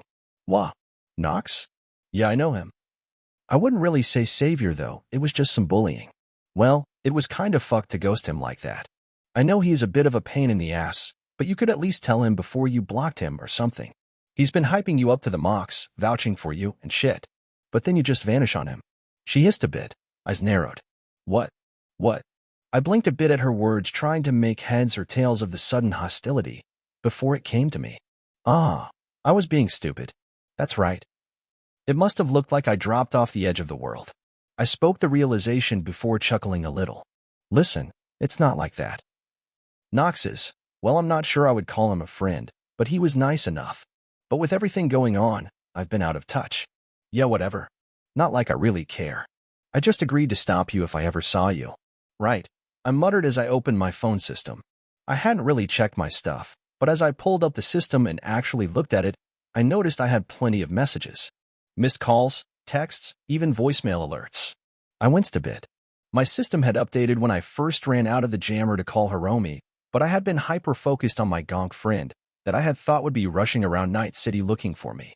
Then I had been too distracted with the desire to kill the Maelstrom fuckers. I hadn't bothered to actually notice all the other messages. I had a few from Ichi, mostly just a few alerts on how his work had been going the first few nights of the war, but that trailed off not long after. I guess my lack of response had many stopped messaging me, but I had a ton from Nox. He was a texter. I had a barrage of texts that trailed off when he must have realized I wasn't responding. Most interestingly, though, was that the text said he had a gig for me. I considered it. Would a gig from a kid that pushes BDs really be worth my time? Then I remembered two very important things. First, I was still mostly unknown. Wakako might have some respect for my skills, and maybe the Tiger Claws might realize I was pretty useful, but that was about it. Second, side quests are fun. It's not always about the reward or the money. So I opened up a text message. *Hey, sorry for being out of touch so long. I was under a jammer and recovering. What's this about a gig? I nodded once that was done, realizing I had been standing there right in front of all the Mox. I waved at them, trying to ignore that they were all looking at me, as I started heading back towards the car, remembering to finish off my noodle cup as I went. I hadn't even made it back to my quadra when I got a response. Ringing. Knox was calling me. I shrugged. It would be easier through a phone call anyways. Hey Knox. Asterisk Motoko. I'm glad you messaged me. How are you? Everything preen? I've been trying to reach out. You said you were recovering? You alright? Dash asterisk. Yeah. I noticed sorry about not responding. I've been hanging out under a jammer. I cut in, as Knox was also apparently a bit of a blabbermouth. Asterisk, just some maelstrom issues. I just noticed your messages. You mentioned a gig. Asterisk. Asterisk, yes. I had this brainwave, a preem idea. The preemist. So listen, can you come by Lizzie's? It's way easier if I show you rather than try to explain it. I guess? Is that Nova? Not too pushy. Asterisk. Asterisk, sure. I'm free. I can stop by. Asterisk, I agreed. Side quest. Get. Despite being midday, Lizzie's was already busy. That's just Night City for you. As I pulled into a parking spot, I could see Rita the bouncer throwing some drunk out of the club. The poor guy not able to fight back against the bored woman who happily tossed him on his ass onto the asphalt. I walked up stepping over the groaning drunk as I headed up to the door only to be stopped by Rita as she sauntered into my path. Knox finally found ya, huh? She seemed to question, her eyes locked on mine. Yeah, I had someone let me know he was trying to get in touch. I told her as I stopped, as the way she was looking told me she wasn't happy. We aren't the type to be pissed with avoiding someone you aren't interested in, but it's fucked not to at least let him down easy, she said with a little glare, telling me in no uncertain terms that my disappearance wasn't taken well. Geez, what is it with these mocks? There was nothing like that. I was out of touch because of some maelstrom trouble. I was under a jammer. I didn't even know he was trying to contact me. She snorted a bit but stepped aside, letting me in. Thankfully, it seemed she wasn't taking the matter into her own hands. I decided to ignore every Mox's weird assumptions and just get back to business. Side quest. I walked through the entrance without stopping at the desk. I wasn't here to buy BDs after all. Honestly, BD stuff kinda creeped me out. The fact that you could feel other people's emotions during a BD, rather than your own? It was like art that forces a perspective on you, which was sorta weird. Imagine watching a TV show, but instead of enjoying it from your own perspective, you felt the emotions of the main character, watched from their eyes. It was just weird. One of the reasons I hadn't done any brain dance stuff since I woke up in Night City, normal TV and games was good enough for me. No need to stick other people's emotions in my head. The main room was actually surprisingly full. Again, the fact it was midday seemed to have no effect on Night City debauchery. But I didn't see Knox. So I did what any gun-toting merc does when you enter a bar. I walked up to the bartender and settled into a chair, waiting for him to finish an order before walking over. What can I get you? Just information. I'm looking for Knox. He asked me to meet him. Ah, that's right. You're that one girl. The bartender gave a chuckle as his eyes went yellow. I let him know. He'll be here in a minute. I shrugged. I could have sent a text too. So Mox tends to be defensive about the kids. Might be a good idea to let the kid down flat if you aren't interested instead of ghosting him. The man offered as he wiped the glass clean. Wait. I couldn't help but ask as I brought up my hand to the guy to stop him from saying anything further. Did Knox tell everyone that I ghosted him or something? You're the third Mox I've met today that mentioned that. Well, less he told us, and more he has been moping dash. Thanks, Mateo. Knox yelled as the boy practically jumped the bar to try and shut the bartender up. Hey, Motoko. Glad you made it. Come on, I have something preem to show you, he said, glaring at the bartender who was smiling behind the teenager's hand as waved his hands in a go-on-then motion. Sure. I offered, shrugging, which grabbed Knox's attention. Whoa, that's fresh chrome. Double full arm replacement? He asked, looking curiously at my arms. Yeah, the reason no messages went through. I got kidnapped by Maelstrom. Ended up needing some ripper work done after. Been under a jammer for the bit. Sorry about that. I explained. Hopefully the explanation would stop making every Mox I ran into tell me off for ignoring Knox. Seriously, Susie didn't seem to be too happy with Knox, but considering everyone's reaction, he must be pretty loved by the Mox. Damn. He muttered, looking shocked as he took in my arms. But I wasn't about to get into it right now, especially with someone I wasn't super close to. So the gig? All right. Yeah, come on, it's this way. He offered, slowly, seeming to come to some conclusion as he finally slipped off the bar and waved me to follow. We went through the back, down some halls until we came to a place I actually remembered. Down a set of dark steps into a server room. The room that carried all the Mox's BDs probably. Considering they literally ran a BD club, it made sense they would need a ton of storage and processing. But this was the realm of a certain character. Jude's. Knox yelled out as he hurried forward, rushing into the next room as I hesitated. I don't know if I was ready to meet Judy. I'd seen her naked. Well, I mean, it was a video game, but still. She was real here. How do you respond to someone that you've basically seen in a porn? I resisted slapping myself, but only just as I shook my head. Focus, Motoko. I demanded as I let cool slip over. Then I walked into the room where Knox was standing next to Judy Alvarez. She was younger. It struck me then that Judy was pretty young in 2077. Right now, she practically looked like a teenager, or only just out of it. Motoko. This is Judy. She is absolutely Nova at anything tech, but she is the best BD maestro in Night City. Don't let anyone tell you otherwise. Jude, this is Motoko. She backed me up before, didn't even try to cred me. She is running as an edge runner, and would be perfect for that idea I talked to you about. Yeah, I remember Knox. Didn't she ghost you? Judy asked as she pulled up a BD wreath set and set it on the desk she was sitting at. And no, it wasn't like that. She got into some trouble, that's all. Her arms weren't chrome before. He offered the end quietly, practically whispering it, but I picked it up without much trouble. Judy's eyes shifted to me, to my arms back to him, and I could just make out through a side profile that Knox was looking. Worried? Right, moving on from that. Judy grabbed her wreath and sort of pointed it at me. You know anything about virtue? I blinked at the random question. I opened my mouth to answer, then closed it. The word was familiar, and it was on the tip of my tongue. But Judy didn't wait. Virtues are raw BDs unedited. The base recording. Then a BD editor like me goes through, fixes it up, gets rid of the dangerous highs or the uncomfortable lows. Makes it usable for people. And Judy is the best. Knox offered with a grin as he sat back on the desk. But there are a lot of markets for BDs. Not just porn. He offered, chuckling a little with a blush across his cheeks. Right. I get that. So what's the gig? Knox's idea. Wants to move into edgerunner BDs. They are extremely popular, although usually they are snuff films. Judy offered, looking at me. Oh. You want me to record BDs? Exactly. Knox offered, rushing up to me, practically bouncing on his feet. You were Nova when you fought Ian and his assholes. It gave me the idea, see. What if we start putting out preem BDs of edgerunners on gigs? With the best BD editor in Night City cleaning them up, we can offer the experience to people that they can't get outside of XBDs.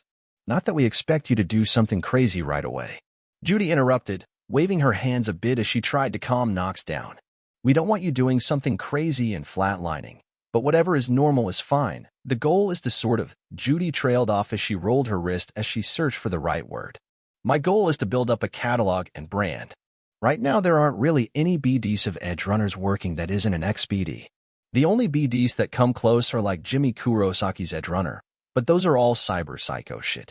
Knox said, shaking his head as Judy nodded along. I guess the Mox had an issue with that sort of BD? I mean, sure. Sending out an edgerunner to do gigs while we record is asking for some deaths. But I want to make a BD that a normal person can enjoy, a taste of, what it's like to be an edgerunner. Knox said, speaking quickly and almost rambling. I could hear the excitement in his voice as he talked. So you want me? Of course. You're preem. You fight really well. You're a good person. And Knox trailed off, blushing a little as he tried to figure out what to say. You were good looking. Judy interrupted with a smirk, causing Knox to jump and glare at her. You'd be surprised how many people enjoy a BD from the perspective of someone good looking. That, and the pay probably won't be great at first. Knox added, looking apologetic. It's gonna cost to get everything started. Shards to store it on, Judy's services, which aren't free. Hey, I know I'm good, and I already work all day doing this. I know. Knox offered, hands up. Anyway, yeah. So the pay is gonna be shit? He said questioningly, looking towards me. Ah, I see. The real reason behind choosing me. I'm a young edgerunner, someone you know, and probably the only person that heard your deal and then heard the pay and didn't walk out. I said, smirking myself as Judy chuckled as she seemed to watch what was happening with no intention of getting involved.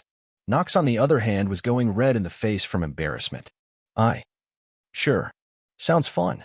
I interrupted as I looked around the place. So this is your setup? Preem. Judy, very preem. I don't even recognize all of this stuff. Most of it is tweaked under the box, only the cases are standard. She offered with a grin as I seemed to ignore Knox's confusion as he looked around like the world wasn't on its right axle. You will. Sure. It's not like I don't already go out and take gigs. Making extra money on the side for some of them? Sounds like a good idea. Just as long as the eddies do end up in my pocket once everything is started. Deal. I promise you won't regret this. Cool. So what do I need to record a BD? I don't have the cyberware for that. Right. About that. Knox asked, once more wincing. Kid's broke, and a good BD recorder is about 500 eddies. Judy interrupted with a flat response. I gave Knox a scowl that he looked like he desperately wanted to do something to fix before I sighed. I'll go talk to my Ripper. You do that. Come around once you are chipped. Judy says, waving from above her chair as the woman had put back on her BD wreath and was getting back to work. Thank you, Knox said as he sort of followed me as I decided to leave Judy to her work. Don't worry about it. Besides, it's smart. I turned on him suddenly, poking my finger right into his face, which had him freak as he backpedaled in retreat. I respect the entrepreneurial spirit. Honestly, it's a Nova idea, something I can do. And it's extra eddies for something I'm already doing. But Knox, I like blunt honesty more than hype. Next time if you have an idea and there is a problem, just talk to me. Then as he stood, that mouth opening and closing, trying to find the words, I held out my hand. Partner. His mouth clicked shut and his spine straightened out. Partners. We shook hands and I gave him a firm nod. Now I'm off to my Ripper. Oh, mind if I come? Sure. I agreed. It would be nice to get to know Knox more anyways. Your taste in music is kinda bad, Knox told me as I puffed up my cheeks a bit. He reddened a bit too as his words finally seemed to reach his brain, realizing he was being rude. Just because I thought the samurai songs were still cool. It wasn't my fault. He grew up in a world where they were old before he even was born.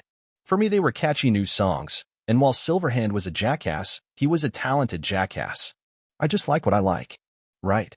He muttered, trying to awkwardly end the conversation. He was kind of fidgeting, which I could see out of the corner of my eye thanks to my wide vision. I let it go. I didn't really feel like arguing my music preferences. Instead, I found a parking spot in front of Misty's Esoterica. Come on, this is it, I told him as I slipped out of my car, watching as he looked around confused. I thought you said you were going to see a Ripper? I am, I replied, smiling as I stepped into Misty's shop and called out. Misty? Oh, is that Motoko? Misty's voice called out from the back as her fluffy hair poked around the corner with the rest of her following. As she stepped out, I noticed the Buddhist statue she was carrying. I noticed she was struggling, and instantly I was rushing up to her, easily grabbing the statue and lifting it out of her arms. Misty really needed to work out more. Even before I got my arms, I could have lifted the statue. Oh, thank you, Motoko. You're pretty strong, huh? She asked, looking surprised as I lifted it up, and I just shrugged. Cyber arms and healthy exercise. I gave her a response with a big smile. Where does this go? Oh, here. Thank you. Oh, and you have a friend? Welcome to Misty's Esoterica. She called out to Knox, who was looking around with the same look Hiromi had on when I first brought her here. I was giggling as I placed the statue down in the place Misty wanted it. Is Vic in? He is.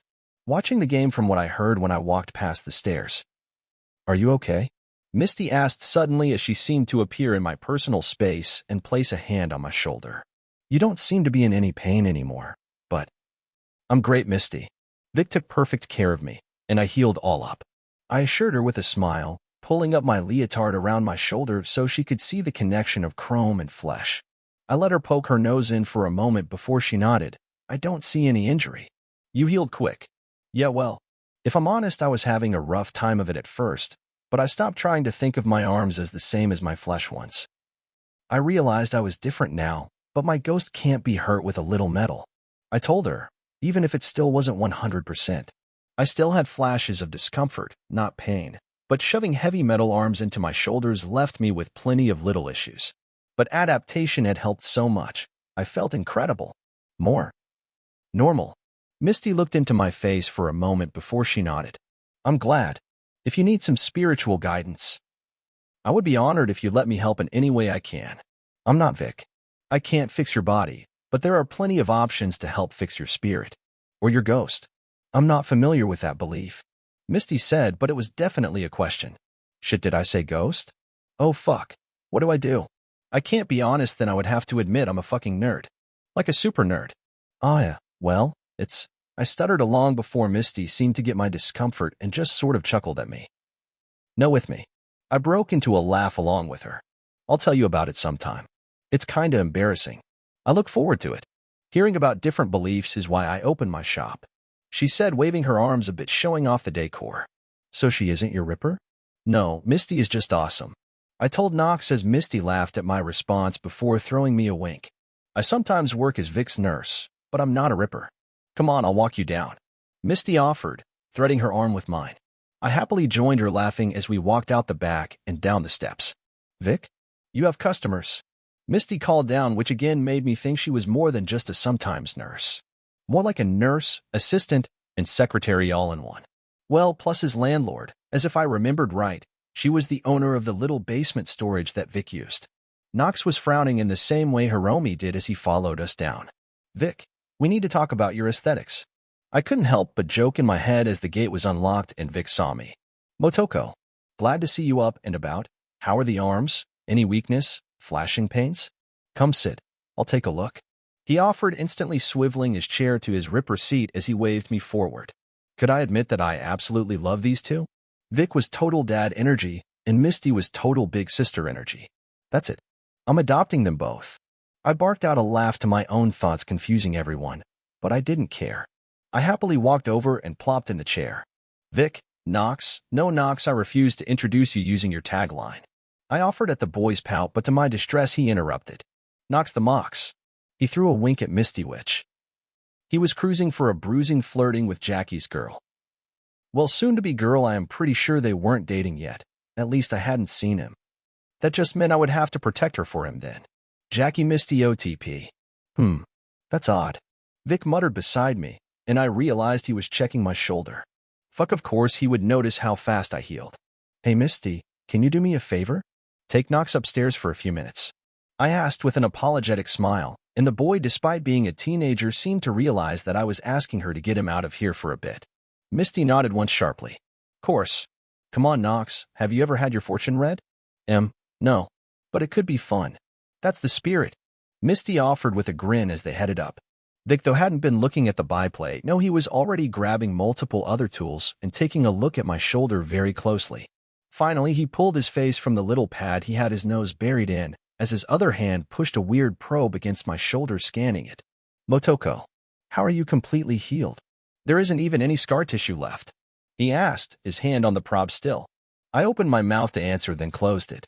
I had kinda thought I would eventually be asked about all my weirdness. I just hadn't even thought about it this time. But of course Vic would notice. I could have come back in 6 months, and he likely still would have noticed something was weird. Fast heal, or other drugs don't heal like this, completely. I would swear if asked that you were born with this chrome, which is impossible. I opened my mouth again to say something, to come up with some answer that would make sense. I just didn't have one. Instant healing. No instant perfect healing? There wasn't anything quite like it. I know it's weird, but I can't really explain it. I decided instead. I just didn't want to lie to him. Vic was a good person, had done me a serious favor when he fixed up my arms. He sat back a bit, looking me over as he ran his hand over his cheeks and chin. I noticed it was not the hand covered in Ripper gear. You in any danger, kid? No. I'm safe, Vic. No one knows I can heal fast. I even kept it from June. When I woke up from a coma, a year-long coma, I was able to walk again in like a week. I told him, and I watched his eyebrows come together in shock. Impossible. I heal fast. I can basically fully recover from just about anything with a full night's rest.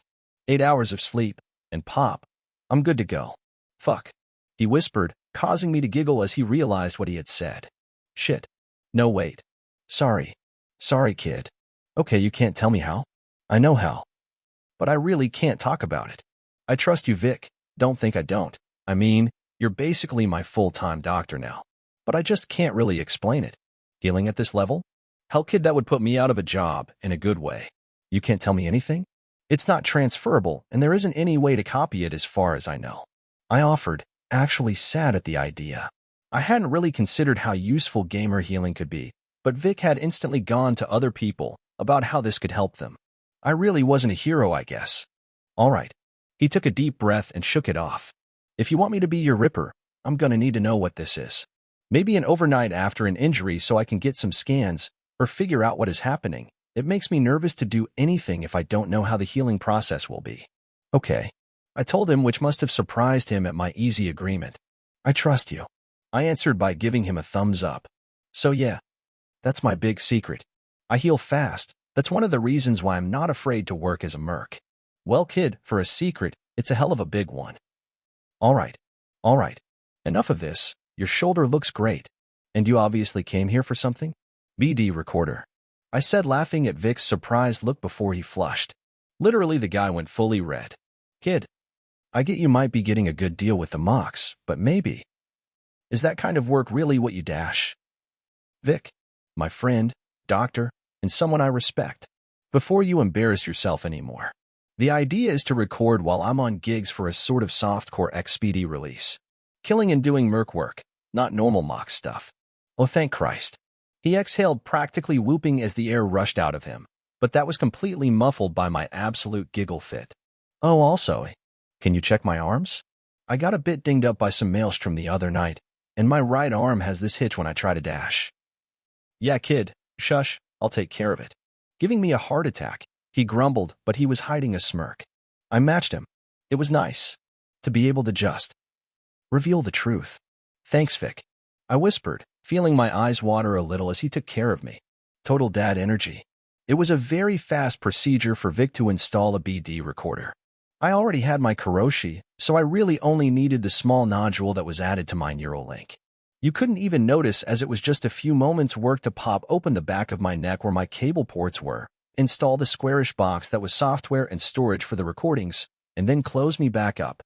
I think the arm was even faster. He popped me open and just did some magic with a few tools, and the dent was fine.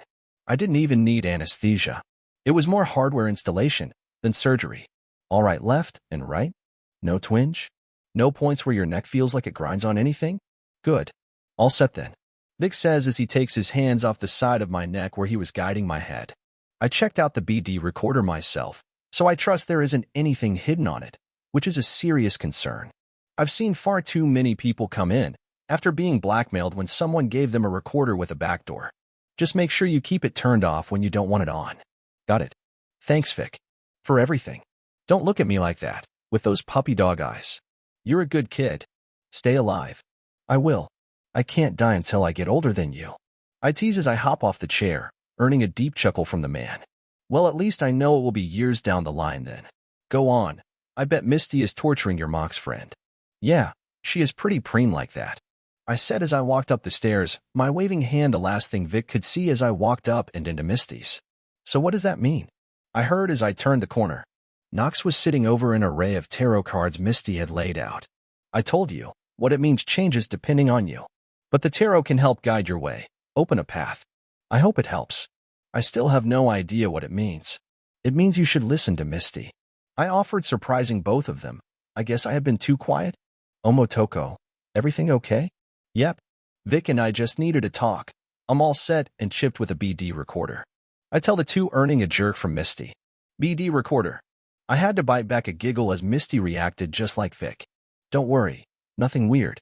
I'm working with Nox and the mocks, doing BDs of my merc work. Like softcore XPDs. I explained, earning a wrinkled nose at my words, but eventually she nodded. You'll be safe. Course. All it means is that I'll have a chance to make more eddies for each gig I do. I said as I jerked my head at Nox. You ready to go? Judy needed to set up some stuff first, right? Yeah. Awesome. Jude's gonna be shocked you got chips so fast. Thanks for, paying for it. Don't worry about it. Everything after this is the easy part for me. I'm just gonna do my normal jobs. You're the one who has to sell them. I say, laughing even though he was looking at me like I was crazy. Why did everyone always look at me like that? Back already? Judy's voice called out as we walked down into her little lab. Yep. Jude, Motoko got chipped. You ready? Sure. The girl said, digging a shard out of her desk and pushing it into her computer before running a program. My eyes caught the shifting text as she typed, and I realized she was setting up a program for a BD recorder.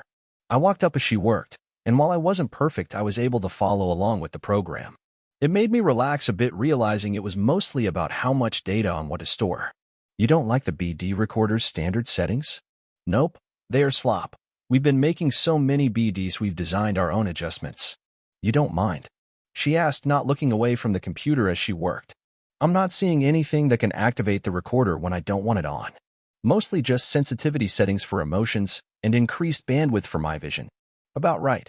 Standard BD virtues aren't meant for high-quality optics like those Kuroshi. They can let me increase the quality a good bit. Will let me pick out more interesting things on the virtue as I edit it. Cool. I whispered, earning a snort from the older girl. You sound like my grandmother, she said suddenly, actually looking at me with a half-smile. Nobody says cool anymore. I do. It's kinda lame. I'm bringing it back. I argued instantly. How could anyone think cool wasn't cool slang? It was cool. Judy actually broke into a husky laugh, then both arms holding her stomach as she chortled, almost crying as I pouted at her. Oh, chum, that's funny. She finally managed to stop laughing long enough to say as she went back to typing, just with little giggles breaking in now and then. I pouted harder as I turned to Knox, who was pointedly not looking at me. Oh, it's on. I'm now making it a duty to say cool at least once on every one of these stupid BD recordings, just to prove it wasn't lame. Take that. Here. Judy finally said, throwing the shard at me, and I slotted it. I did run a double check that there was nothing malicious.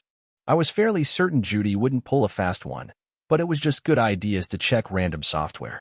It looked fine to everything I could see, and I let it update my BD recorder's settings. Preem. So next time I take a gig, I'll turn on the recording and bring you the virtue. You got it. Raw BDs are virtues.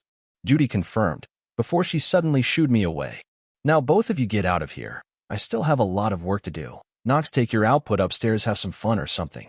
Motoko isn't my output. Judy. Ha ha ha ha. She cackled, ignoring Knox's frantic denials. She was teasing him. That's cute. I'm here.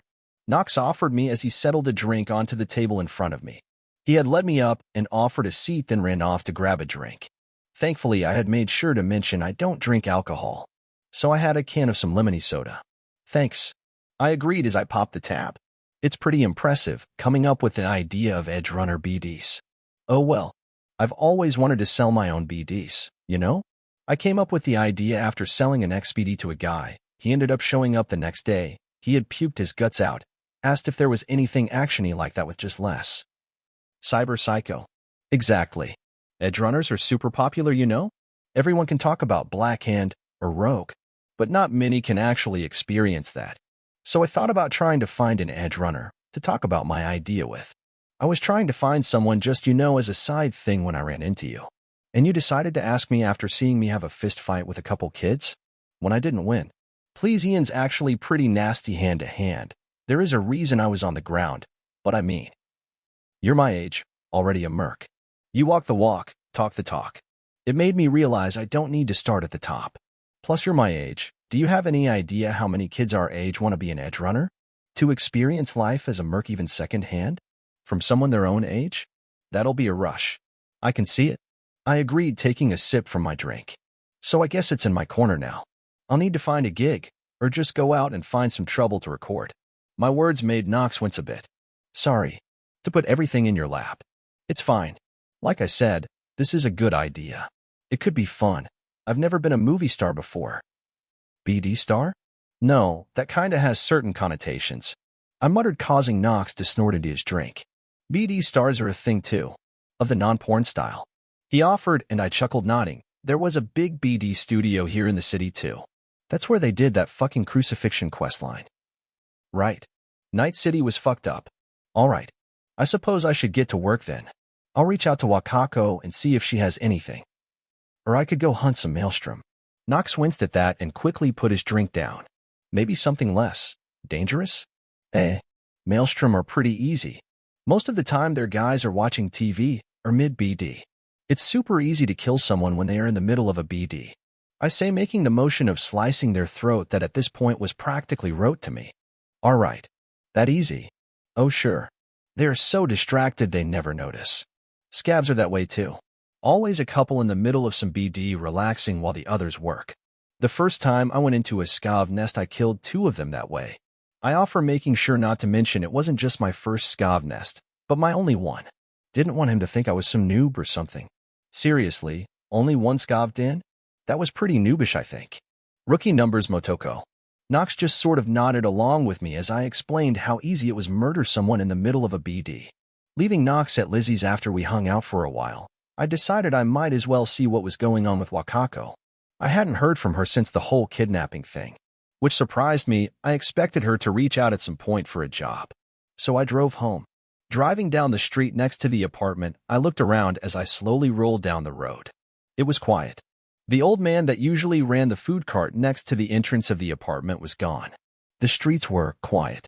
It made me sad. I actually kind of liked the density of Night City, to be able to just walk amongst a horde of people. I kept going. I wasn't going to stop at the apartment. I was here to see Wakako.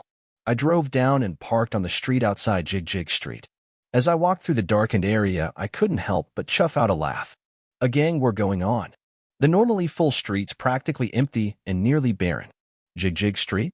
As busy as ever. Shaking my head, I walked past the dolls that were still offering services, past the Johns that were flirting and paying for services, past the people that wandered to different stalls buying and selling. I noticed plenty of guards hanging around. My Karoshi punching through the dark corners between the shops, seeing men in suits, or just gangsters hanging around keeping an eye out. I guess Wakako was well protected. I entered her pachinko parlor, again wondering about her choice of venue. Get in here, girl. Stop wasting my time. Wakako called out as I walked in, as usual not waiting for me to check if she was free. The woman as usual was sitting back in her chair, cigarette smoke haloing her as her TV ran some ancient broadcast of a show that was probably coming out when I would have been alive in my last life. Long time no see, Wakako. How are you? I said, not sure what else to say. She of course wasn't enthused about my greeting. Sit down, girl.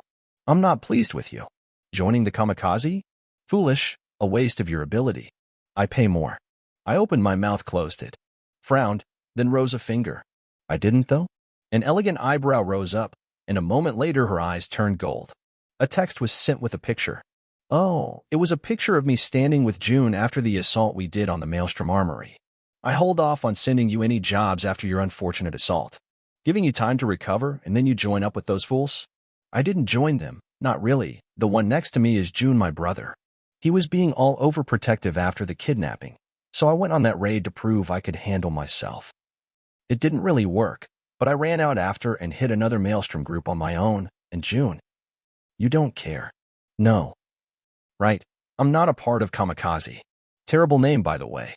She hummed a little as her sharp eyes kept locked on mine, but I wasn't about to flinch. I was telling her the truth. Besides, she was dangerous in a way, but I think she was actually pretty nice when you get past all the necessary harshness of living in Night City. Fine. Her eyes went gold again, and I blinked as she sent me like 3 different messages. I've been forced to hold onto these gigs for longer than I would have liked. Complete them. I blinked looking at the 3 different gigs she had sent me, reading through them quickly. All of them were pretty much the same.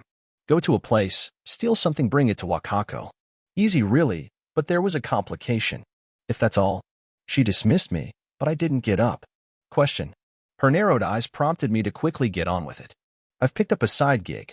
I'm recording my gigs for BD release through the mocks. I just want to make sure none of them are sensitive, and a BD of me doing this won't cause trouble for the client. Or you? My question actually surprised her. Her face didn't shift, her body didn't move, she gave nothing away. But the fact she didn't have an instant answer like always told me a lot. Finally she nodded. Foolish, but I don't argue with fools. A week. Don't release the recordings for a week. For these 3 gigs. You will ask before recording any gig I give you in the future. Will do. I offered, flashing a smile, and ignoring her remarks about me being a fool. It wasn't about being smart or stupid. It was about doing something cool. I stood then wandering back out into Jig Jig Street. I guess I had some jobs to do? The first job was childishly easy. Mega Building H1 looked just like all the mega buildings, just more run down since it was the oldest. I headed up to floor 15, found the correct apartment number, and unlocked the door with practically a glance. The standard security system on the door was as useless as a door with a key sticking out of it. I walked in, boots utterly silent, as I walked past the guy in the middle of enjoying a BD on his couch, walked over to his computer, grabbed the shard that was sticking out of the side of it. Confirmed it was the right one with the verification program Wakako had given me, and walked back out. Gig complete. Per security made it child's play. I did record the whole thing, but I doubt anyone would get any enjoyment out of it. It only lasted like 30 seconds. Then I moved on. Next job was in 6th Street territory. A guy was hiding out there, in a gang house, paying 6th Street to keep him safe. I wasn't there to kill him, though. Wakako's gig workup explained some bare bones. Guy had blackmail on his boss. Boss wanted the blackmail taken care of. So my job was to find the information, ensure it was recovered. Normally it would be deleted, but Wakako wanted the data. Not my business. I pulled over a block away. The gang house was in a suburban area of rundown homes. I walked down the next street over. It wasn't hard to check a map and find the number of the house directly behind the gang house. Once I found it, I simply walked right through the small gated backyard. It wasn't like people had dogs anymore. I still did that, realizing that was true. I really wanted to pet a puppy. I shook it off. Work now, sad realization later. I climbed the fence only after looking over it and making sure no one was hanging out in the back or had a camera set up. Nothing. I climbed over the fence in seconds, drawing on my inner Jackie Chan, smiling as I managed to climb the fence just like he would as I went completely cold and hurried to the house. Mission recommended complete stealth. Apparently the boss wanted the guy trying to blackmail him to be alive to realize his plan fell through. Honestly, I didn't know who was the good guy here. Was the boss cruel? Evil? Was his worker trying to steal money that didn't belong to him? I had no idea. Nor did I really care. I wasn't a hero. I slipped in through the back door, noticing the living room to my right was occupied, a TV going, and a few people talking to each other making fun of the show. I walked past the open door without them noticing, heading for the upstairs. I was halfway up the stairs when I felt it. That shiver up my spine. Danger sense. I leapt off the stairs landing without even a scrape on the tiled floor as I slipped into a closet at the foot of the stairs. The steps coming down the stairs I tracked with my ears as a new voice joined the two in the living room. I slipped out, continued on my path up the stairs. 2 doors. I checked one, looking under the door jamb. Nothing I could see or hear. I stood and just barely opened the door. Empty room. I slipped inside, looking to see if my target was inside. The bedroom was a wreck. I instantly realized it wasn't the right one. This room was well lived in. My target had only just started staying with them. I checked the hall and slipped out. Moving to the next room, I slipped inside once I checked it. Empty. But this one had the marks of someone having moved stuff around just recently. The computer on the desk was new. No dust. No lucky shards sticking in this time, but that was fine. I pulled out the cord from my neck and plugged it in. Ice. I blinked as the system resisted, desperate to keep me out. It actually gave me some difficulty. The IC on this laptop was a bit more powerful than the defenses of a vending machine. Hell, it was tougher than the security system the Netrunner Maelstrom had. I frowned as I found myself actually needing to fight against it. I could keep it from sending any sort of alert, as it was just a mindless system not backed up by a Netrunner defending it. But it was still tough. Where the hell had this guy even found this level of IC? I frowned, realizing I might actually take some time to get through this. It seems the reason this guy managed to steal this info from his boss was probably because of his netrunning skill. I could steal the computer, but without breaching in, I had no way to know if there was a backup. So I looked away for a moment and prepared myself in case I needed to Delta. Window open, path free, and the computer unhooked from a power supply, and ready to be snatched and grabbed. Then I refocused on the digital defenses and got to work. Security code blasted through my vision as I breached and breached, each wall of IC seemingly more dense than the last. Over and over, I broke through. I could see the alerts for both breach and intelligence flowing through as I fought against the defense. Damn, if I had known how much experience I could get from something like this, I would have bought an IC program myself just to break it. Still, I kept focused even as minutes passed, as the noise from downstairs continued. I just had to hope they were occupied. Finally, something changed. Breach protocol skill level up. I felt the inrush of instincts and knowledge, and my work went even faster. Tricks the IC threw up that stymied me now only slowed me for a moment, as my mind worked through problem after problem. Intelligence leveled up. The alert came in, Intelligence 5, and if I was doing anything else I wouldn't have noticed change. But this time I did. Considering I was literally solving difficult equations, puzzles, and general issues the IC was programmed to throw up. But with intelligence came clarity, came simplicity. The speed of me facing a new problem and then putting forth the correct solution increased. Less wondering, less confusion, less brute force. I blinked.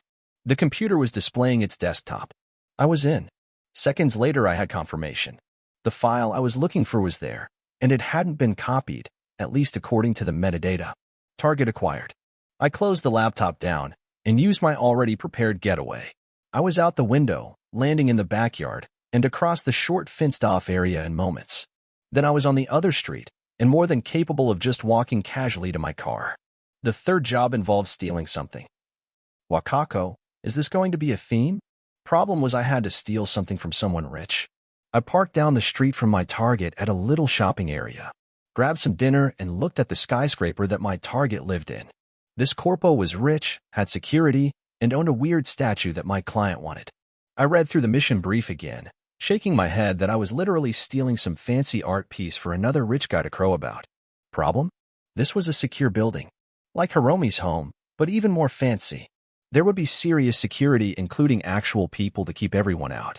So I needed to figure out a way through all of that, into the guy's apartment, find the object, steal it, and escape without any issues. I could do that.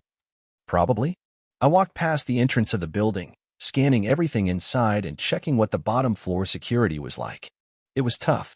A receptionist, 2 LMG turrets hidden in the roof, and a camera over the receptionist's head. The building was pretty big, though. It had tons of little shops on the bottom floor. Rather than rush in, I decided to actually look around. A walk around the block to scope out the area. There was a little alleyway cut into the side of the building with loading docks and garbage dumpsters, but it had a security camera watching over it. Of course, this is going to be annoying, I muttered as I completed my circuit. I had a few options, but none of them were very appetizing. So I started poking. I walked to the alleyway and did something I hadn't used yet. I breached into the camera from afar using the breach quick hack instead of the direct function. Then once its systems were under my control, I turned it off. With that done, I hid between a few dumpsters to see what would happen. If the security system was in any way well designed, someone would come out to check on the downed camera. Right? I breached their system, and I wasn't elegant about it. Surely it would send an alert to their security room and someone would come take a look. Right? An hour later, I felt utterly irritated. What is this security? Their system gets hacked, and they just ignore it. I got up and stomped towards the rear door. It had a keypad that I poked my cord into and started breaching. It popped open. Motherfucker, I hissed. This security was fake. It was Radio Shack level shit that someone had screwed in place to make the security seem tighter. It was like those old padlocks you could just smack with a hammer and have them pop open. The image of security more than the fact. I went cold as I stepped in. Fine, they have shit security, just makes my job easier. Even if I could still smell the trash I had been sitting next to for the last hour. The back room was a loading area probably for the entire building, and not just the apartments. It was also thankfully empty. With a few doors leading out, I started checking them. Broom closet, kitchen, main hallway. I could see the main street I had first walked up to the building from. And the elevators. I smiled as I walked out of the back room. No one even looking my way, and the only camera in the area in the front room not even looking at the elevators. I pushed the request, and it denied me. Stupid thing needed a passkey. I thought about snooping around a bit. I bet I could find a few extra pass shards in the lobby or something, but I just pulled out my cord and plugged it in. The elevator opened up. When I finished this job, I was going to send a complaint about this building's security. This wasn't even fun. I pushed the 8 on the touchpad and waited as it took me up. The target had a private floor for his home, so once I was up there, security might be harder. Might actually give me a challenge. The elevator opened and I could already hear voices. The elevator opened into a small entrance lobby with a single door leading into the apartment. I peeked out of the elevator, searched for cameras quickly before walking out of the elevator. Nothing. The door had a little code lock just like the building's back door. I frowned, sticking my cord inside. I breached. The door clicked open. I was glad I was feeling cold right then, because that was so dumb. You live in Night City. Why don't you have security? I slipped inside. 2 voices. A male and a female. Head on a swivel, I kept searching for any security. There was actually an HMG turret recessed into the floor in the first room. But it was off, and manually controlled from what my scan was showing. So I didn't have to worry about it unless the owner noticed me. I walked past it, started scanning everything looking for the object that Wakako's client wanted. Nothing in the front lobby. I slipped a peek towards the kitchenette. No, a bar. The apartment owner had company. I think that was a doll. Or a Joy-Toy. She reminded me of Evelyn Parker from the game. Similar style, very neo-kitsch. Definitely an escort. I looked away. That should keep them busy for a bit. I slipped past the open door to the long hallway and started checking rooms. First room was a small office. A laptop called me, but it wasn't what I was here for. Next room was an entertainment room, a big couch, a large TV, even a BD wreath on a table. I liked his fun, but not my target. Stupid little statue thing. I had to slowly maneuver myself upstairs, thankfully just out of sight from the bar, and started checking the rooms up there. Interestingly, the first room I checked was a massive bathroom, like huge. A pool more than a bathtub. Instant jealousy. I wanted a massive hot tub bathtub. I pouted. I didn't even have time to look around it. No statue. So I slipped out to the next room. As I was about to open the door, I heard them. Come on, Helena. Let me show you something. I stilled waiting. Were they coming up or staying on the ground floor? The moment I heard a footstep on the stairs, I got my answer. I slipped into the room. I was about to enter and slowly inch the door shut, then I turned around. Fuck. Bedroom. I glanced around. I needed a hiding spot. Bed? No, it was a massive thing that was attached to the floor. Doors? Two, one definitely attached to the bathroom. I checked the other one, slipping into the closet. It was a walk-in closet, practically a room on its own. Tons of clothes on hangers and shoes. It smelled like a store. I just inched the door shut when the bedroom door opened, giggling and whispered nothings. Oh, you. I sighed silently as I heard the bed start creaking. This was going to be a while. It was not a while. 10 minutes later, both of them were breathless, although I could tell the Joy-Toy was faking it, and they both got up and slipped into the bathroom. Thank fuck the guy didn't have a Mr. Stud. Once I was sure they were both in the bathroom and its stupid massive pool bathtub, I slipped out of the closet. The statue wasn't here. I slipped out into the hallway without a sound and looked around.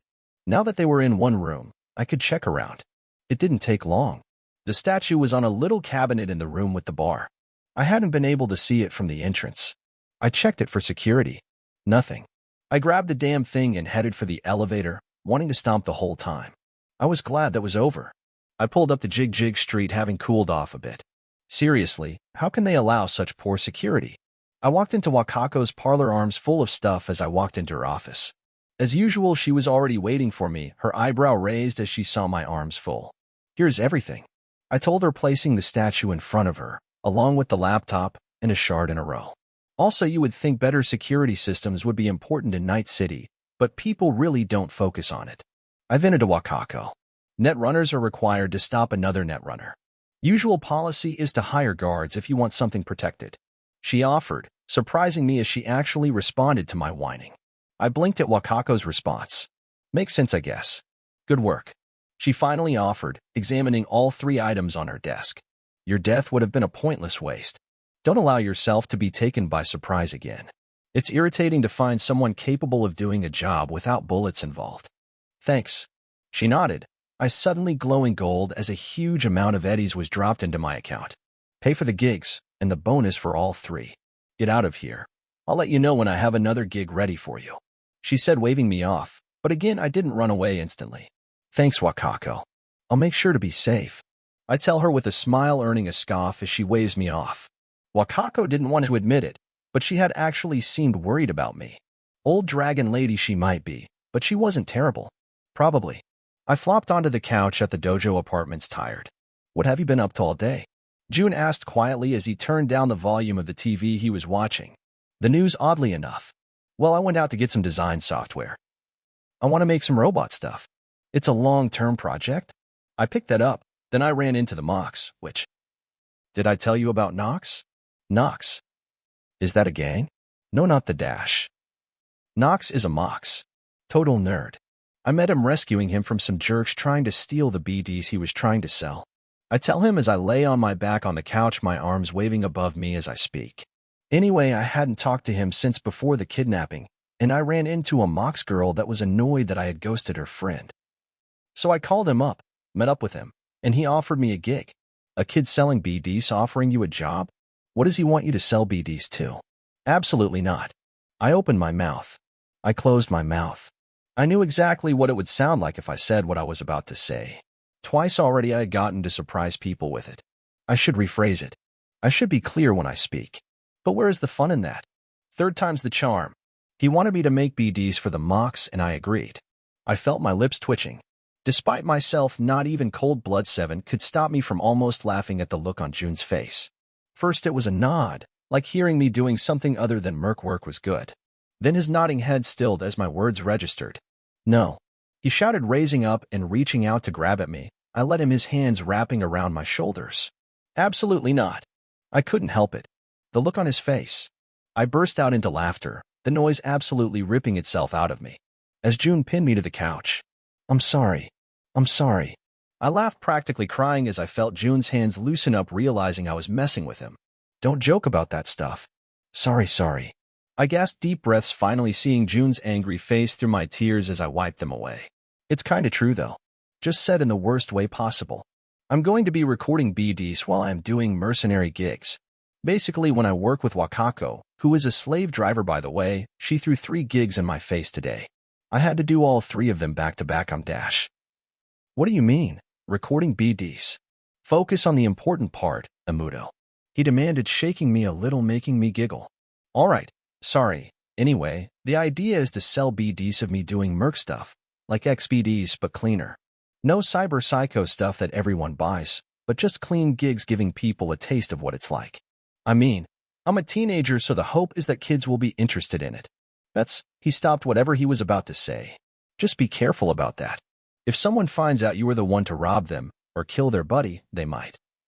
Yeah, I've been thinking about that. I'm gonna talk to Judy. Judy is the Mox's BD maestro. About making sure any direct visuals of me are left out. Let people just feel what it's like. I wonder, can you mess with a BD so any reflections would look like the user's face? June gave me a look before flicking my forehead. Do I look like I know anything about BD editing? But you should ask, if that's possible, it'll keep you a lot safer. He said and pulled me up from where I was laying on the couch to pull me into a hug. I snuggled in a little, liking the affection even if his arms still sucked. You really need to get some real skin. Go see Vic.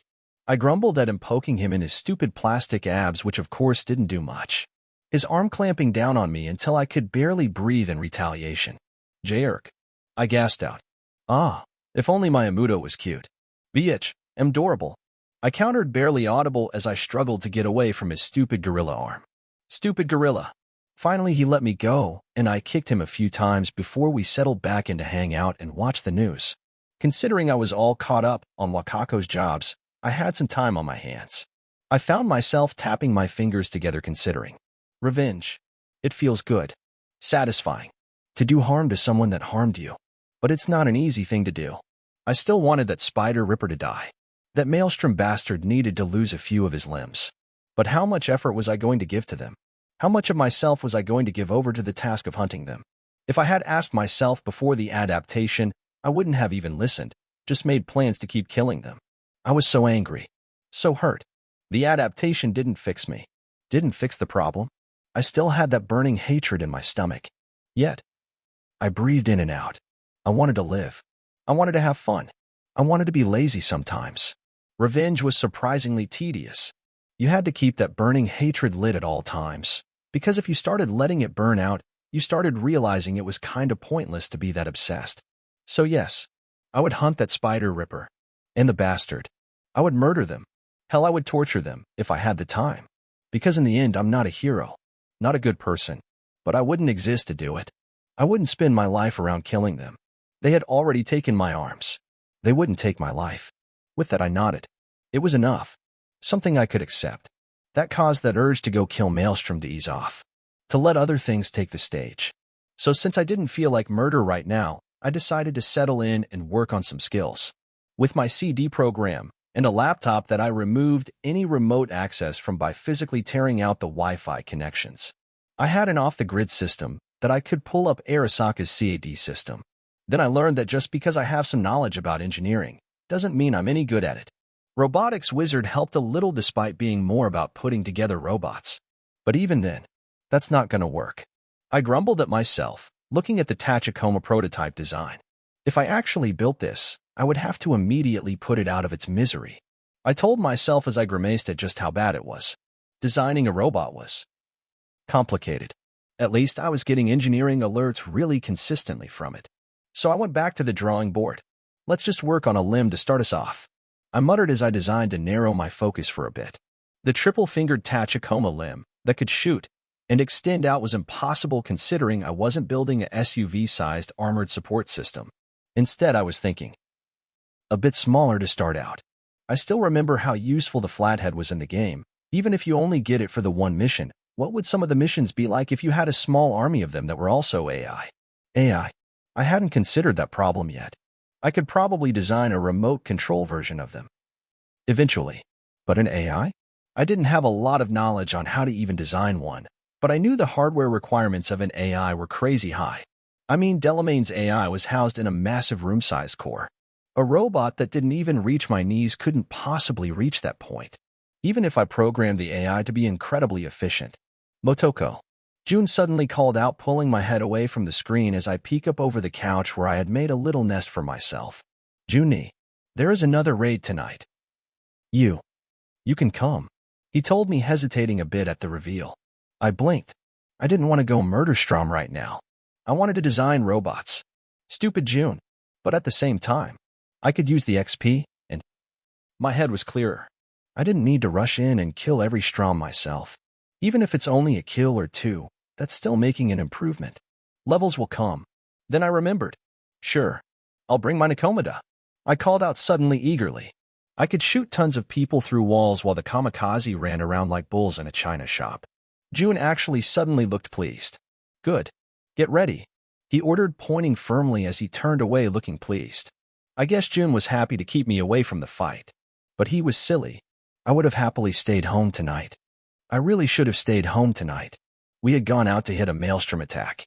Apparently, someone had managed to get information that the Strom were going to hit a Tiger Claw business, specifically a little gun shop that supplied quite a few Tiger Claws with firearms. So kamikaze were sent to take out the attack.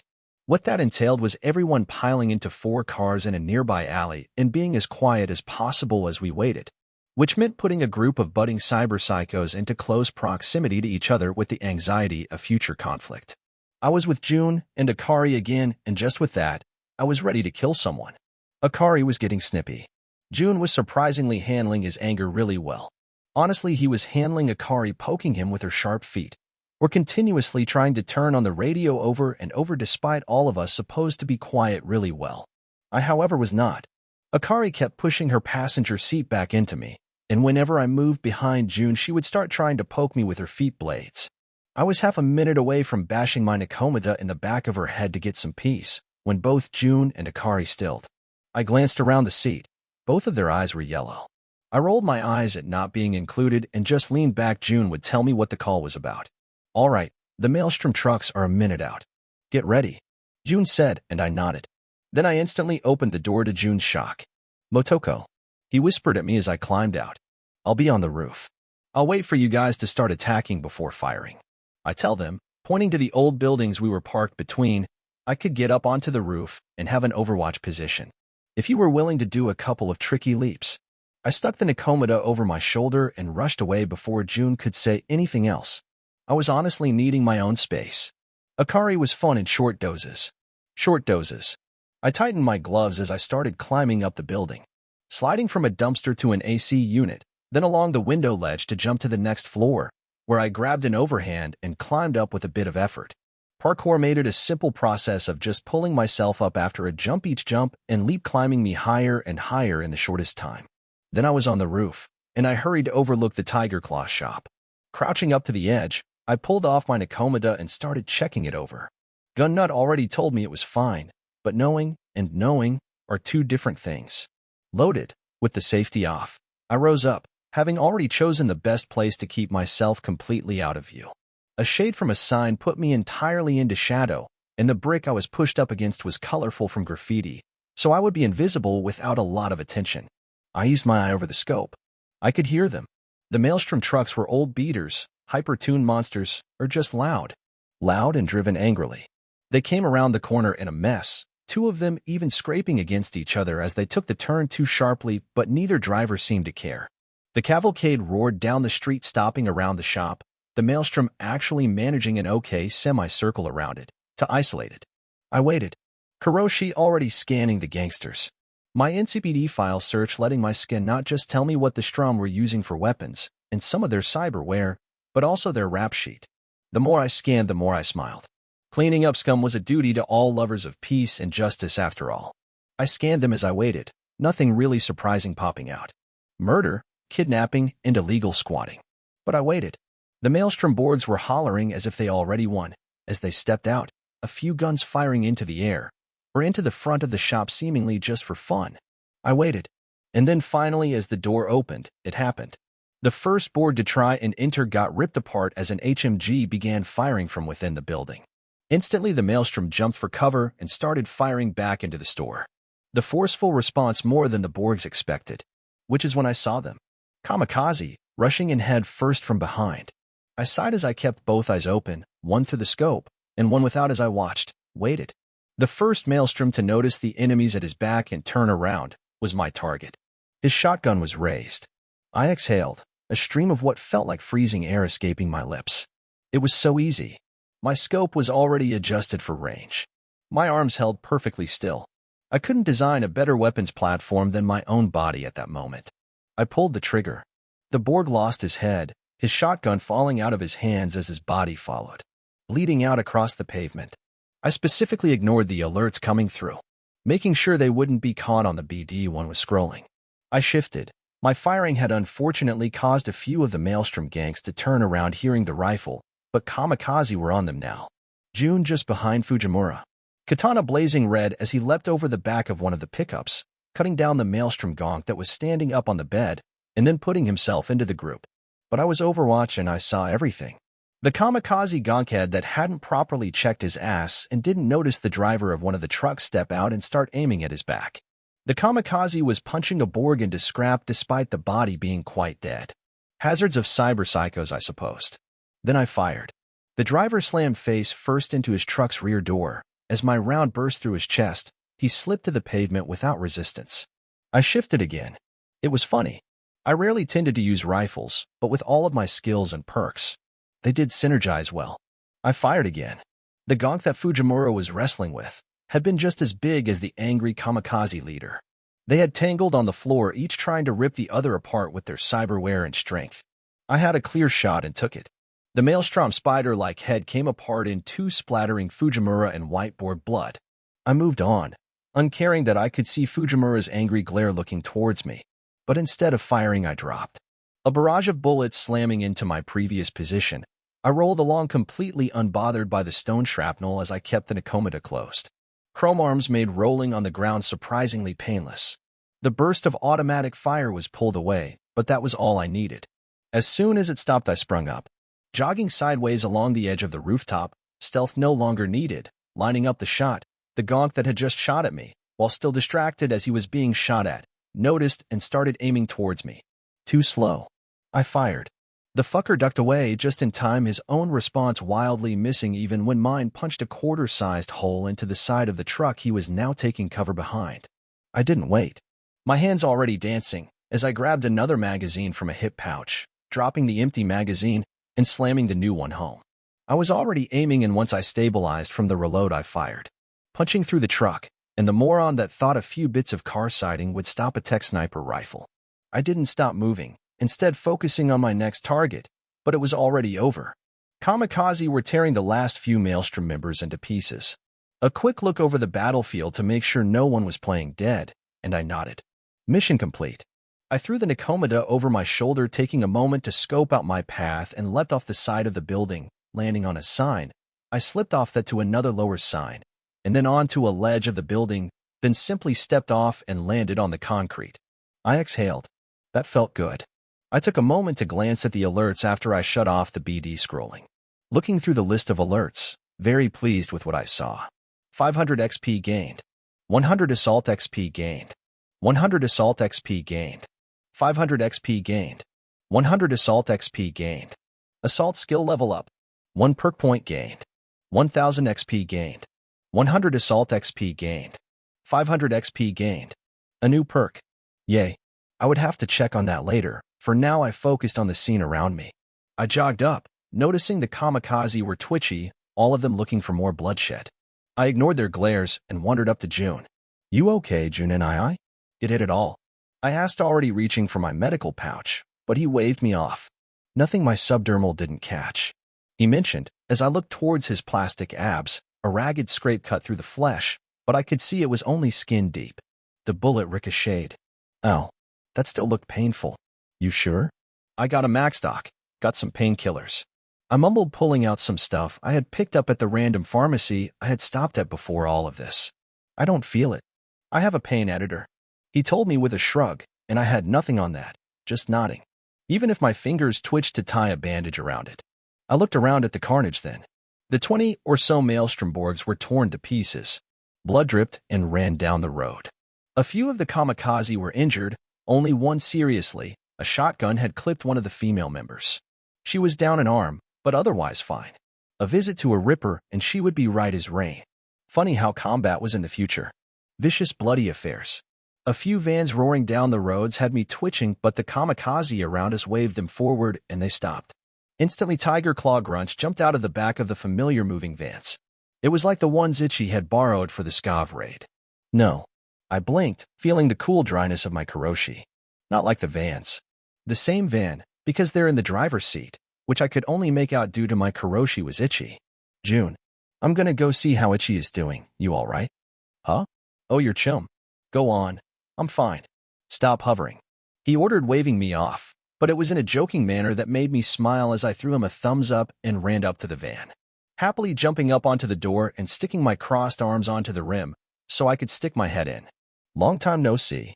I cried out, instantly causing Itchy to yelp like a girl, and scrambled around as he tried and failed to fumble a gun out of his holster. Motoko, you should either practice that draw a bit more or store a gun somewhere you can grab easily. I informed him with a grin, as the boy sighed out all of his air and seemed to check his heart. Please don't do that. These jobs are tense. Why? All the Maelstrom gonks are dead. Yeah, maybe. They aren't always, and reinforcements are a thing. Well, then you should definitely work on that draw. How you been, Itchy? I haven't heard from you since. Well, since the war heated up, yeah. Motoko, is that Chrome? He asked, blinking in shock as he took in my arms resting on the door. Yeah. I got clept by the Maelstrom. They were trying to draw out June. Apparently he killed enough of the Strom to make a mark. Clept? Again? He asked, looking horrified. Yeah, right outside the apartment. Shot me up and cut off my hands. I waved my hands a bit, wiggling the fingers. It really sucked. They took me to this pit fight thing. Well, I don't really want to talk about it. Eventually June got enough people together to come get me. I was alive. Mostly. I'm fixed up. Mostly. I admitted, actually feeling my voice go a little heavy at the end there. He looked me over for a moment, nodding. You're strong. You'll be okay. But if you need anything, we are still chums. I smiled at that. What else could I do? I didn't really have many chums. Thanks, Itchy. Where is Malcolm anyways? I thought he was your co-pilot while you worked. Malcolm bailed. We got shot up a few nights into everything. Neither of us got hit, but one of the guys in the back got torn up. Malcolm tried to stabilize the guy, but it didn't work out. He took it hard. He's been staying home ever since. I frowned a bit. I wasn't really close to Malcolm, but he was part of our little kitty gang. I should call him, or visit maybe. Itchy looked surprised at my question. You would do that? Of course. I'm not really close to you or him or Omida, but you guys are still my chums. You've known me since before the coma, right? And we were a little pack of troublemakers. I got to look out for you guys, or at least offer an ear. Honestly, something I probably should have been doing before. I had been a little self-focused, ignoring making friends or my old chums. Itchy was quiet for a moment before he smiled. Malcolm would like that. Really? How about you then? The Tiger Claw loot recovery job doing well? I asked, putting on a teasing smile as he chuffed a bit. Honestly? You paid better. I cackled at that, both of us breaking into laughter. Well, maybe I should hire you full-time. I hit this Maelstrom place the other night, and with everything including June showing up tracking me down, I had to leave so much loot. I was so sad. I told him as I plopped my chin down on the door. Leaving loot behind is wrong. Well, obviously you need to hire a professional loot recovery agent. Unfortunately, I'm all booked. He said, giving the length just long enough to get my hopes up. Mean. So you and the kamikaze? You know those guys are cyber psychos? No, I totally missed that and thought they were all perfectly reasonable people. I said tonelessly, managing to draw a snort from him. Well, be careful. They are useful and effective, But all the guys that work with them tell horror stories. Sometimes they go off on the retrieval guys. I can see it. I'm not thinking on the few times that they seem to start losing it. But I just gotta keep an eye on June. Well, he wasn't in a good place. Well, you gotta stick with your brother. I never would have thought they would let you in, though. You have to be seriously chromed up for them to even consider. I'm not. Joined? I'm more like a ghost that follows June around. That's all. Pfft. You're more like an Onryo. He joked, and it took me a moment to remember what that meant. Hey, I don't crawl out of TVs. And my hair is nice. He just shook his head at me, smiling, which earned him a light tap on the shoulder that he winced and rubbed. It was only a baby tap. With my chrome knuckles.